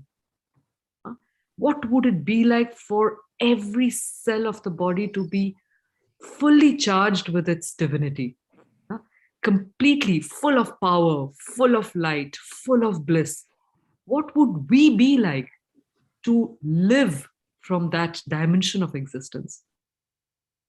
And would there be death? Would there be disease? Would there be suffering if we multiply that not just on the individual, but on the collective? What would be the laws of working if we were all indeed concretely working from that basis? This is the invitation that I felt was, is what Sri Aurobindo is talking of. I mean, and this is a very humble, this is just my way of understanding it. I'm trying to bring together various kinds of backgrounds that I've been working on. So this integral divinity is our human destiny.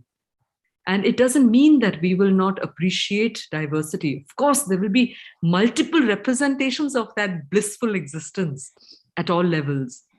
And it doesn't imply that we will have to be here permanently because we have divinity.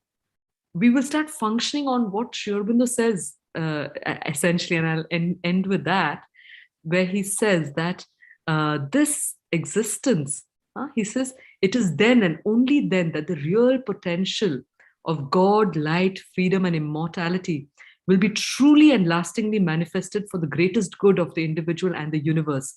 Because then, these are my words, but he says, incarnating the transcendental consciousness. And he says, because then we will understand the right relationship of things. So the quest for the Bharatiya Jivana Drishti, as we see in the Yoga Sutras, was not about a happy life. We were not really about a happy life as an ultimate goal. We were about right living. It was about the Ritam Bhara Prajna. And what is this Ritam? Ritam happens when we understand the relationship of Satyam. So what is Satyam? Satyam is the potential of ideals. The ideals of manifestation, that blueprint of the supramental. So when we understand, when we see that blueprint, and we are able to, as Satya, we execute that blueprint in Rita, the right things, there will necessarily be Brihat or an absolute expansion on it at every level. Okay, so the final goal, of course, is, in my words, I'm just saying the ultimate goal, therefore, of Sri Aurobindo is reflective of the Vedic vision of the seven-headed truth in the seven waters. The seven-headed truth here represents understanding the truth of all the worlds of existence, the multiple worlds. And in the seven waters represent the seven consciousnesses, manifestation of consciousness.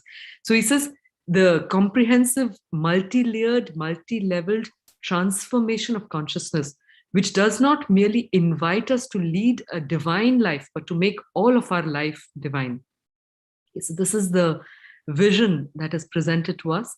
And it is then that we arrive at the essence of the mantra, Brihadaranyaka Upanishad mantra, which says, Asato ma sadgamaya, tamaso ma jyotirgamaya, mrityor ma amritangamaya, om shanti, shanti, shanti. And what is it saying? So one of my teachers, Matribai, had very interestingly pointed out a different connotation of this mantra. The usual mantra says, lead me from untruth to truth, from darkness to light, from death to immortality, which is the usual goals presented to us by the darshanas, because the lower hemisphere is considered as limitations, bindings and bondages. The higher hemisphere is considered as liberation. But there is another way of understanding it. The words asataha, asatoma, sadgamaya can either mean take me from untruth to truth, or it can mean lead me to the truth of the untruth. There is a Shashti Vibhakti thing there. So then you understand, it says, lead me to the truth of the untruth. Lead me to the light of darkness. Lead me to the immortality of death. Which means that all these negatives are appearances. These are illusory to to the extent of absoluteness that we give it. We have to know how to accept them as realities, but to penetrate deeper, to touch the supramental reality underlying them all and manifest that in our life and make life divine. Dhanyawad.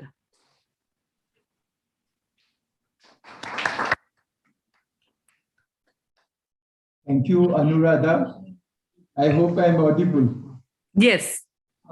Thank you for wonderfully explicating the life divine in the context of the Indian thought systems, with the admirable use of the graphic designs, which are perhaps characteristic of the location that you have at the IIT Kharagpur.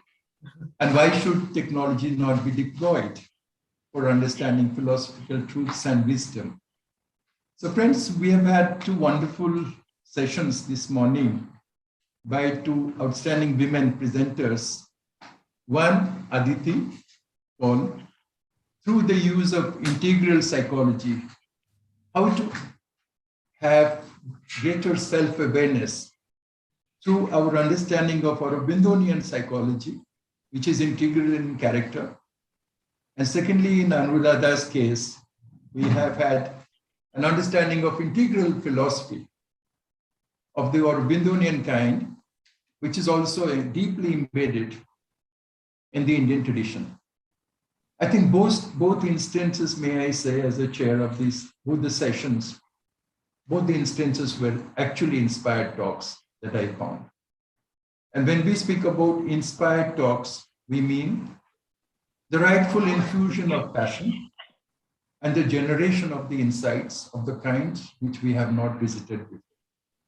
So I would like to compliment both of you for your deep understanding of both integral psychology and integral philosophy.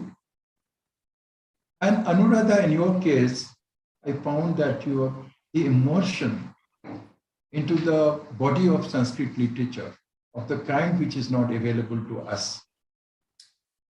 And I'm not just being unduly modest, I'm really stating your facts. There's references to the 7 rivers and 7 hills and the horses and all that Sri Aurobindo has hinted in his own commentary on the Upanishads and the Vedas, the secret of the Vedas I'm referring to. I think they are really very significant signposts and very important gateways to the whole body of knowledge. I think we imagined that we were sitting in your class and listening to you, and you're not really patronizing, you're really sharing things. And I think both the instances, the approach was dialogue. I think we had a kind of a jugalbandi this morning. Aditi and you, wonderful sisters, and you gave, both of you, and something at the second day, I think the day 2 is a day of consolidation. The day 1 perhaps was a day of introduction, as it is always in the seminars and conferences. And most importantly, in both I found, I must confess, I found the importance of the existential approach. What is it that we take away? And when you mention, Anuradha, imagining ourselves charged, the body, the cells, each, that is a prophecy.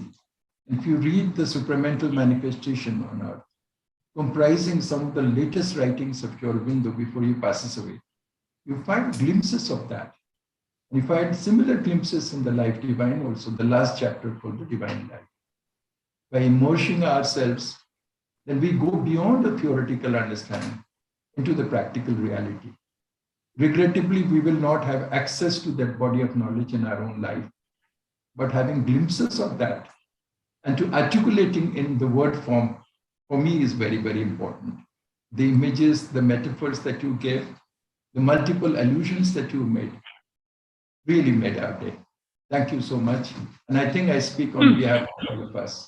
Sorry, can I just add one more thing? I think what is the prayojana, if I have to just conclude with Sri Aurobindo's Life Divine, what I understand is that it's really this, he says all of this is our birthright. Huh?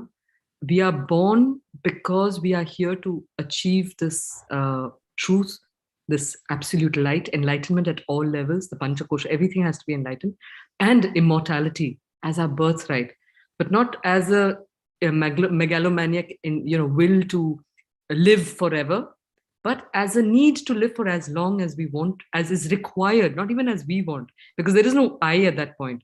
So it really is this open possibility for living because you need to live, you do what is required to be done in order to advance the evolution of nature in her, like Sri Aurobindo says, the march of evolution, in order to collaborate in the real way so that nature can reach the pinnacle of her evolution, which is a complete manifestation of herself in all of existence. So I think that was the prayojana. The rationale and the raison d'etre, the prayojana, yes, has been very well explicated. And as I said, for me, it's a combined kind of exercise that we had, psychology and philosophy together. Psychology, not for the sake of just understanding conceptually, and philosophy, not just a question of abstract thinking, as it is considered to be in the academic circles. But finally, and ultimately, what does it mean for us? And you refer to the whole notion of the happy life. Actually, it's called the good life, living a good life. And J.K. Galbraith had talked about in the 60s about the affluent society. And he really punctured the claims and pretensions of the affluent society that was manifest in America. And it is still manifest in the late capitalism. So good life. The need to go beyond the notion of the good life. The good life has resulted in a culture of violence also. So how to go beyond the notion of the happy and the good life, how to lead a life of enrichment, how each part of our being is to be enriched. And another idea that I like very much is this emphasis that Sri Aurobindo has given on the destiny of the individual. And what you said is something really striking. You said when one individual is enlightened, then he or she brings light to the entire community itself. That really is connected to this notion of the collective yoga and the notion of collective salvation, which is different from the individual salvation of the traditional yoga. So integral yoga, which is collective, and you gave the important references to the individual light and enlightenment. Enlightenment contains linguistically, it contains the body of light, enlightenment. So individual enlightenment leading to collective salvation, which is the goal of integral yoga. So all those trajectories were very well brought out. And sorry, I'll just sum up because there is so much that you need to say and do say. We can postpone for 5 minutes our lunch. We can. I wish you are here. But what I'm saying is that please use this approach. And I'm not being, patronizing or anything. I'm just sharing in a dialogic manner. I think our own people haven't understood. They think that it's a formidably difficult text, Life Divine. Therefore, it is not approached. But I think the manner in which you explain, particularly to the youth and young audience, do explain so that it becomes comprehensible to the people. Just not remains a kind of a text which is iconic, but a text which makes sense to us. And now please complete, do complete what you want to say. No, I was also saying the role that we also understand, therefore, the role that in practical sadhana, Mother and Sri Aurobindo gave to surrender. Because when we are normally functioning, and if you don't mind, I'll also do this with a drawing because I quite love my drawings. I think they explain things easily. But it's just words. Yeah. So it's, for example, I'll just take a point anywhere else. I'll just hold on to this one because it's easy for me to keep one drawing. So supposing there is a note that, because we talked of Satyam and Ritam and Brihad. So we talk of, let's say, the Satya, which is in terms of vibration, maybe it's the right note. We really have this right note because all of universe is working in this fantastic web of, it's like an orchestra in perfect harmony. The only discordant note, unfortunately, as of now, is the human being. And the reason why we have the discordant note is because we can find that harmonious note, our note. And that's where the uniqueness of every individual. When the mother says that every individual needs to overcome their limitations. It's because the specific notes that I am here to play, you cannot play, or Aditi cannot play, or anyone else play. So my notes that I have to bring in harmony, and if I overcome that, then for the universe, I bring in that right note. So the importance of every individual working on their combination of potential notes in order to get. So right now, for example, let's say I have a scroll, which is the ideal scroll in terms of music scroll. And I have to act. So Satya is the potential, Rita is that execution of that, the right. Because the moment we say right, it implies a standard against which it is right or wrong. So what happens very typically is, supposing I'm at this point of my life and I need to make a decision, I don't know what is the right decision because I'm functioning on my limited data set of knowledge. So I'll make a decision that is there. Now, supposing at this point of my life, I need to make a decision. I'm making a decision that is here. At this point, I need to make a decision. I'm making a decision that is here. So what I'm ending up drawing is something like that, which is a discordance into the kind of note that I am here to play.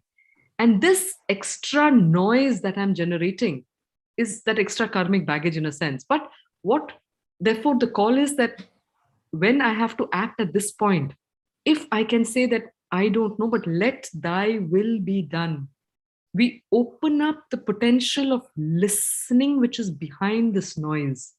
There is behind that, there is the ideal is there. So we allow the noise to quieten down and we say, therefore, let me listen. Let there be a resonance of the higher in the lower. When that happens, then we will start playing the notes. We will start executing rightly. And therefore, and this ability to say, I don't know, let thy will be done at every moment. I mean, we really underestimate the call of every single moment that is there. Because we cannot be investing 10 into darkness and 1 into light and think, oh, it's going to undo everything. Of course, light has the power of undoing any form of darkness, no matter how much it is. That's the beauty of this analogy of light. It's not that you have to have constant light dots to do that, but of course that has other implications. It's longer. But just therefore, the role of surrender in this entire yoga. Why is surrender so key in integral transformation? Because it's an acceptance and an humbling of one's normal position of knowledge to say that, can I be guided so that I can play the right notes, basically. Okay, Anuradha, that was a very, very interesting and important footnotes to your talk that you gave. Thank you. And I will not say further apart from what I've already stated. I think our own exercise will be really wonderfully complete if I can just have one sentence from Aditi's side also, because our friend talked about the rise of the feminine. And I think it's so important that we were all privileged to be guided by the mother in the Sri Aurobindo ashram, as you know. And I think today we had 2 wonderful, presentations by 2 outstanding women. Yeah, and I think Binduji's presentation on human unity was very important as well. Yes. Because of the ideal of, yes. But I'm talking about younger women. And I think the future belongs, Sri Aurobindo says, to the young. And Binduji's presentation was very important and interesting. But both of you belong to a different generation. It's in that capacity I'm saying, not to devalue what Professor Bindu Puri had said, but I think we need to really make space for people like you. And both you and, to my mind, Aditi, you made very significant, addresses today, which were to my mind, very inspiring. So Aditi, the last word before we break for lunch. We will also do the mantra. Yes. I have not forgotten that. I've not, because I think our own task that you have given, Anuradha, to all of us, has to culminate in 1 minute's kind of a geomantric thing, and then 1 minute silence. Definitely, no doubt about it. Aditi. I just wanted to say that whatever even I was experiencing in my own head, you kind of gave it a very visual presentation. So it was like in the morning we started with words and we were talking about the idea and yours was the expression. And in between, we spoke about the unity thing. So it kind of completed the cycle today as the three of us spoke. So that is what stayed with me. Thank you. And it was always, it's good to see you and hear you. So thank you. Thank you, Anuradha. Now a mantra from your side. So I invite everybody to join in with the chanting of the Asatoma, but the Asatoma done in the spirit of the second one, where we really trying to bring the deeper thing back. And if you can really also visualize it, because I think every time we visualize it, we're adding something to the universe. Om Asatoma Sadgamaya Tamasoma Jyotirgamaya Mrityorma Amritangamaya Om Shanti Shanti Shanti.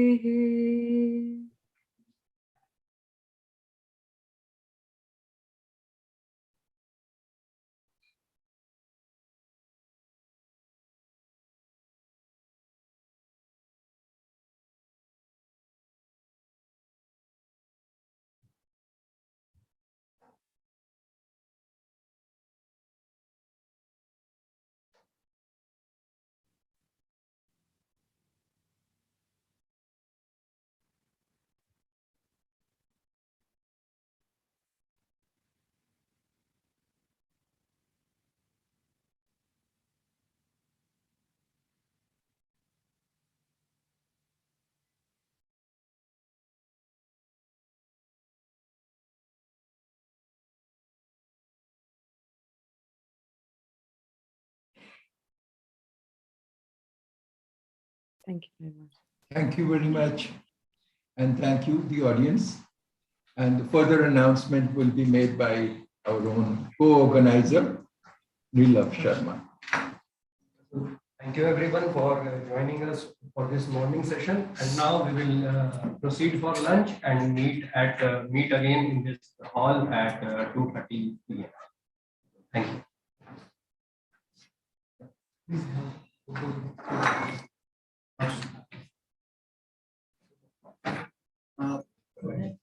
I suppose that some of people present over here will be living after the lunch. So can we have a photograph? Lunch.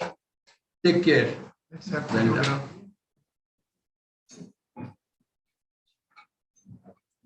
Now,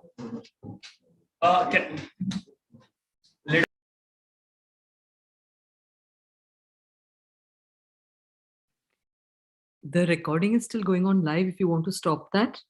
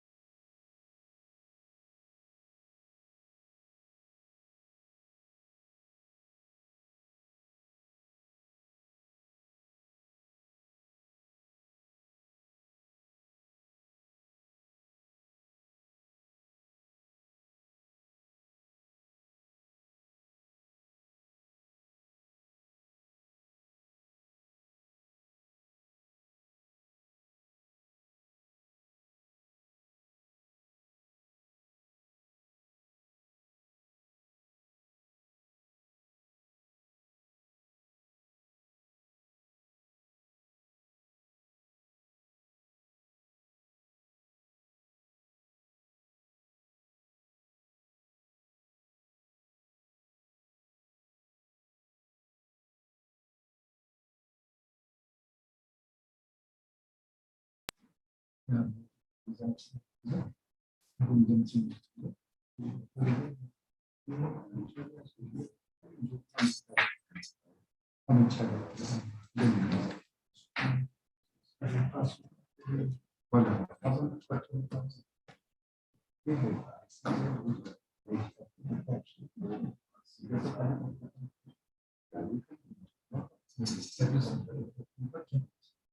welcome back everyone, and we are back to the afternoon session of today's seminar, and let us start by observing a minute of silence.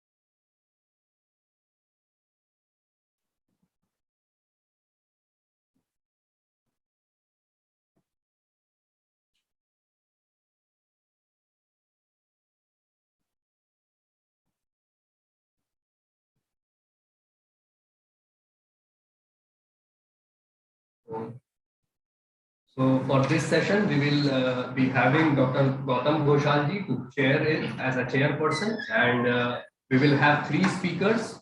The first one will be Dr. Anant Giri. The second will be Dr. Priya Vaidya ji, and the third will be Dr. Joy Sen ji, who will be joining us online.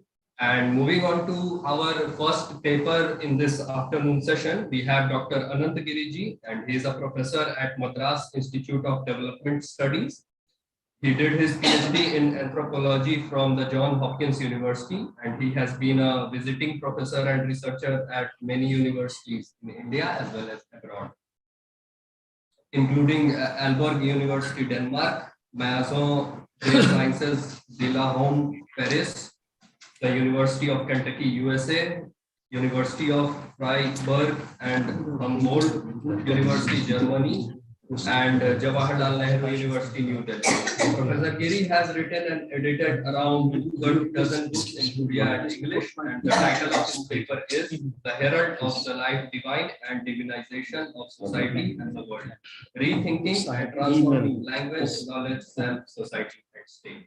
So welcome Anant Giri ji, and please proceed. Namaste. Yeah. Namaste. Sorry, I'm Anuradha here still. Wanted to request you to put on the recording, please. The recording is paused. Ma'am, it's being live streamed on YouTube, so the recording. Okay. And if you can remove me from Spotlight also, please. Yeah.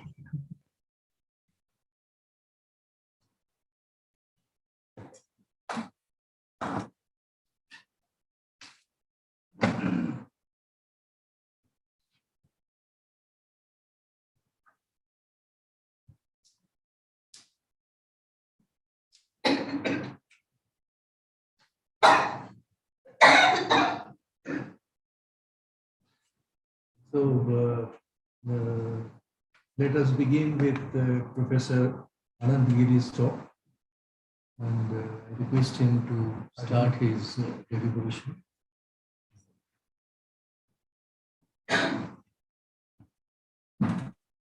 Thank you, Professor Ghosal, and all friends who are present, Professor Mohanty, Professor Mishra, Nila, and all friends who are present in our continued journey with Sri Aurobindo and Life Divine. Now, as already has been cultivated in our journey, that we need to be with Life Divine, also in simultaneous journey with Sri Aurobindo's other works, for example, Human Cycles and Synthesis of Yoga, Savitri. It is in that spirit, the theme that is with us, and I invite us to be with this theme, rethinking. Excuse me, can you kindly help with the movement of the screen, please? So rethinking and transforming language, rethinking and transforming language, knowledge, and state and alternative planetary futures, the herald of life divine and divinization of self, society, and the world. So we can begin with this invitation from Sri Aurobindo's Savitri, where he is inviting us. You shall reveal to them the hidden eternities, the breath of infinitude not yet revealed. Some rapture of the bliss that made the world, some rocks of the force of God's omnipotence, some beam of the omniscient mystery. But when the hour of the divine draws near, the mighty mother shall take birth in time, and God be born into the human clay in forms made ready by your human lives. So in a way, the whole herald of life divine is also nurtured in these lines. And life divine is a journey of revelation and manifestation of hidden eternities in the dance of the temporal. And that manifestation is also, I would like to say, is a dance with the vastitude. And Sri Aurobindo in Savitri also talks about vastitude. As we move along that, and the whole journey of life divine, as we also have, I know we are aware of Sri Aurobindo's attention to evil. It is in that spirit, this poem, A for Aleph, Om Allah, B for beginning, C for creation, A is also for annihilation, B benign and bigotry, C cunning and cruelty. How do we work with Aleph and annihilation together in the alphabet of creation towards a new tapasya of transformations? So it is in this context to understand Sri Aurobindo in a sense of a meditative togetherness. I used to present these lines from Chittaranjan Das, who was also a deep and a dedicated co-traveler with Sri Aurobindo, who writes, Sri Aurobindo was irrefutably a yogi, a seer, a poet, a warrior, and a reader, and many more things. To be able to benefit from the rigors and the challenge he has left for all posterity, we should try to be as comprehensive as possible in our efforts to really know him. And just cutting short the paragraph, this line from Chittavai, from Vande Mataram to Savitri, Sri Aurobindo's work stretched over 29 large volumes. Of course, in the recent time, it has been added, each containing over 500 pages. From the first to the last volume, we can trace the evidence of a long and deliberate trek, a climbing that never fails to sense the progressive opening up of the horizons and the structure itself accordingly. Chittavai writes, the dynamism is a spiral, and as it tends to unfold further up, it never loses sight of the steps already passed and traversed. You seem to get a sense of the real kernel of Sri Aurobindo's vision as you are able to discover the significant link. The approach is, as it were by choice, syncretic, often popularly called synthetic. They who hitches their wagon to a star to begin with, and follows that star, discovers before long that the star is not a fixed one, that it moves on and on, goading the aspirant also to move on and discover the new matrices as well as the new heights. And that is therefore in our journey with life divine, we are really with a star which is already moving. And he goes on to write, you are then no longer only a reader, you are a participant, and what is more, a willing participant.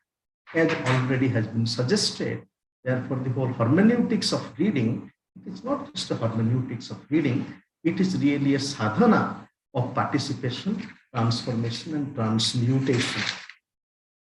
And another very interesting line of thinking, to understand Sri Aurobindo, his life divine, also human cycles, because life divine is, how do we understand life divine? For example, engaging with also the whole dimension of colonialism.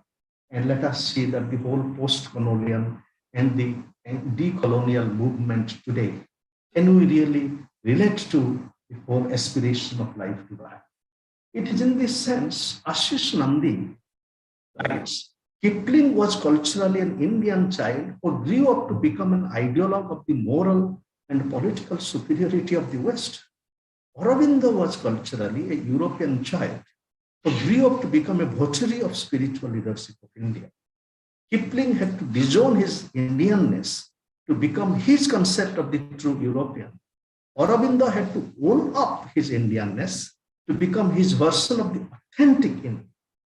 However, while both could be seen as products of the psychopathology of colonialism, Aurobindo symbolized a more universal approach to the splits which colonialism introduced. He, after all, didn't disown the West within him to become his version of an Indian. To the end of his life, Western culture remained a vehicle of his creative self-expression. And he never thought the West to be outside of the reach of God's grace.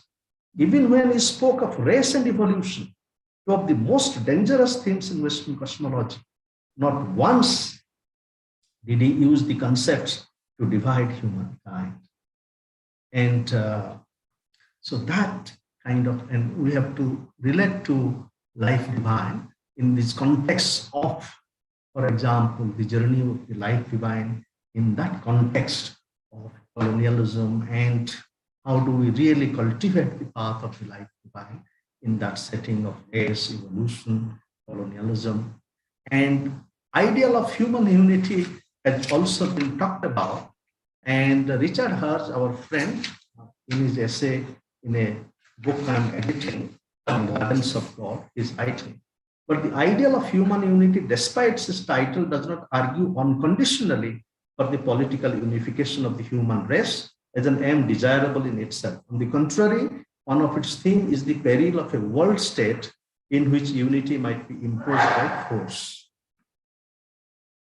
So with this, we come to the whole challenge of relating life divine. For example, when we use the word divine or life divine, there is the dimension of language, as already has been suggested, that how divine life or life divine is very different from the language of religion.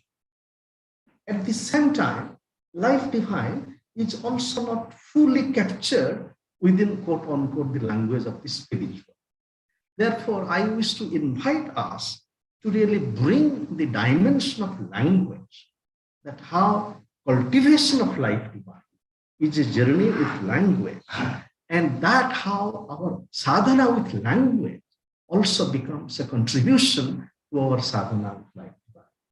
And it is in that sense we can appreciate in our understanding of language, we are used to such views as language is a form of life given by philosopher Wittgenstein, which also points to pragmatic aspect of language and communication. Sri Aurobindo here invites us to realize the living dimension of language as a form of life, as well as pragmatics of communication. As Sri Aurobindo writes, ordinary speech uses language mostly for a limited practical utility of communication. It uses it for life and for the expression of ideas and feelings necessary or useful to life.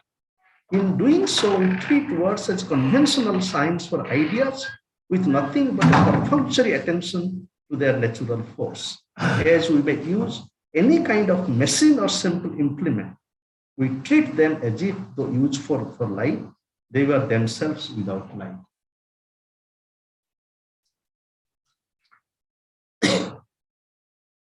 So, but Sri Aurobindo continues, when we wish to put a more vital power into them, we have to lend it to them out of ourselves by marked annotations of the voice, by the emotional or vital energy we throw into the sound, so as to infuse into conventional word sign something which is not intent in itself. But if we go back earlier in the history of language, and still more if we look into its origin, we shall, I think, find that it was not always so with human speech. Words had not only a real and vivid life of their own, but the speaker was more conscious of it than we can possibly be with our mechanized and sophisticated intellects. This arises from the primitive nature of language, which probably in its first movement was not intended, or shall we say, didn't intend so much to stand for distinct ideas of the intelligence as for feelings and systems, broad, indefinite mental impressions with minute sets of quality in them, which we do not care to pursue. The intellectual sense in its precision must have been a secondary element which grew more dominant as language evolved with the evolving intelligence. So when Sri Aurobindo is referring to the primitive nature of language, and we can also invite us to understand the primal nature of language. In fact, the primitive is the primal. And of course, though Sri Aurobindo uses the word primitive, but in anthropology, we are also used to the language like the primitive, primitive tribe. But in reality, the primitive is the primal. And this primal dimension of language also points to what Sri Aurobindo building, I think, on Tantra called Pasyanti Bhak, the language that can see. So therefore, cultivation of the life divine requires that kind of journey with language. And moving on in the above paragraph, why it is not moving? You can please help me. In the above paragraph, Sri Aurobindo, it's not moving. So in the above paragraph, Sri Aurobindo invites us to go beyond the visible surface level of language and realize the vital and living aspect of it. Sri Aurobindo also invites us to realize the spiritual dimension of our pragmatics of engagement with language and communication.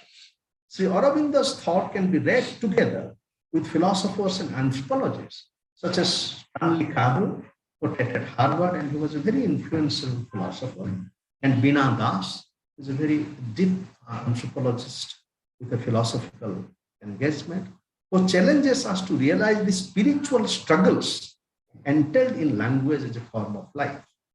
As Beena Das, building on Cavell, tells us, when anthropologists have evoked the idea of form of life, it has often been to suggest the importance of thick description, local knowledge, or what it is to learn a role. For Cavell, such conventional views of the idea of form of life eclipse the spiritual struggle of age that is Wittgenstein's investigations. What Cavell finds wanting in this conventional view of forms of life is that it not only obscures the mutual absorption of the natural and the social, but also emphasizes form at the expense of life. And this is the critical challenge. That is when we are with life divine, when we have language or our sadhana, are we also aware of that our form can be at the expense of life? And what is the further challenge here? The vertical sense of the form of life suggests the limit of what or who is recognized as human within a social form and provides the conditions of the use of criteria as applied to others. Thus, the criteria of pain do not apply to that which does not exhibit signs of being a form of life. We do not ask whether a tape recorder that can be tuned on to play a sick is feeling the pain. The distinction between the horizontal and vertical axis of forms of life takes us at least to the point at which we can appreciate not only the security provided by belonging to a community with shared agreement, but also the dangers that human beings pose to each other. These dangers relate not only to disputation over forms, but what constitutes life. And I think Sri Aurobindo's challenge of life divine is really always for us to be awakened what constitutes life. The blurring between what is human and what is not human shades into blurring of what is life and what is not life. Therefore, the fundamental challenge vis-a-vis life divine today is that when we are with life divine, is it only limited to the human? Is life divine only anthropocentric? And today there is an epochal critique of the limits of the anthropocentric. And we also have to realize life divine as also an open manifestation in varieties of forms of life. And here we can draw upon very important work by scholars and practitioners who are working on multi-species coexistence. For example, Donna Haraway, and she's talking about when species meet. Now, life divine is there in each one of us. Science is saying, spirituality is saying. And another challenge here is what constitutes really life? If we bring it to the political question, like the political form of life, life divine, one can say that being a citizen of the nation state, constitute one modality of recognition. What about people who are refugees? Is their life less divine? What about parts of nation state where nation state has declared some areas as quote unquote distress? Now the people who live in these areas are the less divine. Today we see that how life with people, whether it is in Kashmir or Palestine or Tibet, and in any places, where it is categorized as something else, then our ability to realize that the people, our brothers and sisters, are also equally life divine. So that is the kind of challenge of the form and the spirit that we are confronted with, that each form also possesses the challenge of spiritual struggle that is entered in our conception and organization of form. With Sri Aurobindo, the next slide, we can strive to realize all forms of life as divine. But life divine is not static, it is dynamic. Life divine is a movement, along with realizing language as a form of life, which calls for moral, political, and spiritual transformation of existing logics of domination towards non-domination. We need to realize language as a movement of life, a movement of consciousness. We need to realize here we can draw upon the work of Martin Heidegger, who also looks at language as a way-making movement. For Sri Aurobindo, it is a movement of consciousness involving both inner and outer, self, nature, society, and the world. Sri Aurobindo also invites us to integrate the vertical and the horizontal aspect of language, self, and society, thus overcoming many ills and suffering that Bina Das has pointed out in the above passage. For example, there is the whole reality of what is called as social suffering today, in many kinds. And that social suffering, according to Axel Honneth, who is, in this tradition of critical theory, he has a book called Disrespect. Today, we look at our condition of life as a condition of disrespect. It is in that condition of disrespect, how do we envision and embody movements of life divine? And in this, I also draw a little bit about this whole pragmatic dimension and spiritual dimension, and how language is a mantra dimension. I do not elaborate it further, except to say that this whole life divine has a pragmatic dimension, but also this pragmatism has a spiritual dimension. And here we can really engage in a border crossing way between pragmatism and spirituality. For example, William James and Sri Aurobindo. My friend Richard Haas has written a very important essay on in the book Pragmatism, Spirituality, and Society, which I have edited, and many other scholars have written on that. Moving on the next slide, please. That now we come to the challenge of, and here just to mention that how Heidegger talks about the way to language, the way-making movement. And moving on, we can come to the challenge of rethinking knowledge. In fact, in human cycles, that is the great challenge. And Sri Aurobindo gives importance to knowledge. The next one, please. No.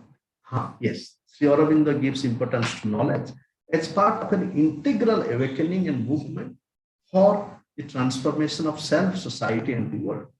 In his letter to his wife, Mrinalini, Sri Aurobindo tells us how he wants to use the power of knowledge to free India, thus knowledge becoming an instrument of realization of freedom. With Sri Aurobindo, this freedom is both outer and inner, self and social. In Sri Aurobindo, knowledge becomes a companion of liberation, inner as well as social, liberating us both from inner and social chains. It is not just a play or instrument of power, or linked to the discourse of power, as suggested in contemporary savants such as Foucault and Habermas. For example, Habermas tells us about knowledge and human interest, cognitive interest, emancipatory interest, and interest in reason. Such a vision and practice of knowledge as knowledge and human interest can be defined by Sri Aurobindo's pathway of yoga of integral knowledge. In Sri Aurobindo, the yoga of integral knowledge enables one to have a deeper self-awareness, self-consciousness, and self-realization, discover, know, and realize the transcendental dimension of self, society, and nature, and the inherent connectedness between self, other, and the world. The simultaneous dialogue with Habermas and Sri Aurobindo also touches the very core of ontology and epistemology in thinking about and practices of knowledge. In Habermasian knowledge and human interest, knowledge mainly consists of knowledge of self and society, but despite Habermasian distinction between ego identity and self-identity, Habermas does not touch the transcendental dimension of self. Habermas does touch upon knowledge of nature through the category of sciences, but this knowledge here is mainly one of technical control. In terms of epistemology with Sri Aurobindo, our methods of knowing are not only instruments of sense perception, but also intuition and other subtle inner instruments. Having said this, I want to just add one line here that the transcendental dimension, as we are invited in our journey with Sri Aurobindo, which is also emerging a very important engagement recently in critical theories like Habermas also. In fact, Habermas, well, earlier he was not very open, quote unquote, to the transcendental dimension. Now they're talking about what can be called as the embedded transcendence, or transcendence within. So that transcendent within also is a very important part of the transcendence, the layers of transcendence that we are talking about. Then for Sri Aurobindo, the need for a deeper knowledge requires us to be self-conscious and not only self-critical. In this process, the rationalistic ideal subjects itself to the ideal of intuitive knowledge. Self-reflection is an important concern in Habermas and Sri Aurobindo. Of course, this self-knowledge, but self-knowledge here has a much deeper and broader meaning, which includes the knowledge of self as different from ego, and knowledge of God, God not as a fixed structure, but a creative becoming, embodying and symbolizing the highest human possibilities. Sri Aurobindo, our knowledge is not integral if we do not make the self in the individual one with the cosmic spirit. Habermasian distinction between ego identity and self-identity gets a deeper calling in Sri Aurobindo's pathways of liberative knowledge. Enlightenment, Sri Aurobindo writes, brings us to the knowledge that the ego is only an instrument. And here, this whole distinction between ego identity and self-identity also can be related to what Sri Aurobindo in Human Cycle talks about the conventional, the typal, and therefore the limits of the typal and the conventional. The point is that the modern world is equally suffering from the problem of the typal and the conventional, isn't it? And though earlier we might have thought that the modern world is the age of the subjective, but the modern world constituting a dimension of the subjective is still entrapped within the burden of the typal. And therefore, Foucault says that how do we become free in the modern world? The only way to become free is by following the models of standardization of self provided by the state. And how that model of standardization of self provided by state is different from the typal models of self provided in other modalities of social conventions. Therefore, this whole post-conventional, which is a deep journey in Sri Aurobindo, in fact, life divine is a life of the post-convention. Because if we look at the divine manifestation, is not trapped within the conventional. Then out of many things, this next one please, that the whole epistemic project also, that how knowledge is only not epistemic in Sri Aurobindo. And therefore this connects to the kind of practices of knowing today, which is simultaneously epistemic and ontological. And which also involves transformation of the epistemic and the ontological. For example, the great philosopher from India, Professor R. Sundarajan, and I think Sachibhai might have met him in Simla. And in his profound work Beyond the Crisis of European Sciences, it's just this pregnant line. To know is not only to know of, but to know with. And therefore, that idea, practice of knowing with, which is also yoga, that practice of knowing with is kind of knowing with which involves epistemic transformation. And in fact, our epistemologists today also have intuition as a method, the antahakarana, the instrument. And how that antahakarana, my antahakarana, also relates to your antahakarana. So we have to talk about a mutual antahakarana today. What is that practice? In fact, the collective yoga that Sri Aurobindo is pointing to can be related to a different methodology of understanding, as really leading to a collective antahakarana or a collaborative antahakarana. So moving on, the next slide. So in his human cycle, Sri Aurobindo laments that the modern European idea of society is founded upon the primacy of the vital dynamism and has neglected the spiritual element in man, which is his true being. Sri Aurobindo is for a spiritual vitality and spiritual reality. Spirituality will not try to slay the vitality in man by denying life, but will rather reveal to life the divine in itself as the principle of its own manifestation or transformation. Furthermore, our idealism is the most rightly human thing in us, but as mental idealism, it is a thing ineffective. To be effective, it has to convert itself into a spiritual reality. So like Habermas, Sri Aurobindo stresses on learning from our failures. And he says, failures must be originally numerous and difficult, but the time comes when the experience of the past failures can be profitably used. And here we must also invite to the challenge of learning with failures.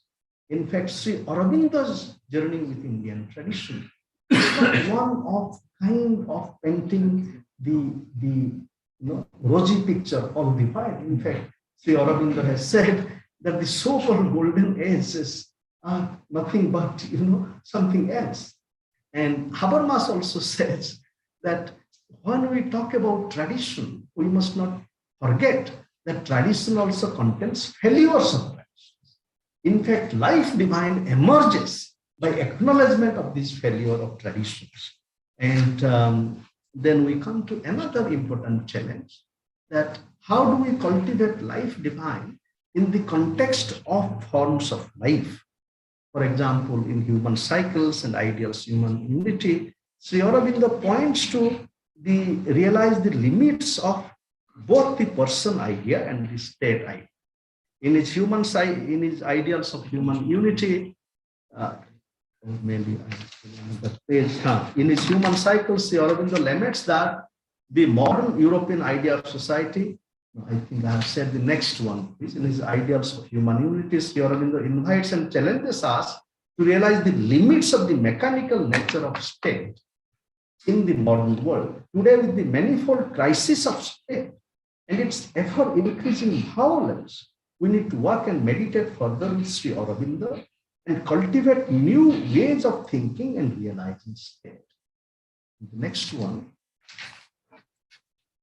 It is in this context, Sri Aurobindo, when he's talking about the limits of state, he's really pointing to an evolutionary process.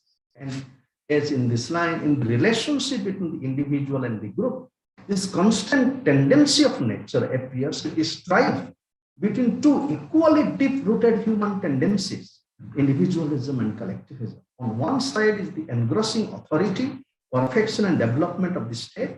On the other, the distinctive freedom, perfection and development of the individual. The state idea, the small or the fast living machine, and the human idea, the more and more distinct and luminous person, the increasing God, stand in perpetual opposition. The size of the state makes no difference to the essence of the struggle and need to make known to its characteristic circumstances. It was the family, the tribe or the city, the polis, it became the clan, the caste, the class, the kula, the gens. It is now the nation. Tomorrow or day after, it may be all mankind. But even then, the question will remain poised between man and humanity, between self-liberating person and the engrossing collective. So this is the evolutionary challenge. How do we create and think about a form of life where state is not just the engrossing and as it is today, the killing collectivity, and where the self-luminous person is also not bound to itself, but really open to the layers of collaboration and creativity that he or she needs to be part of. Sri Aurobindo here challenges us to both rethink and transform the person idea and the state idea. As Ranchan and Gupta write, Sri Aurobindo subscribes perfecting the individual in a perfected society, and the state is merely an agency to remove the obstacles. In his human cycle, Sri Aurobindo tells us of the limits of the typal and conventional models of self and society, as I have already suggested. This critique of state is very significant, and it also finds resonance in other practitioners. For example, with Gandhi, also the critique of state, with Tagore, and many others. Sachibai has written about property. There was a very powerful movement of anarchy. Today, anarchy has got a kind of pejorative meaning, but the real challenge is how do we constitute state at a self-organizing process, and how its arbitrary and violent power is minimized to that extent. And here, again, the whole critique of state is so important for life divine, because if we look at state, the idea of the state, from Hegel, right from Hegel, though in Hegel, there is a dimension where the spirit, the last formation of the spirit is the nation state, is the kind of the highest state of expression of state. But in Hegel also there is a path where the spirit is not really existed by the state. So therefore, in the Hegelian path, there is a right Hegelianism, which has been imprisoned within the logic of state, National socialism. and also the other kind, like the liberal nation state also. But the other one is the left Hegelianism, starting from Marx, who talked about the withering away of the state, and then Charles Sanders Peirce, the semiotician, and then also we have Soren Kierkegaard. In fact, Kierkegaard's critique of Hegel is very interesting in a way. It would be very lovely to read Kierkegaard and Sri Aurobindo together. And what Kierkegaard is writing in his Sickness unto Death, that the problem with state that he does not know how to aspire. But it is in that context that how do we really cultivate? Because where we are going to blossom our life. Yes, ourself, our sadhaka self is one, but our societal field also. In fact, it is also not only critique of state, but also critique of caste. Sri Aurobindo, his critique of caste has been very, very significant. In fact, a recent study shows that, in fact, the same Maharaja who had invited Sri Aurobindo to Baroda, and it is the same Maharaja who also facilitated Dr. Ambedkar's study at Columbia University. And in fact, now there is a very important study which shows that Sri Aurobindo's critique of caste in Bande Matara had influenced Ambedkar. So this kind of genealogy, the point is, if we study Sri Aurobindo's critique of caste, and Sri Aurobindo is not an apologist of caste system. In fact, he gives primacy to the Sudra. Sudra as the highest manifestation of the spirit. That way, it also resonates with Gandhi and also the Panchasakhas in Odisha, these 5 poets, who also wrote a different Barnatika, different treatise on caste, where Achyutananda is saying the highest is to be Sudra. And what does it mean to be a Sudra? Sudra hele mana sarva hoi. Sarva means also says. Yes. Yes. So why is that Swami Vivekananda and Sri Aurobindo and Tagore and many others, Sri Ramakrishna in their own way? Because a caste society is not only an inadequate form, but it is really distorted and a kind of a dangerous form, or it is an un-Hindu spirit of caste stratification. And yes, so therefore, not only the critique of state, but also critique of caste. In the same way, the critique of gender, because as you suggested, Savitri, the whole, the cultivation of the feminine today is the great challenge of life divine in the context of patriarchy. Because if you look at civilization, what is our civilization? That our Karl Jaspers, the philosopher and historian, talks about.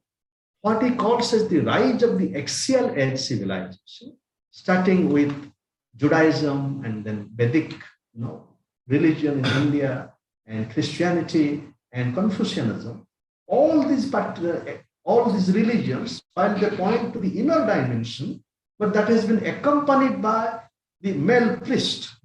And this rise of the male priest or the ascendancy of the male priest has not happened innocently. It has been happened by a deliberate process of dethroning the divine feminine and also annihilating the divine.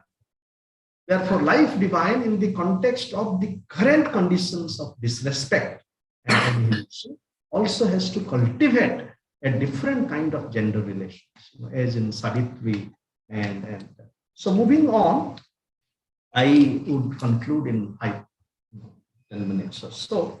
So in this context how, let me go to the next slide, please. As time being short, I will move on. That I would also point to the whole significance of democracy. How Sri Aurobindo's emphasis, not on political democracy, but that also has a spiritual dimension. And that is so important. As Sri Aurobindo writes, the ideal of the future, especially the ideals of freedom, equality, commonality, unity, are demanding to be brought out from the limited field in spiritual life or the idealism of the few, and to be given some beginning of the true soul of action and bodily sense in the life of the rest. Because in fact, Sri Aurobindo's contribution to Indian nationalism was also precisely that, when it was the whole idea of freedom was limited only to the elite. You read Manoj Babu's very deep biography of Sri Aurobindo, where his whole limited nature and his struggle, and that was also the struggle of Gandhi. How do we really open up the ideas of democracy and freedom to the common? Then moving on very quickly, I want to point to the whole challenge of life divine, ideals of human unity and alternative planetary futures. Today, more than 100 years of Sri Aurobindo's ideals of human unity, we have to realize it at the level of unity of life with and beyond the human, as I have suggested. We need to think of humanity with and beyond anthropocentrism and human dominance.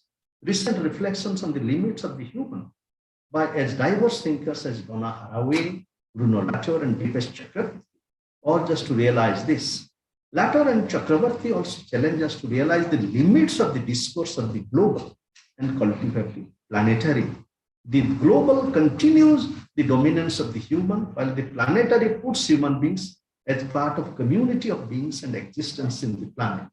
Planetary invites us to envision and embody co-living of all beings. It invites us to envision and strive towards life divine of all beings and not only human. The next one, please.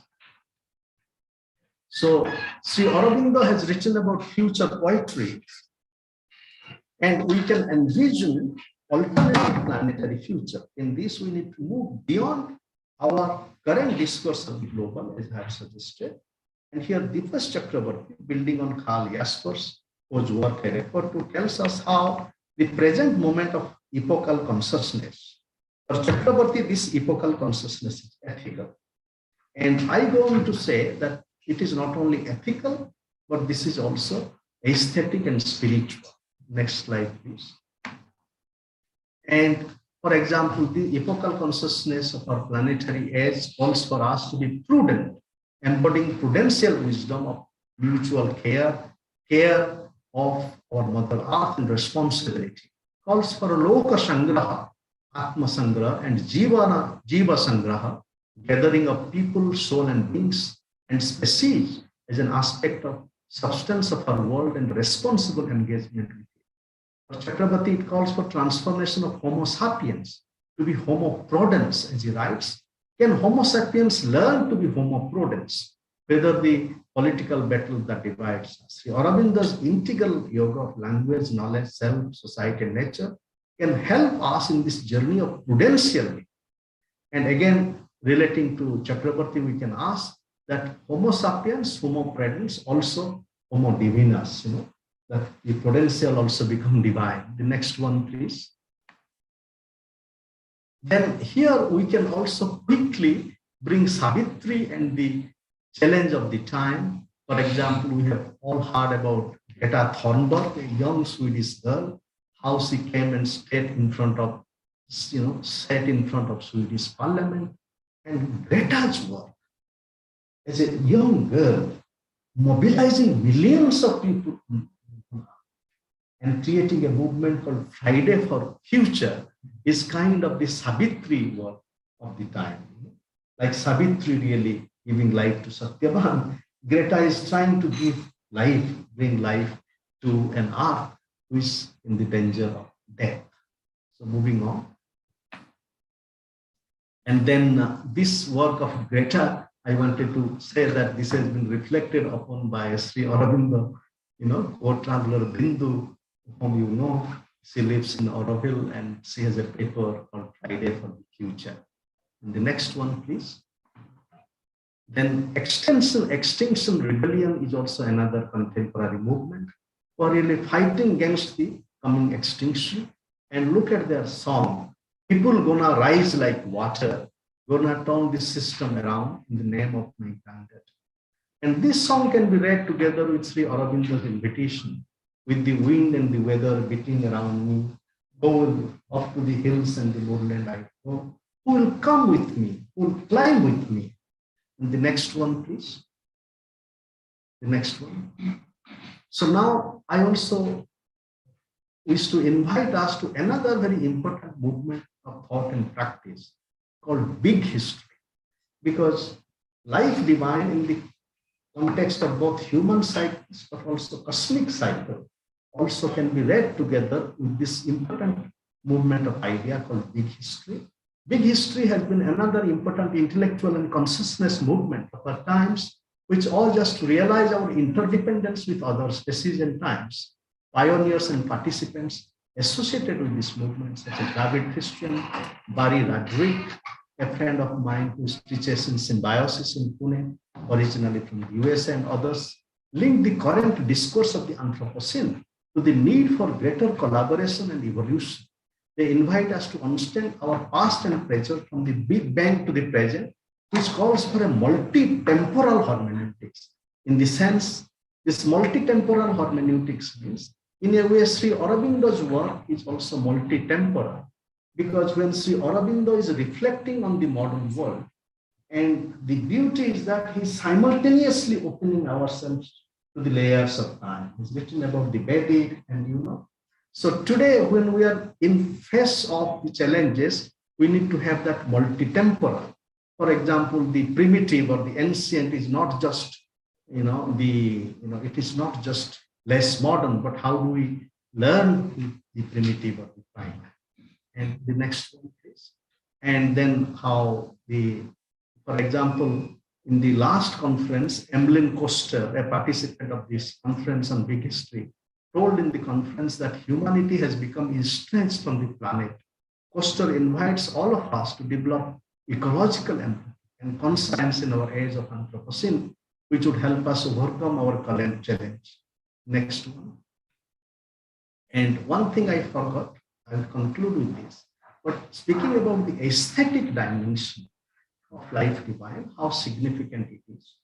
Aesthetic dimension of cultivating the life divine in our present context. In fact, two scholars who have reflected on the Anthropocene also bring this dimension of aesthetics.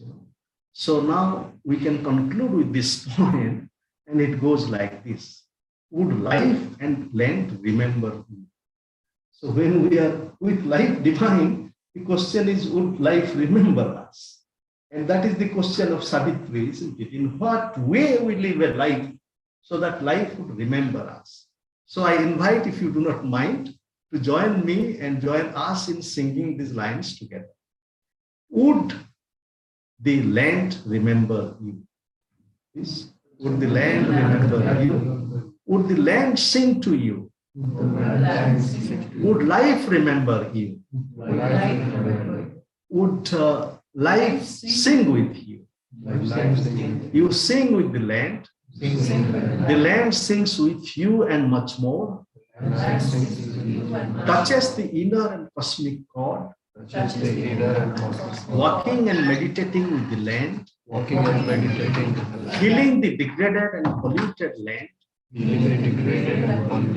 The land becomes alive. The land becomes divine. The silent spring becomes singing. A new dance of culture and agriculture. An evolutionary cultivation of soil, soul, and cosmos. Thank you very much for this wonderful presentation. It covers a large area, in fact, taking almost all the major works of Sri Aurobindo, including his magnum opus Savitri, and linking it with finally with ecological humanism. So the paper is now open for discussion. If you have any question, Professor Mohanty. No, I have no question. Then just to compliment Ananta for that comprehensive approach to the study of life, divine and Sri Aurobindo. And the crisis that you have pointed out in the multiple domains, and that is a kind of a dead end, impasse, sac. It's a kind of a dead end that we have arrived at in multiple domains of our existence. And you are suggesting how to go beyond them to resolve those crises. And I think Sri Aurobindo is suggesting in the Life Divine, it is by the arrival of a higher faculty, because it is not at the rational level that this crisis can be resolved. And you did well to point out several of the speakers like Heidegger and Karjas. But you would also concede in the context of the kind of direction that Sri Aurobindo is giving, that their own theories do not really take us very far. They're important. The major contributions, including the Swedish activists, for example, they're all important in our own domain and context. But those theories do not really take us very far, because the fundamental leap in consciousness that is being talked about by Sri Aurobindo, it's a leap in different dimension. It is a leap into the fourth dimension itself, which has not been conceived by any of those thinkers. So I think while it is desirable to be comprehensive and reflective, we must not lose sight of the fact of the radical nature of the contribution that Sri Aurobindo is making. That's my limited submission. I have one question for you. You have referred to that those chapters, so Sri Aurobindo speaks of the problem of harmony between the state and the individual. So Russell, in fact, was totally in favor of the individual. He was not thinking of harmonizing the state and the individual. And Marx was in another extreme, giving state an absolute power. So how does Sri Aurobindo show that individual freedom and the freedom of the state won't collide, and there will be a condition, it will be harmonized property? What are his prescriptions? I just want to add something to what Gautam is saying, because one of the important aspects that you mentioned in your own comprehensive approach is the whole question of anarchism. And I followed this whole question, the issue of anarchism in my book, Cosmopolitan Modernity in Early 20th in India. And you did well to say that anarchism has acquired negative connotation in our own context of civil society and higher education. And when we don't like a certain behavior and we think that it's indisciplined, we say that you are being anarchical. It's become part of the political lexicon also. It's a word of abuse, and it's a word of disfavor. But I have followed, and I discovered that the word anarchy and anarchism, right from the time of Bakunin and Kropotkin and Emma Goldman, it had a certain kind of a philosophical orientation of its own. But I followed, and then I found that, it is really not led to any definite direction. It led to aberrations during the Bolshevist revolution, when, you would expect Lenin and others to really support, but they were badly persecuted and they were killed or executed. And Emma Goldman also died in Toronto as a completely disillusioned person. So I think then what are the alternatives to this whole theory of the state? And I'm just saying, I think in Sri Aurobindo I found the answer. Not so much in the ideal of femininity, not so much in the life divine, but in a neglected book. In the human side. No, in a neglected book called War and Self-Determination. War and Self-Determination. It's never talked about, but it's one of the most, to my mind, as a scholar of Sri Aurobindo, one of the most important, and it is there in the book, which I have, a copy of that book I have given, War and Self-Determination. And in War and Self-Determination, he says, it's a conflict between law and liberty. There's a chapter called Self-Determination. And I think it's very important for all of us to read that chapter now, because where he's providing in 1914 itself a reconciliation to this whole question and the inadequacy of the state idea that he's talking about. Law and liberty, for example. Freedom and discipline, for example. Individual and the collectivity. Have you found the answer? With all the theories of the state, we haven't found the answer, including in India. We haven't found. Sri Aurobindo says it can be found provided you sort of turn your gaze inward. And individuals try and bring about a kind of a convergence of radically divergent kind of a drives that you mentioned. Radically divergent. Individual in one direction, collectivity is one direction. Individual taken to the extreme, liberal democracy, for example, with all the limitations. And collectivity taken to fascism, communism, and Bolshevism. So where are we? Please tell us. At the same time, as has been suggested, that as Sachibai is saying that the development of individual in such a way, that the individual is able to express, realize one's own swabhava, spiritual. The collective soul is facilitating that. And Sri Aurobindo is pointing to the evolutionary transformation of the state idea to the Guru side. And having Sri Aurobindo having said that, let us look at contemporary dynamics. In a few minutes, which I forgot, I invite our attention to very important movements what is happening. And that in the context of crisis of both individual and state, there are emergence of communities. And these communities are trying to be a community without communitarian fundamentals. And for example, in some way, we can look at the Auroville project as also a aspirational experiment in that direction.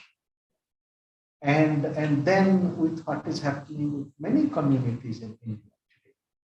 And for example, there is one very important panchayat in Maharashtra called Mendhasa, and which is a very important community where the panchayat has been self-organized on many things. Similarly, in South America, there are very important movements where the power is not with the state or the individual, but with the community, but this community is not the earlier kind of community, which really sits on our shoulder. So that transition is described by a movement called the pluriverse. And so thinkers and activists are writing about it. In India, for example, Ashish Kochari, who is with Kalpavriksha and who works with many communities. I work with Ekta Parishad, a very interesting movement. So this whole idea of the pluriverse is that it is really creating that space where the individual and the collective are really moving in a pluriversal realization. So life divine and is really pluriversal. And Arturo Escobar, who is an important scholar of this field, in his work, he is talking about a pluriversal politics. And that pluriversal politics with a critique of the capital, a critique of the state. And he is also talking about civilizational transition, because we also are confronted with this challenge. During Sri Aurobindo's time, the climate collapse, for example, was not that, So today, in face of climate collapse, that all this, we are all struggling with the question of civilizational transition. So another aspect of this is the dialogue among cultures and civilizations. And I think we have to be with Sri Aurobindo in the spirit of how do we, building or working and meditating with Sri Aurobindo is that as life divine suffers from also the contemporary existential politics of closure, how do we initiate movements of dialogues? And civilizational transition, therefore, is a very important question. For example, how do we live in a divine way? And that life divine today is also a life of prudential living with little resources. And Sri Aurobindo's life embodies that. In fact, Manoj Babu's biography shows us how he lives with little when he had abundance. And finally, to your question about the problem of harmony between individual and state, Russell and Marx, but with due respect, we also need to realize Marx as not just a statist, because Marx talked about really withering away of the state. And so therefore, Marx was also deeply sensitive to the need for individual, and therefore his philosophical, economic, and philosophical manuscripts. There are some scholars who have written on Marx and Sri Aurobindo, like Chaturvedi and others. I think anarchism today is, therefore, the failure of historical anarchism is not the last thing about it. Today, we are all confronted with. In fact, what we feel today is state as very powerful. All of us are feeling. In fact, in the context of economic globalization, when the state has lost its economic power, the kind of, the masochistic way the state is manifesting power by its turning itself into a police state, ULIC. Therefore, you are, surrendering yourself before the capitalists. But the little people who are there, whenever you want, you just bring them and put it into prison. So therefore, anarchism in that sense, the dignity of self and the dignity of self and community is a challenge. So what is called spiritual anarchism or spiritual anarchy is the challenge before us, and how do we do it spiritually? In fact, a spiritual development of self.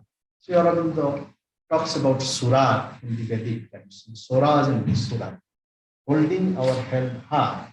And that requires a kind of spiritual sadhana, which is also not really subservient to the logic of state. At the same time, it is really surrendering ourselves. Surrendering is not just, opening our hands to the above. Surrendering also means putting our hands around. And that kind of the spiritual community that Sri Aurobindo is talking about, these Gnostic communities also can be realized as the roots of a new anarchy. Just one, two, if I am permitted by the chair. I think what you have done in this session is to bring welcome attention to the social dimension of the life divine, and which is a very, very important aspect. But just two things that I want to suggest here. Now, if you think of the theories of the state and the emergence of the police state and state having a monopoly of violence, correct? State having a monopoly on violence. No other organ or unit of the state should be permitted to have a monopoly of violence. Only state has it. Paramilitary, army, judiciary, the state has a monopoly on violence. Now, I find in my own modest study, It cuts across all the major philosophies of the state. It cuts across fascism, communism, Bolshevism, liberal democracy, and all. Sri Aurobindo is suggesting in the inadequacy of the state idea that it is inherent in the state idea. It is not that, fascism is bad, communism is good, or, liberal democracy is good. He's not saying that. He's saying it is inherent in the idea, state idea. Because in the state idea is inherent the notion of an oligarchy capturing power. That's what he's saying. It doesn't represent the enlightened opinion of the community. It represents the worst and the most mediocre aspects of it. So that is what he's saying. So there is nothing like the good state, as some people might say. Liberal state is better, democracy is better. He's saying no. So the answer is to be found by going beyond the idea of the state and to another form of negotiation between the individual and the community. So in our desire for to be eclectic, for example, we must really, identify the uniqueness of what Sri Aurobindo is saying. So that is what he is saying. So this is the first thing that has to be remembered.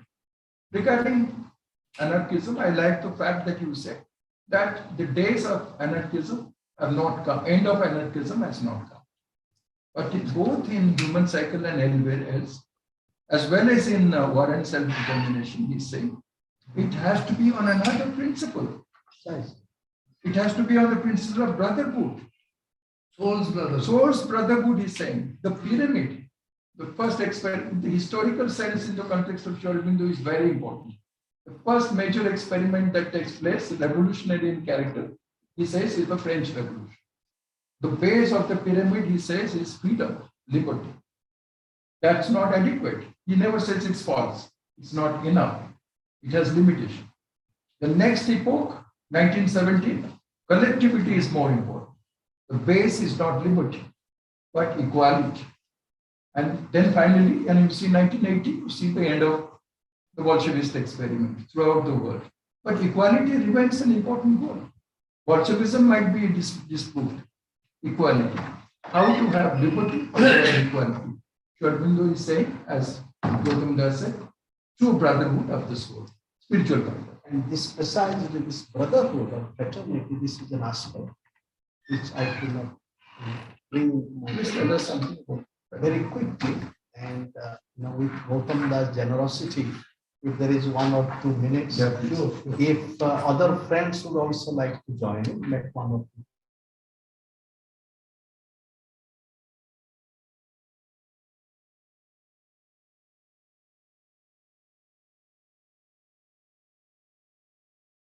Anarchy, the whole path of realization of anarchy is related to our sadhana, fraternity and friendship. And fraternity and friendship also is a deep yearning in many other things. So Gandhi also, it is brotherhood, all men are brothers. It's Tagore. And with Ambedkar also. In fact, recent study shows that I told you about the critique of caste in Sri Aurobindo and Ambedkar. In fact, with Ambedkar and Sri Aurobindo, therefore fraternity is not dissociated from critique of caste and realization of quote unquote a caste-less society. And that also is confronted with the challenge of what I refer to as the feminist term, a kind of tantra, a new tantra of fraternity. And in a cross-cultural way, Pope Francis. Now, what is his 2 important encyclical? He has written an encyclical on nature called Laudato Si. And that Laudato Si invites us to that nature is divine. And it is a very important transformation in certain aspect of Christian theology. He builds on Pope Francis of Assisi, Saint Francis of Assisi. And secondly, it is the idea of fraternity that to me that Pope Francis has spoken about. That fraternity, and in what way we create communities of friendship. And the political theory, therefore, Therefore, the inadequacy of the state idea, that's Sri Aurobindo is challenging us to realize, which is also resonating with Gandhi's journey with state. Gandhi also challenges us to understand the fundamental inadequacy of the state, and therefore attention to communities without being naive that communities also have the same challenge of violence. Gandhi is not naive about it. I think Sri Aurobindo is also not naive that, therefore he's saying that any form that you take, the tribe and the caste, they are also animated by this whole idea of the state. What Jim Scott, the political scientist, is saying, seeing like a state. In fact, the family also, if you look at Lord Woollin's daughter, you know, there the family is also like a state. The father who has the monopoly of violence, you know. So let us conclude with these words. Okay. That and if Gandhi's fraternity and Sri Aurobindo's if you kindly permit me just one sentence, I would just like to say that for this cultivation of the fraternal today as part of the interrelated movement of friendship and pointing to the inadequacy of the state idea along with our rights, also has to be understood the production of the political as essentially enmity.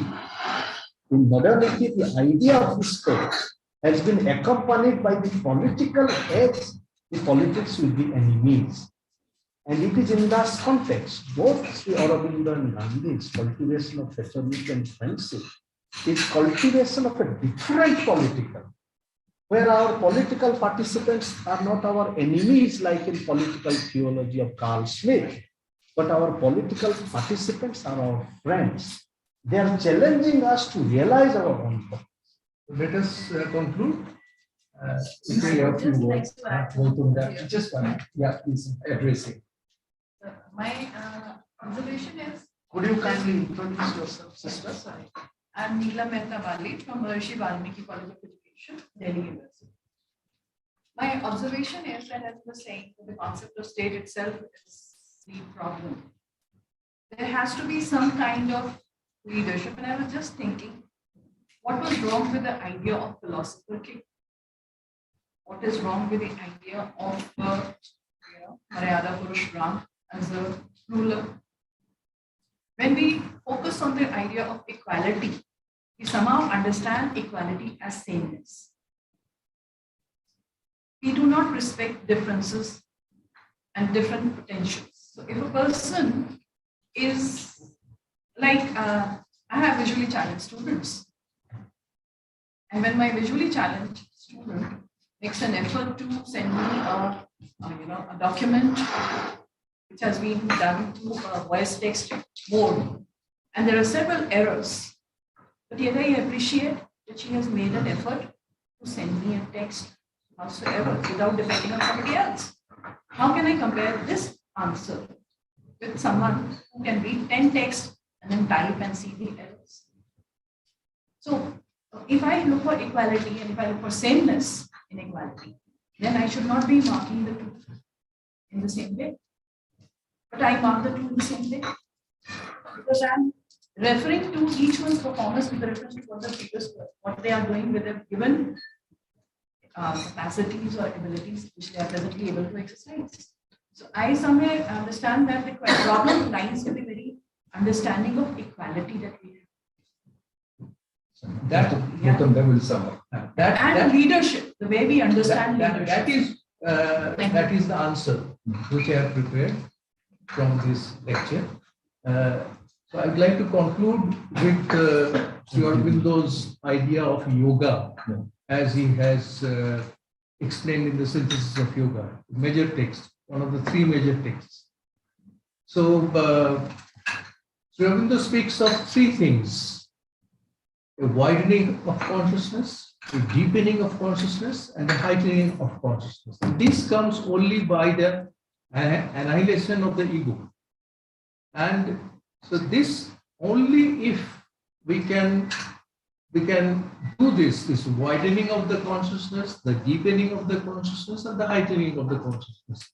If we can do these three things, then we can realize not just fraternity, not just brotherhood, but Sri Aurobindo calls it soul's brotherhood. So brotherhood is a fashionable term. Sri Aurobindo says the ego must disappear. Also in war and self-determination. And then because of this heightening, you as Aditi was saying in the morning, then you can understand the other. And you can leave some space for the other.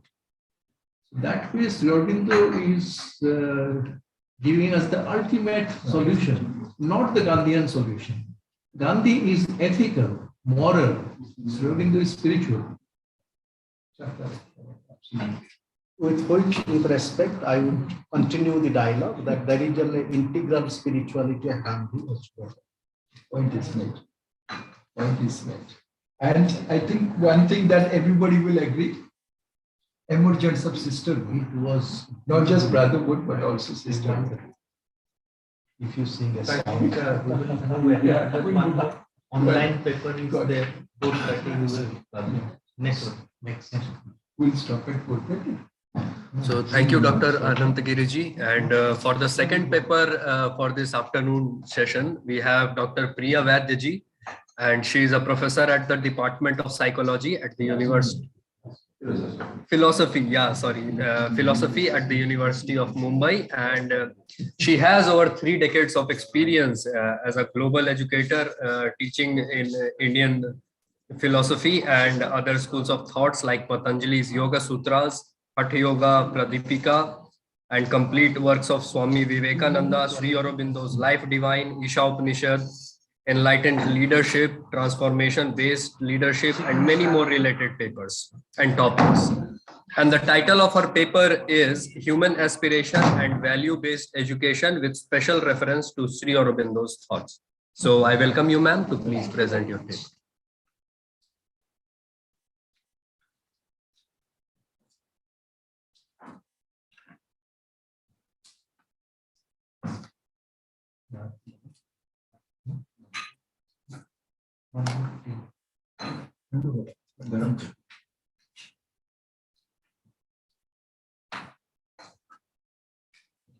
My gratitude to the Lord for this fantastic divine arrangement where we all have met and the sharing is happening.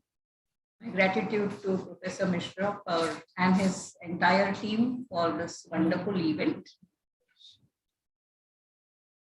Today I'm going to focus, as it's visible on the slide, paper, contents of the paper, Human Aspiration and Value-Based Education with special reference to Sri Aurobindo's thoughts.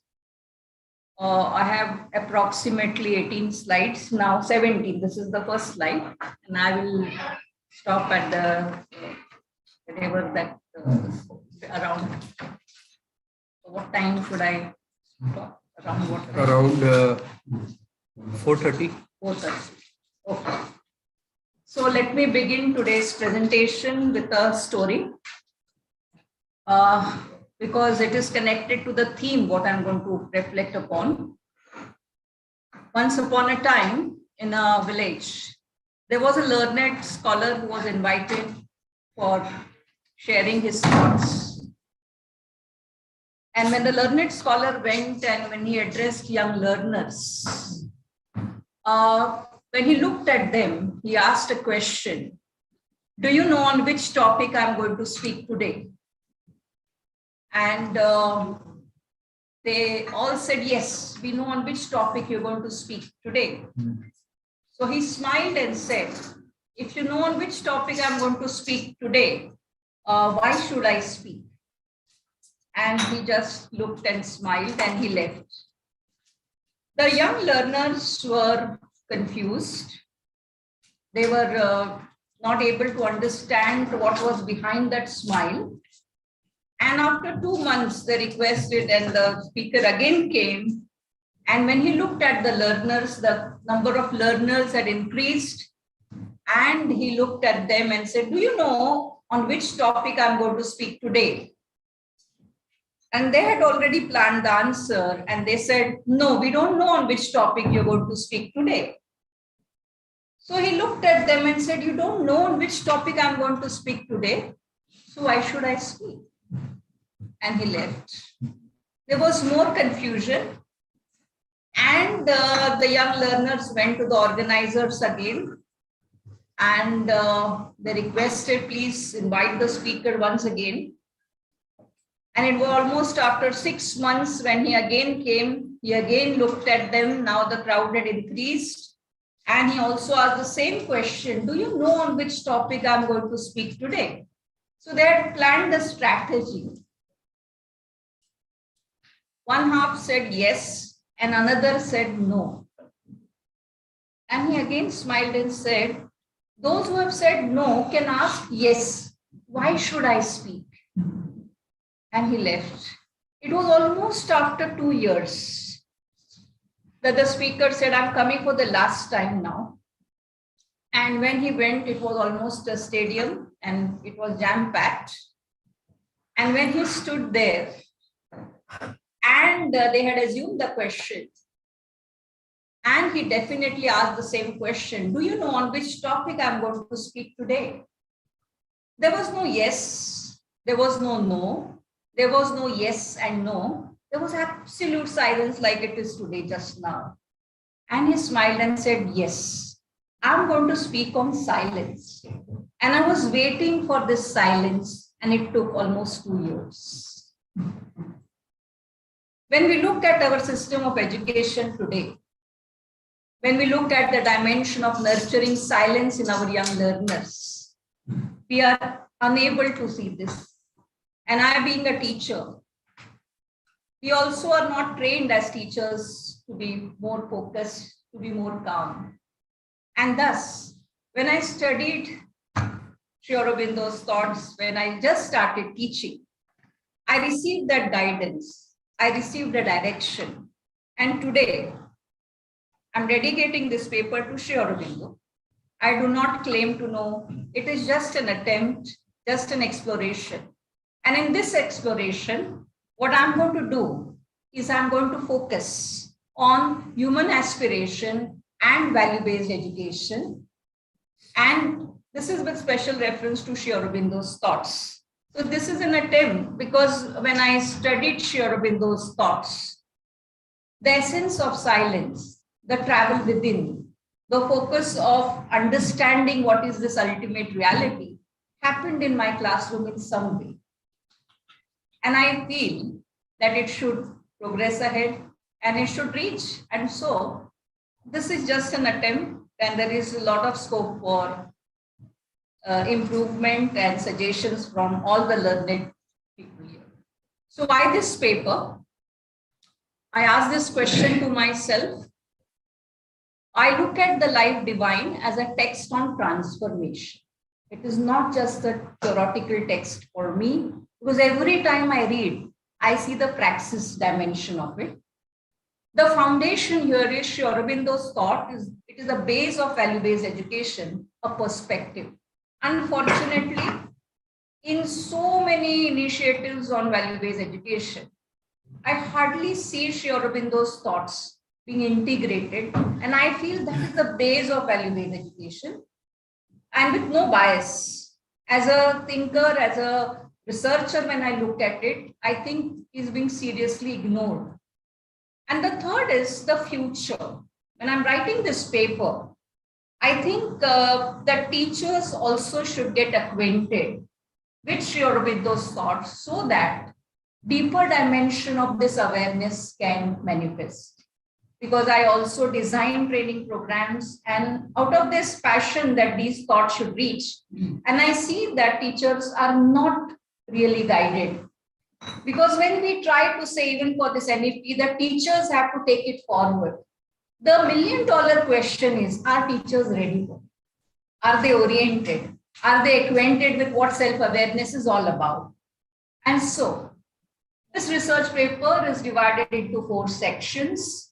The first section is on analysis of human life. Second, human aspiration, reflections on Sri Aurobindo's approach, the first chapter in the Life Divine. Third is human aspiration and value-based education, the synthesis. And fourth, the National Education Policy 2020, the training model for teachers on human aspiration and human values, and the conclusion. Coming from the background of Indian philosophy, the focus on reflections on what is this ultimate reality. So whenever we may be academically trained as philosophers or we may not, but we all contemplate on life. What is the purpose of life? And when we look at Indian philosophy, there is a wisdom-directed approach. There is a spiritual framework. And when we look at Sri Aurobindo's philosophy, there's a matter-spirit synthesis. Because when we look at Indian philosophy, most often Indian philosophy is misunderstood. It is only focused as a spirit-oriented focus, or it is totally away from reality, which is not the case. And so there is scope for spiritual orientation and spiritual evolution. And when we look at the philosophy of yoga, when we look at the philosophy of Vedanta, it does not talk about what life should be, but there is also a path which is already reflected. When we look at life from the ordinary person's perspective, most often it is without direction, at least it is not explicit, there is no aspiration, and it is in chaos. And so, when we look at the dimension of human aspiration, at two levels of aspiration, there are two levels as I look at it, or they merge at one point, that is at the material and the spiritual. And aspiration has connection to evolution, and this is what transformation is all about. Now, when we look at Sri Aurobindo's life divine, the human aspiration, the tenets, I have divided, you will see that the further slides are from A, B, C, D. There are 5 paragraphs in that first chapter, and my A is focusing on the first paragraph. When we look at Sri Aurobindo's approach, we look at the awakened thought which he tries to reflect, where there is a focus on manifestation, divination of God, search after pure thought, sense of immortality and ancient knowledge. That is what the legacy which is there. Second dimension is about the ideal and normal experience, where we are trying, as I look at it, I see there is a mechanism for elevation in that particular thought. And he says that it is abnormal to humanity, difficult for ordinary intellect to understand what this ideal is. Why should I be good? Why should I speak the truth? Why should I be more caring and concerned? So there is a need for focused effort, and Sri Aurobindo says that it is difficult for an ordinary person to understand the purpose of being good or the process of elevation itself. When we look at the direct opposition which Sri Aurobindo focuses, he also very interestingly focuses on the nature's profound method. So when we look at this profound method, there is also towards a direction towards God, light, freedom, and immortality. This is a beautiful dimension which is so engaging that there is some kind of a design which is in formation, and the more you understand it, the more you are able to appreciate life. So there is some kind of an uncertainty, but there is some kind of a direction which I think we try to understand through this perspective. When we look at the awakened mind, different from the practical mind, as Sri Aurobindo says, that means when we look at value-based education, we see that practical mind is something where we connect to people today, where there is unsolved discord. And he says very correctly that the practical mind is not really bothered to resolve that conflict. Let it be, because perhaps he's not interested or he does not have the grasp of it, and he's involved in utilitarianism, his hedonistic approach is there, and unillumined compromise is what Sri Aurobindo says. And he also mentions about the awakened mind. and not content with unsolved discord. In this particular aspect, from value-based education perspective, I feel that he is not trying to be skeptical about practical mind, but he is trying to suggest that there is a possibility to go beyond. There is a possibility to look within, and this particular dimension of practical mind and awakened mind is a part of that process. When I look at Jaina philosophy and the concept of dhyana, there is a concept of Raudra dhyana, Artha dhyana, and then it goes to the higher aspect. So, for example, when we talk about the Raudra dhyana, that is, I am angry, or if I am disturbed about something, a pin pricks me, I cannot concentrate when I am talking because it is pricked me.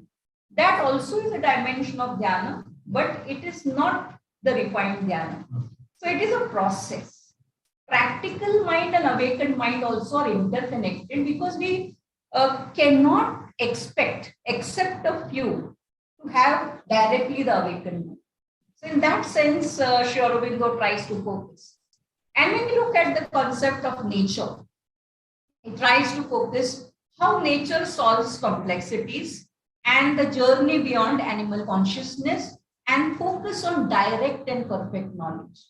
So there is a kind of a rhythm in the practical mind, the awakened mind, and the nature, the harmony. That is, this is a particular process which will take us forward. And that's why when we look at value-based education, this rhythm, this harmony is totally missing. We just say that we have to have value-based education, but it is at a very, very superficial level. When we look at Sri Aurobindo's focus on evolution, and when I look at the word elevation, that is no reason why life should evolve out of material elements. Now, when you read that line, it is a very simple, in Marathi, we use the word sahaj, like it just is by the way is writing that why this evolution is taking place. There is no reason for it. And it says that there is a focus on mental consciousness. So there is unconquerable impulse of man, which is towards God, light, bliss, and immortality. So there is something where we are trying to say that nature has worked out man. And it also says, with the man, she wills to work out the superman. So there is, when we look at this man, we're trying to say this man is not the perfect man. So there is some kind of, again, as I said, there is understanding the limitations of human life, but also a possibility that there is an awareness which can help a person to evolve. So when we look at evolution, this evolution is not just a theoretical concept, because each one of us, we all experience this evolution every minute with life experiences. Now, when we look at the role of divine life, immortal aspiration, the mind, as we have already discussed yesterday also, is only a form and veil, and the future is progressive self-enlargement. So the future has many important engagements where we are trying to say this evolution can take place in a very progressive way. Now, in this context, when we look at value-based education, this is not an automatic process. This is not a mystical process. This is not a magical process.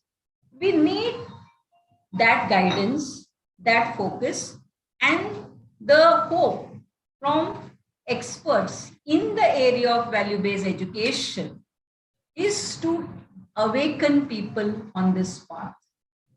And when we look at the gist of human aspiration, we look the entire A to D, whatever I stated, in the gist, it is towards perfection, the normal human experience and the richer experience we are able to focus on, the transformation from egoistic to supramental illumination, manifestation of God in matter and terrestrial evolution. He states, as we all very well know, the problem of existence and the problem of harmony, the essence of evolution and realization of God and higher state of consciousness. When we try to analyze value-based education in India today, a brief review. Is there a focus on human aspiration? Please don't accept whatever I'm trying to say. You can throw questions. According to me, when I try to see government documents or when I look at different training programs, I do not see the focus on human aspiration. It is not explicit. The foundation is missing. The connect with material and spiritual, there is a weak connect. It is more on the material. It is more on what we can gain out of it. And we are not entering the intangible realm of human life. When we look at, so that's why I have said the solution here, when it is not explicit, the need is integration of Sri Aurobindo's approach on human aspiration. There are thinkers who have spoken on human aspiration, but I feel when I look at Sri Aurobindo's thought, there is a very systematic and a very deeper dimension of human aspiration, which I feel should be a part of value-based education. When we look at the connect with material and spiritual aspect, we see this description, this focus of spiritualizing matter. And when we look at a simple question, teacher training on self-awareness, it is not emphasized. And the program based on Sri Aurobindo's thoughts, I have myself tried to conduct some programs and teachers are happy with receiving the thought. I mean to say very, very experienced teachers who were in tears when they understood that whatever they were trying to do in classrooms with children was not the right thing. So I'm just trying to say that we have a reservoir of thought, but we aren't using it. And it's not that we're not using it, we are doing harm to the next generations by not using it. So when we look at life experience and human aspiration from the value-based education, there is a lot of erosion of human values. The need is elimination of vices. And so the significance of self-illumination and the ideal, understanding what is this ideal. And so human aspiration and value-based education, the interconnection has to be established. In this context, I have tried to look at the new education policy 2020 and suggested a training model for teachers on human aspiration and human values. I have designed a 21 hours program. It has a theoretical and practical dimension because I have been reading about NEP 2020 and lot of models on value-based education. The teacher should do this. Teacher training is also there. But I do not see this aspect of human aspiration, and I think it should be a part of it. So in what way I'm planning to suggest? When we look at the theoretical dimension, it's a 14 hours, that is 2-hour session. And these are the important dimensions which teachers from non-philosophy background can be trained. That is the core philosophy of Sri Aurobindo in a very simple way. Human aspiration, Sri Aurobindo's approach, like the A to D, the blocks, a connect of human aspiration with human values. It has to be established. An expert can focus on relooking of value-based education in India. That is, when we look at Sri Aurobindo's thoughts, why this relooking is essential? Why should we transform? And this being the 150th year, I think at least now this kind of a transformation, we have to, positively state about it. So human aspiration, teachers as facilitators, how these will play an important role. Dynamics of divine life, Sri Aurobindo's approach. So when we look at teacher's life, why the divine life dimension is essential for a teacher. Why that connect, why that looking within is important for a teacher. if we just have a word with teachers, the most common thing which I hear, especially school teachers, that they are burdened with lot of work. They don't have time with themselves also. So in what way, when we think they have to reach out to the children, in what capacity they can reach when they themselves are disturbed? And that's why there is a need to understand the psyche of our teachers, to help them to be better human persons, because this concern is required, because as some great thinker has said, the mother is the first teacher and the teacher is the second mother of the child. And if the mother is disturbed, the entire family gets disturbed. And that's why this concern for divine life, I think in some way, I do not know why we have not been able to help. These are, according to us, very important, but maybe according to some, they are unimportant. So understanding oneself and understanding others in context to teachers, if teachers start understanding themselves, they wouldn't shout in the class, because only sometimes, unfortunately, some teachers manage with silence in the class by banging the duster on the table. This is controlling. Is freedom in our classrooms there? Are teachers aware about this dimension of freedom? Is there silence with the experience, and can we blame teachers for it? These are all fundamental questions.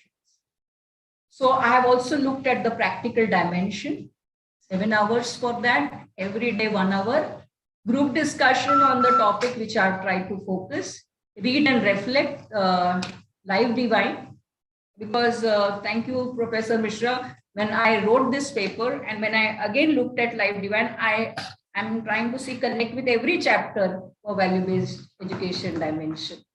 So read and reflect, this reading and reflection with group of teachers, this experiment can start. Writers board, I have suggested in my paper that a newsletter can be started in every school on topics which generally teachers don't speak about, they are not acquainted. So that expression on the self, on happiness, on talking and the conversation within, all these things can be in those, the intangible realm of life. Best practices, when we look at value-based education, every teacher has unlimited potentialities. So every teacher is contributing to value-based education. It is not that we tell them and they do. No, we are trying to document and formulate, but every teacher has something interesting. So when we look at Sri Aurobindo's thoughts, there is a connect, that is, if the best practices in a particular school are documented, shared with other colleagues, with other educational institutions, and we will have so many best practices, because the fundamental question which teachers are disturbed with, that we know value-based education, we have to do something, but how to go about it? First, there are teachers who don't think it is important. And second, there are teachers who don't know how to go about it. So they try to do something as a trial and error. Third important thing is, should we always tell teachers what they should do or give them freedom to do what they like? And that's why we see that there are teachers, even in small villages, who have best practices, who are able to, simple thing like loving children. And when you do it with love, there is a lot of focus in the activities. I myself developed some value games for children. I mean to say, if I can do, anybody can do. And this inspiration comes from works of great masters. That if you have to do something for the society, you have to just start doing it and you will get ideas. And that's why when we look at the nature walk, taking teachers, having discussion, how is that kind of experience, especially in urban cities, nature walks are, more of concrete jungles. So people are going away from nature. Selfless service, again, it is becoming rare. What will I benefit? What will I get? So this exposure to teachers is required, and guided meditation. If there is a training which is given, there will definitely be some kind of a transformation. So gratitude to the Lord. May Sri Aurobindo and the mother's teaching ever guide us. I like to close my presentation with a small story which perhaps you are aware of. After India has received independence 1947 to 2022, we are at 2022 May.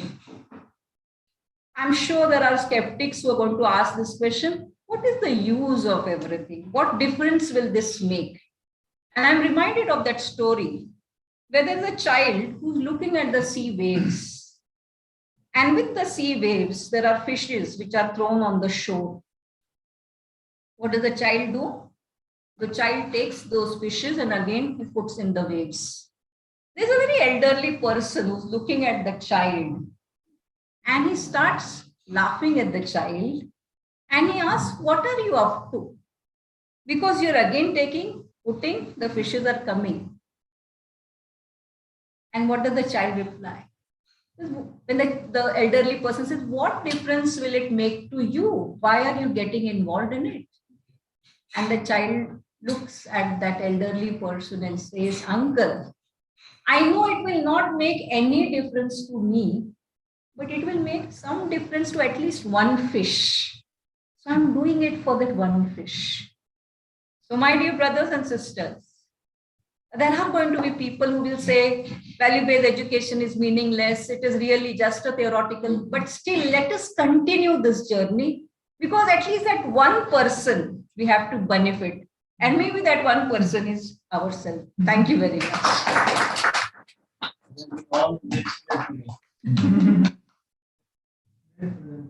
So if you have any question on this discussion, it's open now. I would like to, as somebody who has a modest role in the implementation of the new education policy, with regard especially a focus group, which is tasked, mandated to come out with a position paper, which we have just submitted, about the linkages between school education and higher education. The reality is, there are a number of things which will be music to your ears. But before that, one or two statements I would like to make. One is that the word value education has been regarded in rather negative terms by academicians and teachers and professors of late, because of the whole question, who is going to give values? And who are we to give values to anybody else? Because the entire educational theory has really gone in the direction of liberalism, non-judgmental liberalism. So that has been carried at the international level to its own farthest extreme, almost in the manner of an aberration. And we in India, we have lapped it up uncritically, forgetting the fact that there is a role for the teacher to play. We can decide about what kind of values we are now going to impart. But to say that the teacher will have no role in it, in the manner of a laissez-faire, will result in a kind of a gun culture which is there in America right now, advanced West. That has been the repository, claims to be repository of all wisdom, including the items to be given at the school level. So if by value education, we generally understand moral learning, moral lessons, and certainly the nomenclature is to be changed. But teacher has a role. And socialization of the young, which is a part of education, has not been invalidated in any society. The question is the content. Coming to this level itself, and I educated myself with regard to what is being envisaged. It is not a foolproof document, certainly not, but there are many aspects which are very radical in nature. When I interacted with the students of the demonstration multicultural school of the Regional College of Education, there are 4 to 5 colleges of this kind, which are directly under the umbrella of the NCR. And there is a captive school itself, where there can be practice of the teachers. One reference which I got is very common to what you have said. And that is, the reference is, we are overburdened with books. Now, at one go, for example, the teachers are going to be liberated from that sense of burden, classroom content. Why? Because you're not going to give emphasis on the content, on the number of pages to be studied, quite the contrary. the emphasis will be on the acquisition of aptitudes.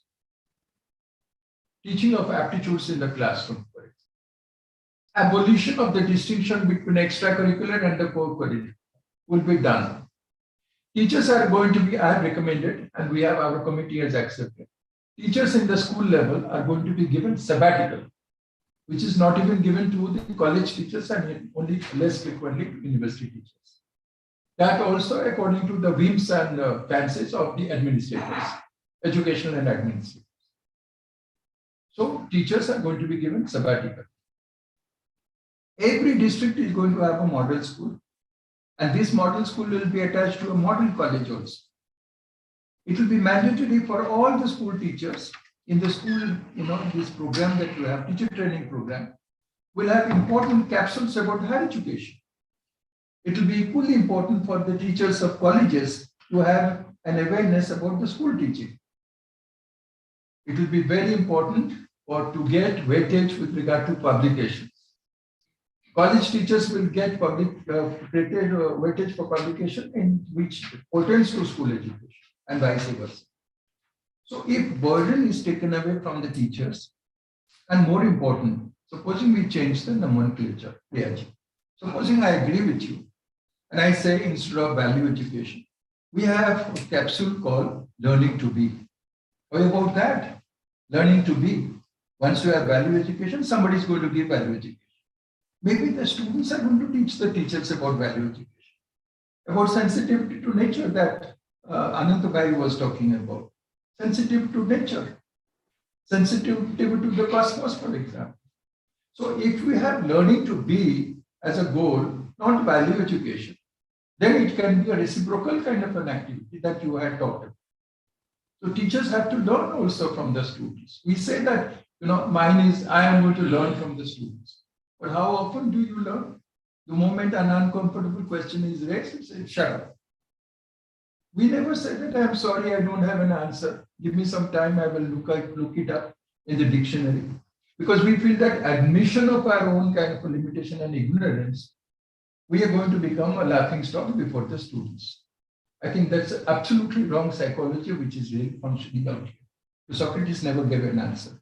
You don't find an answer in Plato's Republic also. These, if you incorporation of Sri Aurobindo's ideas in the first decade of the 20th century, they still have retained their own relevance and still are considered to be avant-garde. The first teaching of first principle of all true teaching is that nothing can be done. 99% of the teachers will tell you we will become absolutely irrelevant if we don't have to give. And what is it that they're giving? They're giving actually information which is already there in the Wikipedia. You think that students are going to be inspired by the information which is there in the Wikipedia? So that's another thing. Yes, I'll come. I'm just telling you about my experience in the NEP, what I have suggested, and the fact that several of the things that he is talking about have been already incorporated. So A, there'll be no burden. B, no extracurricular curriculum. C, the students are going to decide the pace, and there'll be no streaming between arts and sciences. The crucial stage, which is the transitional stage for the school education and higher education, secondary education. In the secondary education, all choices of the disciplines will be made by the students. And why is it that we are going to compare students who want to join medicine, that they have to take all the C, B, Z, etc., etc.? No, not necessary. They can have elementary biology with music, with mathematics, with literature, for example. Questioning is whether they're going to qualify, that is the parental concern. If they, with this random combination, they qualify, why should we stop that? So in other words, a lot of the things that we are talking about are being taken into account, but Kirit Bhai, whom I know, when he had himself produced a set of books. A set of books has been beautifully produced by Kirit Bhai. They are available, and I will suggest, I will invite you to take a look at the book, and we should, at least at the national level, we should try to disseminate that set of books, because it's not the instructions, but through stories and legends and poetry that the students get inspired. ICPR itself, they have brought out a big volume in which there are articles. We are on, running short of time. yeah, let me complete them. I'll just complete what I. Oh, another session is good. I stand correct. So I just want to complete Final what I'm saying. statement. Yeah. The chair. ICPR itself, they have brought a volume years back. And in that, there is a full document on value-based education. There's an introduction by Professor Kiran Joshi, and there are stories, poetry. So a lot of study material is there. But as I have rightly stated, that the active understanding of it is not taking place. So let's hope that the NEP will take it forward. But my again submission is that we are going to have more problems in this because there's a big work there and we need to orient teachers and it is complex. No, that module is very much welcome. No, the module is very good. Module is very good. With regard to the nomenclature.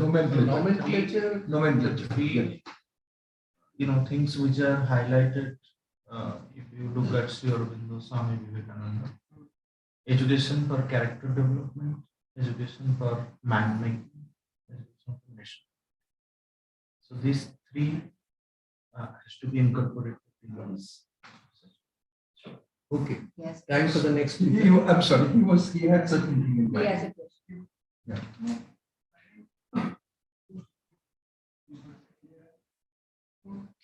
The problem of learning. Consider a typical class. When teachers need 2 times in it, maybe you will like to come this. You can capture. So a student either skip the reading, skim them, or quickly forget them. Unless it's a part of grade, a student are absent from there. They have so much thing to read. Suppose I am teaching. We have only 7 days. The next thing will come. So we have actually suffering from the problem of overlearning. People, a student, do not have time to realize that knowledge. It takes time to realize. Deep understanding comes with realization. And the kind of we have the criteria of measurement, we can see the next one.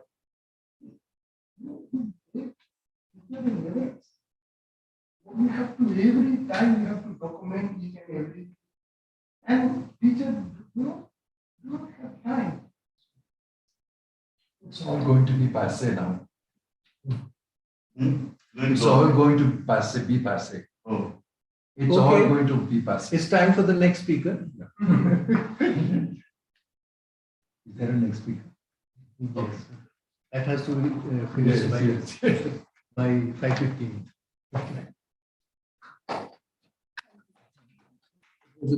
Thank you. And that module, can you give me the module? I'll send it to the chairman. Yeah, thank you. Director of that. Thank You you. are staying today? NCR. Yeah, yeah. Okay, you are here, no? Yeah, yeah. Just send it to me. Yeah. You have my mail ID? No, I'll take it. Share. Thank you so much, Priyaji, for this wonderful presentation. Give it to the NCR. And for the last paper today, we have Dr. Joy Senji, and he is a professor at the Department of Architecture and Regional Planning in IIT Kharagpur. And his areas of research are community and regional planning and analysis, and programming and architecture and planning related to heritage studies and documentation. And the title of his paper is a temporal assessment of the concept of Chaitanya Purusha, or the inner sentient being, from the age of Shrutis to Sri Aurobindo and the contemporary times. And he will be jointly presenting his paper with Dr. Tanima Bhattacharya ji, and she is currently working on different aspects of urban regeneration, urban space design, community development, and beautification of urban space in Kolkata. So I welcome both Professor Joyson and Tanima Bhattacharya ji to present their paper. Welcome, Dr. Joyson and Dr. Tanima. You have 40 minutes in total. Yes, sir. Yeah, we'll do our justice. I hope I'm audible. Yeah. Yes. We're running out of time. I know, sir. Yeah. We want to finish it by 5:10. 5:10. Okay. Can I just share a quick presentation if I am able? Sure. Can you hear me? Yes, sir. I can hear you. So please carry on. Because I'm disabled right now. I can't share the presentation. জয়দা আপনার একটু মাথাটা কেটে যাচ্ছে উপর থেকে thank you Okay. Yeah, so there is Dr. Anuradha Choudry, my colleague. She's speaking from Switzerland. Yeah. Hello, Anuradha. Good to see you. Yeah, I hope the presentation I'm just sharing and it's visible. It's visible to all of you. Is it visible to all of you? Yes. I can see. Okay. So would you like to make it full screen? Yeah, I'll make it full screen. I'll make it full screen. Okay, I'll make it very quick because I have to look at the watch a number of times. And this is a concept which comes from the very ancient time to the present time, the days of Sri Aurobindo, Swamiji, Swami Vivekananda, and especially it is something which underpins.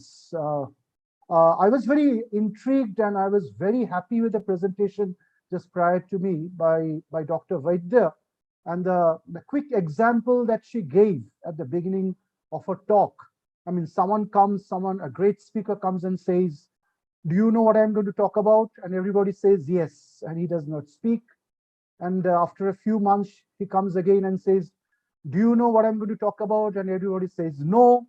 And then he goes back again. And then after a year, he comes back for the third time and he asks, and there's silence. So it's neither yes nor no.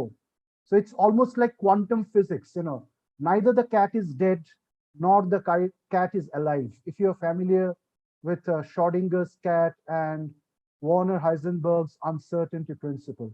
So these are the latest of scientific principles which are already evident in Indian metaphysics. And Indian metaphysics is not intellectual, nor it is just intellectual discourse in a class. It is something to be lived. It is, as Swami Vivekananda has said, it is the science of being and becoming. And you become what you believe. It's not the concept of God above, but it's the realization of the Godhead that is already inside you. So this is called gnosis. Gnosis is a very important word. And today's paper, I've just reformed the title a bit. It's based on levels. So there is one group of answers, yes, there is one group of answers, no. And then there's absolutely a different group of answer where there's silence. So there are about two levels. So the speaker is talking about two levels. Now in the Upanishads, in the Vedanta or in the Tantra, or even in the later literature, it's compared to the concept of a tree. And they're like two birds in the two levels. So one is giving an answer which is yes and no, and the other is just silent. The little bird in the upper level of the tree is a silent observer. Sri Aurobindo calls this the double soul of man. Sri Aurobindo calls this the double soul of man. So there is a lower level, which is a reflected self, which is our Jivatman, the psychic being. And the upper bird, which is actually the inner bird, the innermost bird, is actually the silent being who is not trying to tell you do this or that, but it's waiting for a moment when the first self sort of attunes to the second self. And this is, in the words of Sri Aurobindo, is the Choitya Purusha, which is the direct portion of the divine in us. Swamiji gave a wonderful lecture in Chicago. I mean, after his first lecture, after which he became world famous. And his second lecture was just like for 5 minutes. And everybody in Chicago requested Vivekananda, Swamiji, everybody wants to hear you. You just tell once more. So Swamiji gave a wonderful talk on why we disagree. I mean, why we disagree. And he gave the example of two frogs, one frog inside the well, Kupa Mundukam, and one frog in the sea, which is Samudra Mundukam. You know, that Kupa Mundukam is never agreeing to listen to the Samudra Mundukam, that there is actually a whole portion of water which is about 1,000,000 times or 1,000,000,000 times or 1,000,000,000 times than the water that is inside the little well. Now, this is a concept, the disagreement between the frog in the well and the frog in the sea. This is a disagreement between the self that we have and the innermost self that we have. So this is the idea of the double soul in us. So this is the connection between the Jivatma Purusha and the Chaitya Purusha. Now, my colleague, I should say, and once my research scholar, Tanima, who is an assistant professor in Vishwabharati right now, we had worked on this concept for about 5-6 years, and we had made some publications and books and this and that, but we still are students of this thing, and we are yet to understand the full meaning of this. Now, this is a topic which world poet Gurudev Rabindranath Tagore has also taken up in his songs again and again. And in one song, he says, Shimar Maje Oshim to me. That means within the finite self, there is actually an infinite self. Now, what Tagore does, he bridges the two selves. He does a beautiful job. Hemor Devata Amar Maje Tomare Koriyadan. And I'm saying in Bengali, what it means that the infinite self, which cannot be touched, which cannot be seen, is actually poured into us and has become the I in me, has become the Tanima in Tanima Bhattacharya, has become the Dr. Mishra in Sampananandaji, and so on and so on. It has become the Anuradha in Dr. Choudry. So that is a beautiful thing, but we don't understand that. We think I am giving a paper, I am doing a great thing, and Tanima is not able to speak right now, so I am doing a better job, Tanima is doing a lesser job. So we are always comparing, we are always in competition. We are always comparing, and we are trying to compare. So we have a double soul conflict. So this is something which Sri Aurobindo picks up in his Life Divine, in his Savitri, and you see that in the Gita, because just a few days before the battle of Mahabharata starts, Arjuna said, I'm going to defeat all the enemies within 11 days. So this is like all the students says, I know what you're saying. And when the war starts, Arjuna says, I'm so worried about everything that I see in front of me, and so that I cannot pick up the arrow. So he's behaving like the students who says, we don't know what you're saying. So Sri Krishna opens up the Gita and takes Arjuna to that higher bird, to that upper bird, where Arjuna becomes centrally confident. I mean, he is neither left wing or right wing, but he gets a middle wing. I mean, a bird can only fly if both the wings are used simultaneously. If you're just using one of the wings, either the left or the right, you cannot fly. So what is actually left and right is also above and below. So it's like a geometrical model that we need to conceive in this concept. So I'll go through the slides very quickly. You will see one thing, that all the slides are talking about the same thing, and it's trying to explain it geometrically or giving some references. So there's a first portion which explains the symbolism by giving references.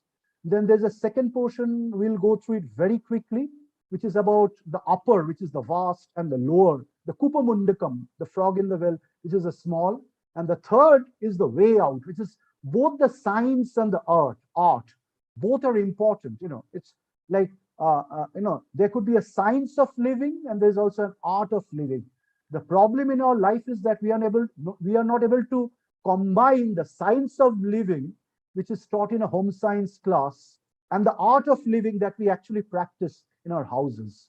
So the solution of the universe today is to combine the science and the arts, the left-hand side and the right-hand side of the brain together. And that is the whole foundation of yoga. So let us move, because we have a dearth of time. So Tanima, you can keep the video on, and it's nice. Yeah.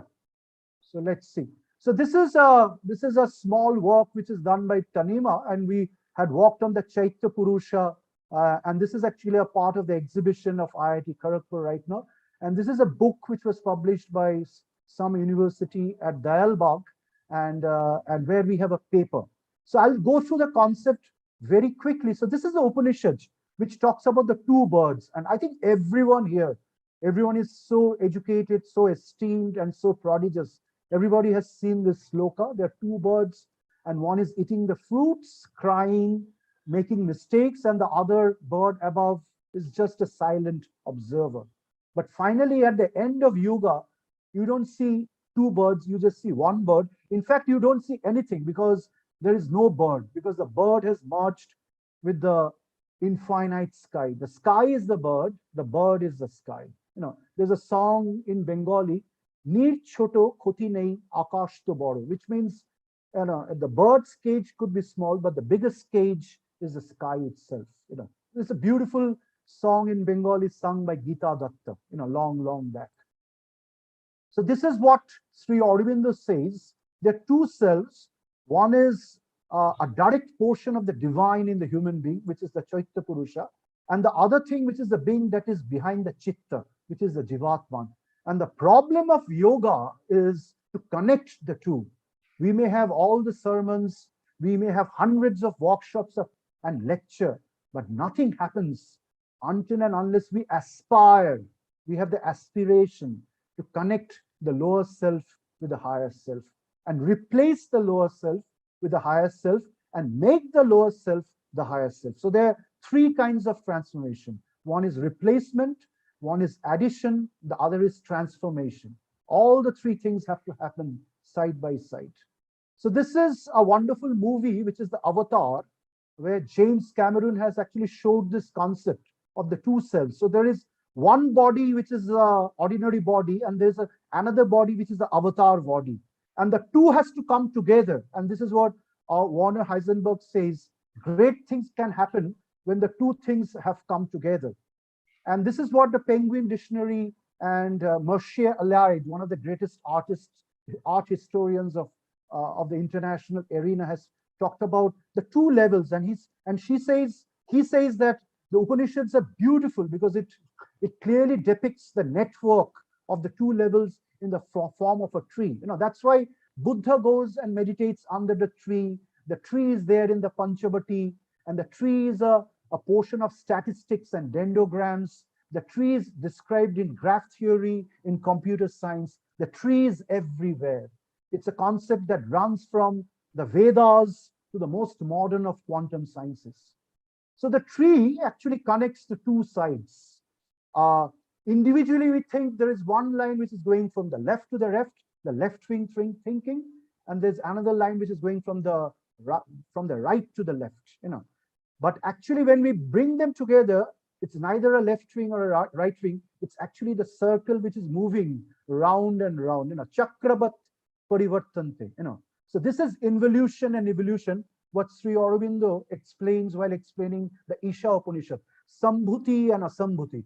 A student may evolve to become great, but a teacher gets involved in the student. So involution and involution are reciprocal to each other. So these are the two birds where the upper bird becomes the lower bird and the lower bird becomes the upper bird. The student of today becomes the teacher of tomorrow. Now, Tanima was a student 3 years back. Today she is a teacher. And today I am about to become a student because I thought I was a teacher.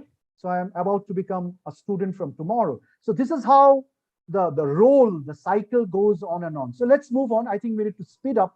So this is what Swamiji says, that it's a connection between the bijam, which is the cedar, and the shakha prashakha, which is the briksham, and they're constantly iterating between the two. They're rolling on each other, which is the brahmand and the pind, the microcosm and the microcosm. These are all part of our research at IIT Kharagpur, and Professor Mishra, one of our best friends in India, is absolutely aware of what IIT Kharagpur is doing because he is the first person in India who gave a sermon to my IK's calendar, which was accepted and it became controversial at the same time. Nobody had the guts, but it was Professor Sachidananda Mishra who came forward and gave a sermon on our IK's calendar. So he's very brave. He's very brave, and he gave it to Doordarshan, and it was telecasted all over.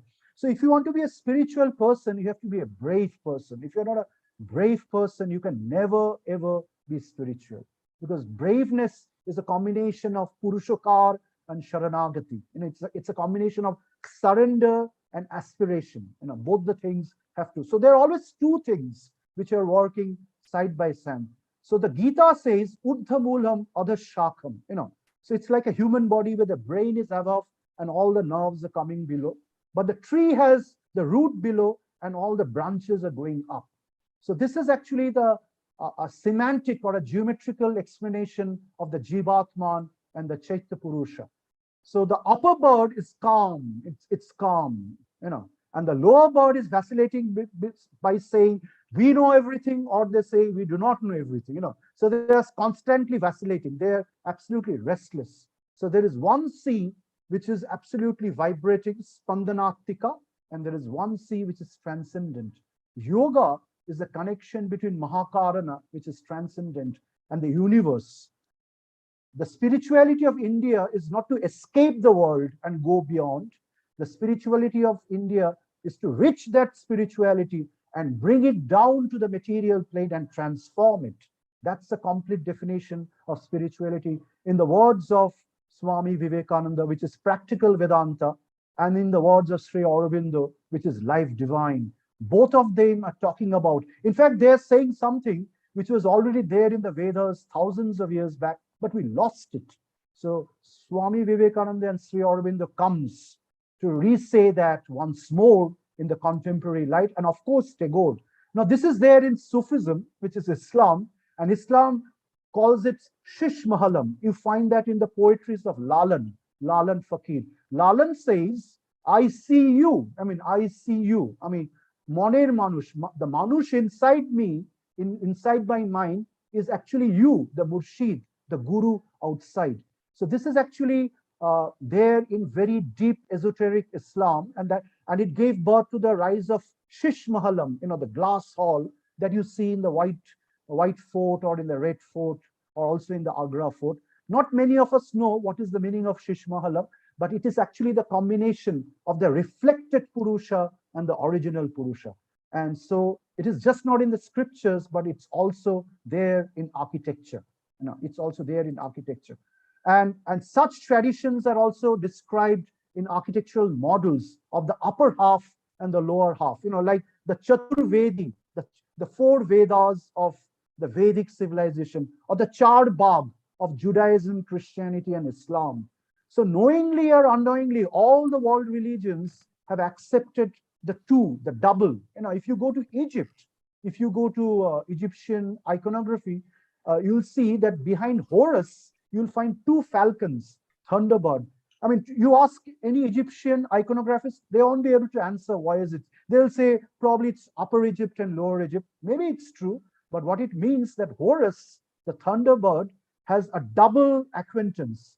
He is the pharaoh here in this world, and he is also the divine there in the upper world. And he's the connect between the two. And that's why he's lightning, Vajra. He connects between the two. And that's why he's falcon. He's called a thunderbird. He's called a thunderbird. So it is so important. And this is called reflection. And this is called reflection. It's like physics, It's like a spring which is going back and coming down. It's iteration between potential energy and kinetic energy. So what is there in Vedanta or the Upanishads or in Indian metaphysics is also explained by modern physics. So we have books and publications on this, and this is where we have done a special kind of a work at IIT Kharagpur. Just don't talk about scriptures, but give scientific evidence to prove them. And this is what students are interested in a class.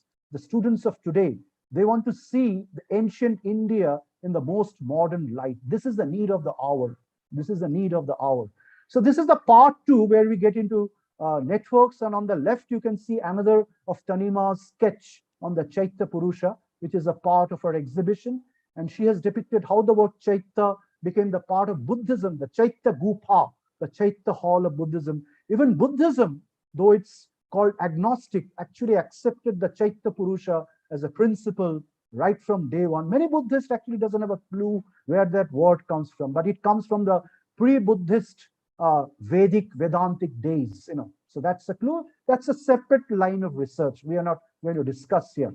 So this is right from the Rig Veda, where the two Purushas are mentioned. So the Ashwatha tree of Buddhism or Kathopanishad or Gita is right there in the Veda, in the Mandala one, Sir Dirghatama, and he talks about the two forces of day and night, the two forces of the sun and the moon, the two forces of going in and coming back, going out and coming back, and it's beautifully explained in this sloka that you get from the Rig Veda Mandala 164 by Rishi Dirghatama.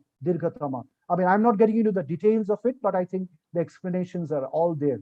And this is absolutely explained by the journey between the iterations of this world and that world, between this side of the infinity to that side of the infinity. So this is absolutely very important. So this is what the Gita says, Urdha Moolam Adha Shakam.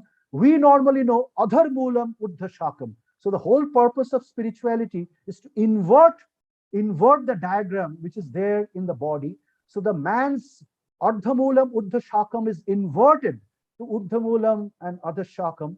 And the animal which became man today finally becomes the Superman of tomorrow. So that is the transformation. So all the doctrines of Sri Aurobindo can be explained line by line with geometrical scientific principles. It is absolutely a pure geometric, mathematical, and semantic science. And that is the idea of the two worlds, the double soul of man. And this was explained by Norbert Wiener, 1936 in MIT, Massachusetts Institute of Technology. And I have a paper on this. And this is what he explains, the journey from the physical to the cosmological, and a return journey from the cosmological back to the physical. And you call that cybernetics. 1, 2, 3, and 4, and then 4, 3, 2, and 1. 1, 2, 3, and 4 is ascent, the upward triangle, and 4, 3, 2, and 1 is descent, the downward triangle. If you combine the true triangle, you get the Star of David, the Seal of Solomon, or the signature of Sri Aurobindo.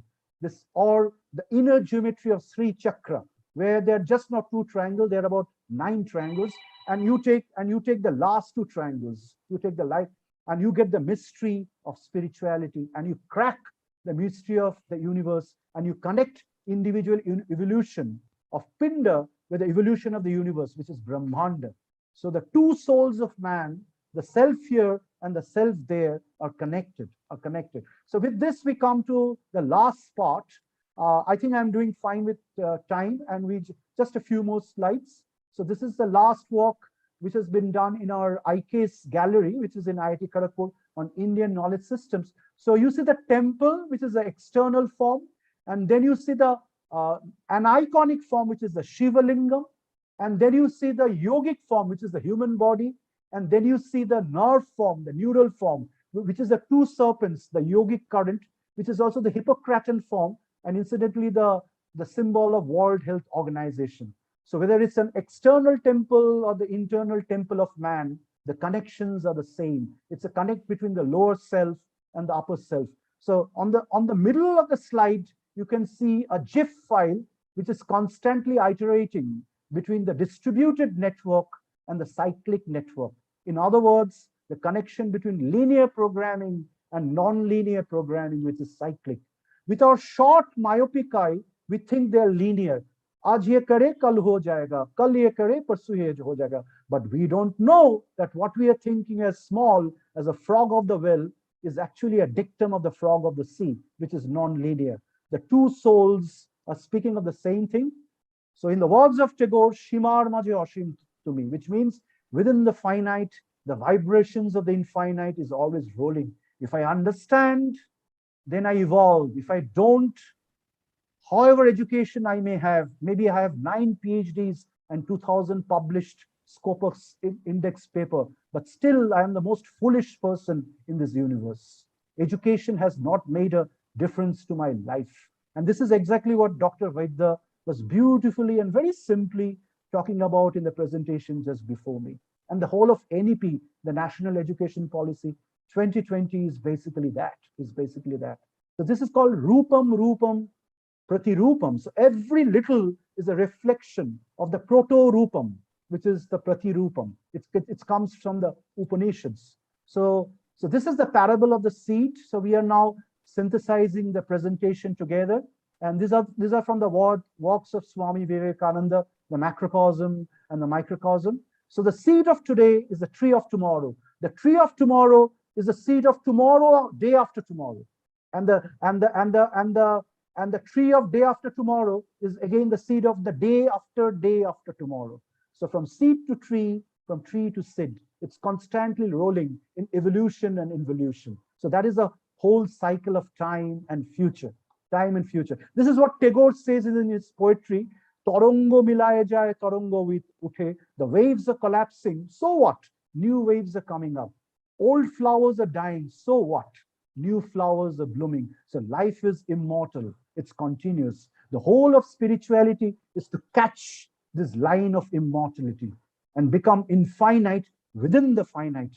Sri Aurobindo calls that the supramental, Atimanash, Vigyan Ghana Purusha. So this in modern ecological, biological cycles are known as the life cycle, LCA, the life cycle analysis. And the oceans are putting back the clouds, which are going back to the mountains, and you find the perennial snow lines. The perennial snow lines are again melting and returning the rivers back to the ocean.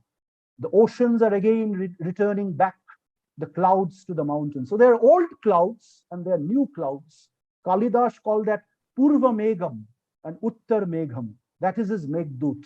And Rabindranath explains that in his beautiful work, Varsha Mangalam.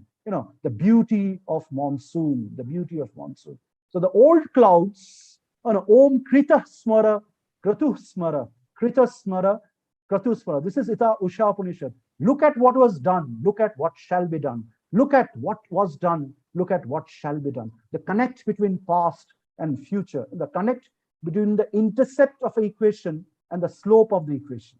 Intercept is the past and the slope is the future. That's linear programming. So you can prove the bridge between past and future through mathematics. So these are some concepts. I'm not getting into the detail. This is a part of my first book.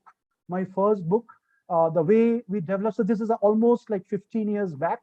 And this is how we are only in the well, the frog of the well. So it's a red field development. But finally, we understand that we need to connect the lower self with the upper self.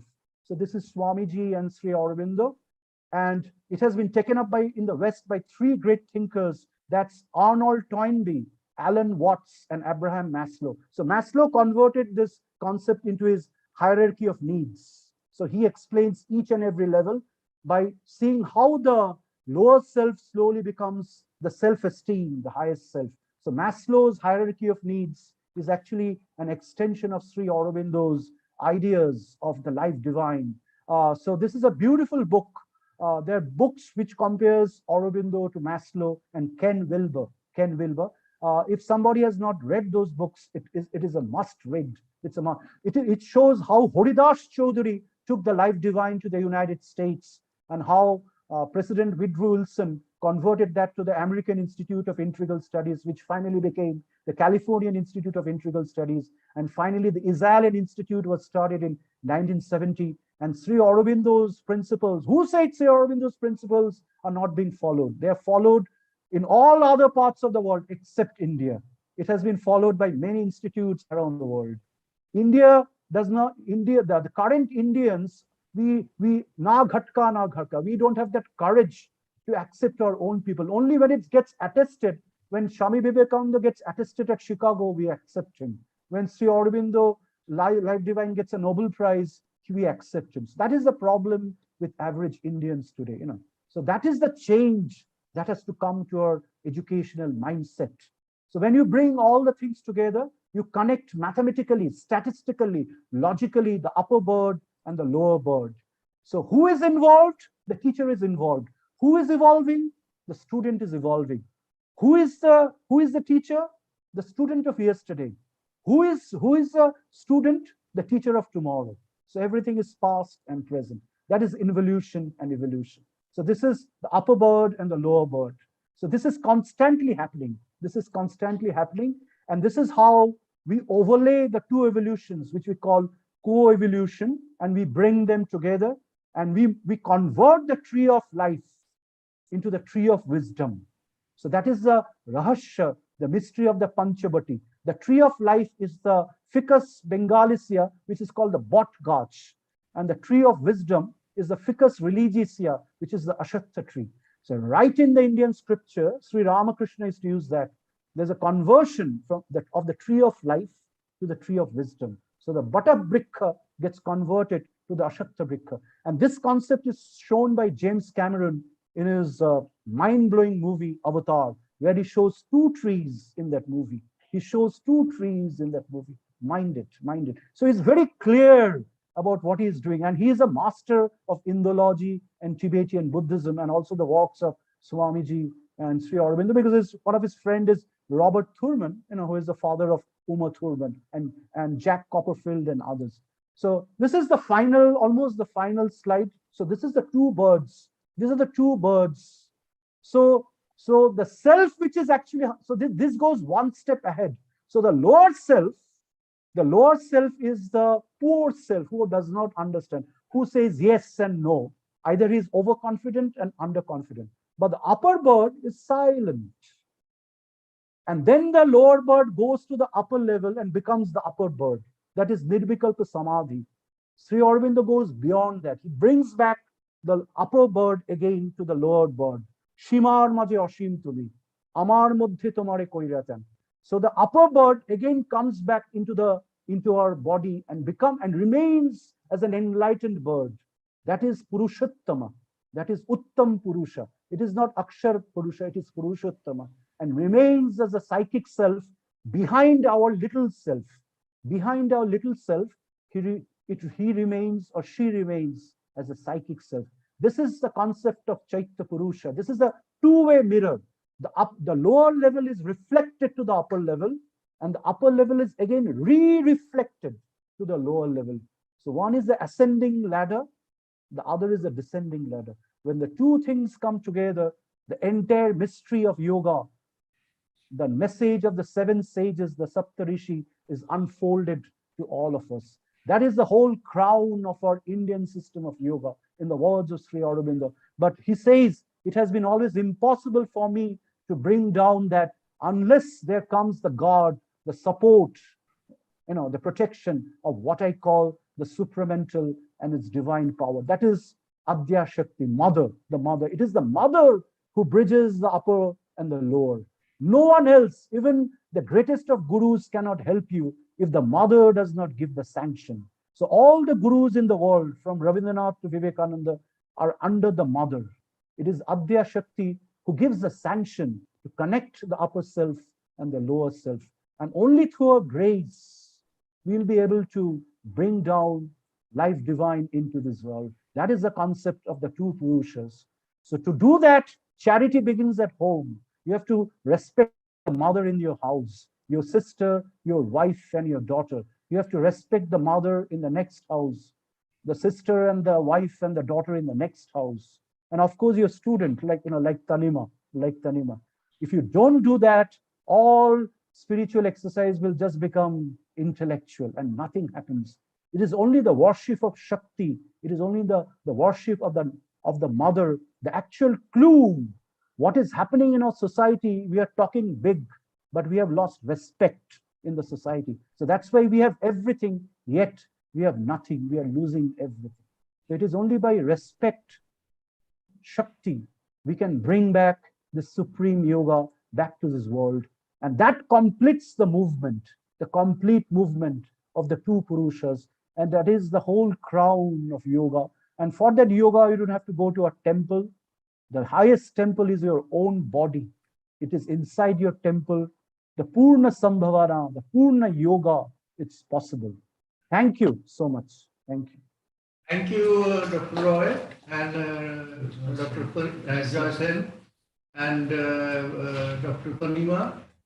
Nice to meet you. Maybe I'll be seeing you in 2 or 3 days on my return. And I will have the book by Dr. Sen because I'm interested in the book. A quick questions from the audience. 2 questions from the audience. We have time, 10 minutes time. Oh, that's nice. Any question from the audience? Yeah, Dr. Anantagiri.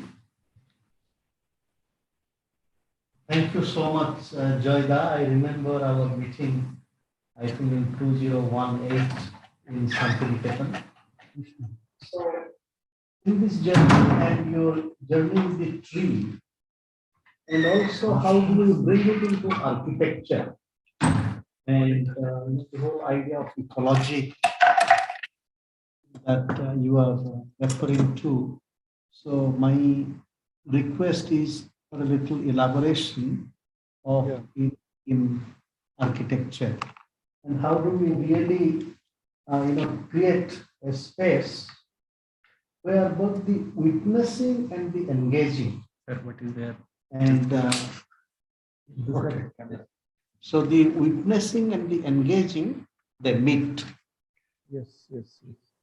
Yeah, thank you, Anantagiriji. It's so nice to meet you and see you, at least online. And thank you so much for that wonderful question. Trees are actually a particular threshold of consciousness. The first evolution happens from material consciousness up to the tree.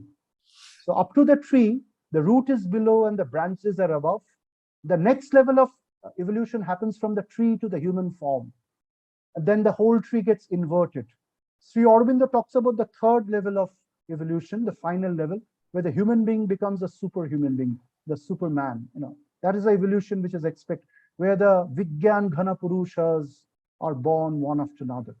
So what is important out here is to answer your question in a very simple term. Tree is the foundation of ecosystem.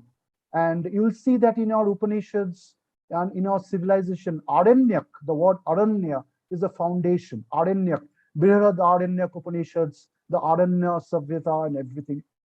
The Panchavati, the 5 trees, each stands for everything.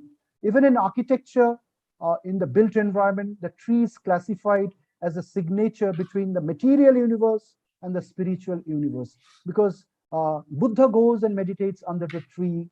Swamiji goes to Kakri Ghat, Kumaun Himalayas, and meditates under the tree. So everybody needs a tree. The tree is actually, it's like a framework under which the second framework is accommodated. So if you're meditating under the tree, it's a very interesting form. So the human form is meditating under the tree. The tree is Nimna Moolam Udhashakam, and the person who is meditating under the tree is Urdha Moolam Adhashakam. So it's an inverted combination. I mean, we are doing that knowingly or unknowingly, but it's so well designed. So the tree represents the art's first art. In the words of Sri Aurobindo in Savitri, it represents the art's first art, arj, to become the divine. In the Mundak Upanishad, there's a sloka, I'm not good in Sanskrit. It says, Tapasa Chiyate Brahman, which means Brahman, the absolute, the infinite, exudes by virtue of its tapasya, like a ear of the corn, like a ear of the chanak, the dicotyledonous seed. So you put water on the seed and then the corn sprouts. There is a ear of the corn. So in the same way, Brahman, by virtue of its tapasya, becomes the universe. So it leads to Brihadaranyaka Upanishad, which says Brahma Shakta Shakta Jagat Tatha Shakta, which means since Brahman is truth of truths, the universe is also truth. It says something more than normally what we hear from the Shankara's philosophy. So this is what Tagore and Swamiji and Aurobindo harps. So the tree is actually the symbol of green consciousness. The tree is a symbol of green politics. The tree is a symbol of the green-filled movement that we are practicing in the world today. But for the Western civilization, this is only an invention. But for India, if you are realizing it more and more, it will be a discovery. Why it will be a discovery? Because in Indian spirituality, we don't have a disconnect. It's not a reductionist philosophy. Man and nature, humanity and nature are not divided as 2 parts. So Indian philosophy is not based on the principle of exploitation, whereas the Western constructs, I'm not naming any religion, I don't want to be controversial here. The Western religions and the other things are mostly competitive religions. They are based on exploitation. They are based on exploitation. So you're based on Freudian's work. You're based on Marxian perspective. You're based on Darwinian survival of the fittest. You're based on Aryan invasion. So you invade a country and you civilize. So the only way to civilize others is to invade and kill them and kill the Aborigines. That is the starting point of civilization. So, but the Aryans, the Arya Rishis of the Vedas is just the opposite. It is Shanti, it is meditation, it is assimilation, it is adaptation. So the Aryans, the definition of the Aryans as it is practiced in the red-filled philosophy of the West, and the definition of who is an Aryan or an Arjo, as it is evident in the Indian philosophy of the sages, they're absolutely two different philosophies. So which means no one had come from outside to India to compose these Vedas. They are all done in the green-filled, Aranyak, tree-cladded environments of India, in the architectural, ashramic environmental premises. It was here in India. I mean, just imagine thousands of students had gone to Harvard to become great scholars or even become a Nobel laureate. Now, someone comes from Japan, someone comes from India, someone comes from Africa. So after 10 years, when all these people become great laureates and great entrepreneurs, will someone say that wherever they came from India, they came from Japan, that's why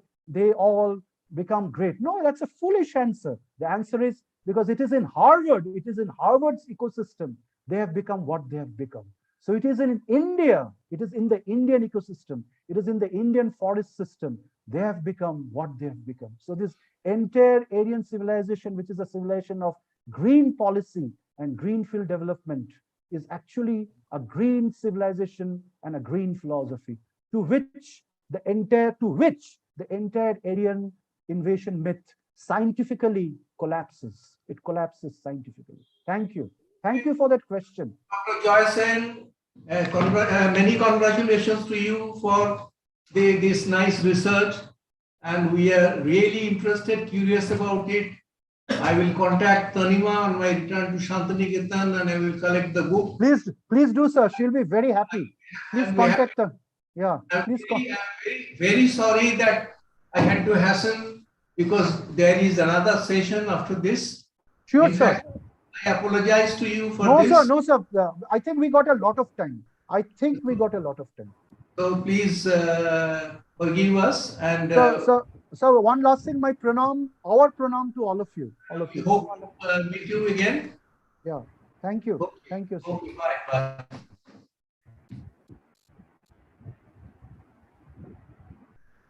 There is another people.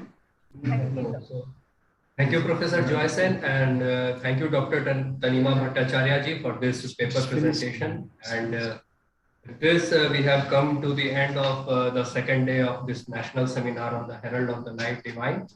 And I would like to thank Dr. Gautam Ghosal ji for chairing this session. I would also like to thank Professor Sachidananda Mishra ji, Professor Ramesh Lal Bijlani ji, Professor Aditi Kaul ji, Professor Anuradha Mishra ji, Professor Priya Vaid ji, Ramaswamy Subramony ji, Digant Sarma ji, Anuradha Choudry ji, Bindu Puri ji, and all our participants, including and our staff, Harsh, Saurabh, and everyone who has helped us, Santosh ji, and everyone who has helped to facilitate and conduct this seminar in such a wonderful way. So thank you everyone for joining us, and we will meet for the third session tomorrow. So we will close with observing a minute of silence, and then we can call it.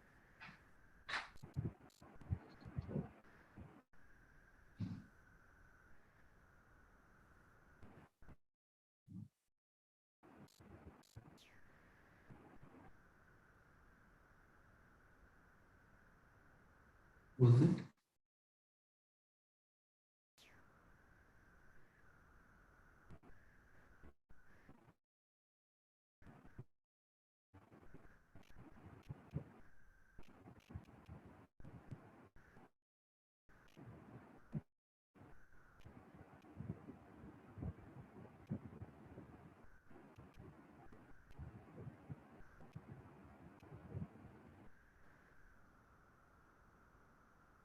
So thank you everyone for joining us. We will meet for the third session tomorrow.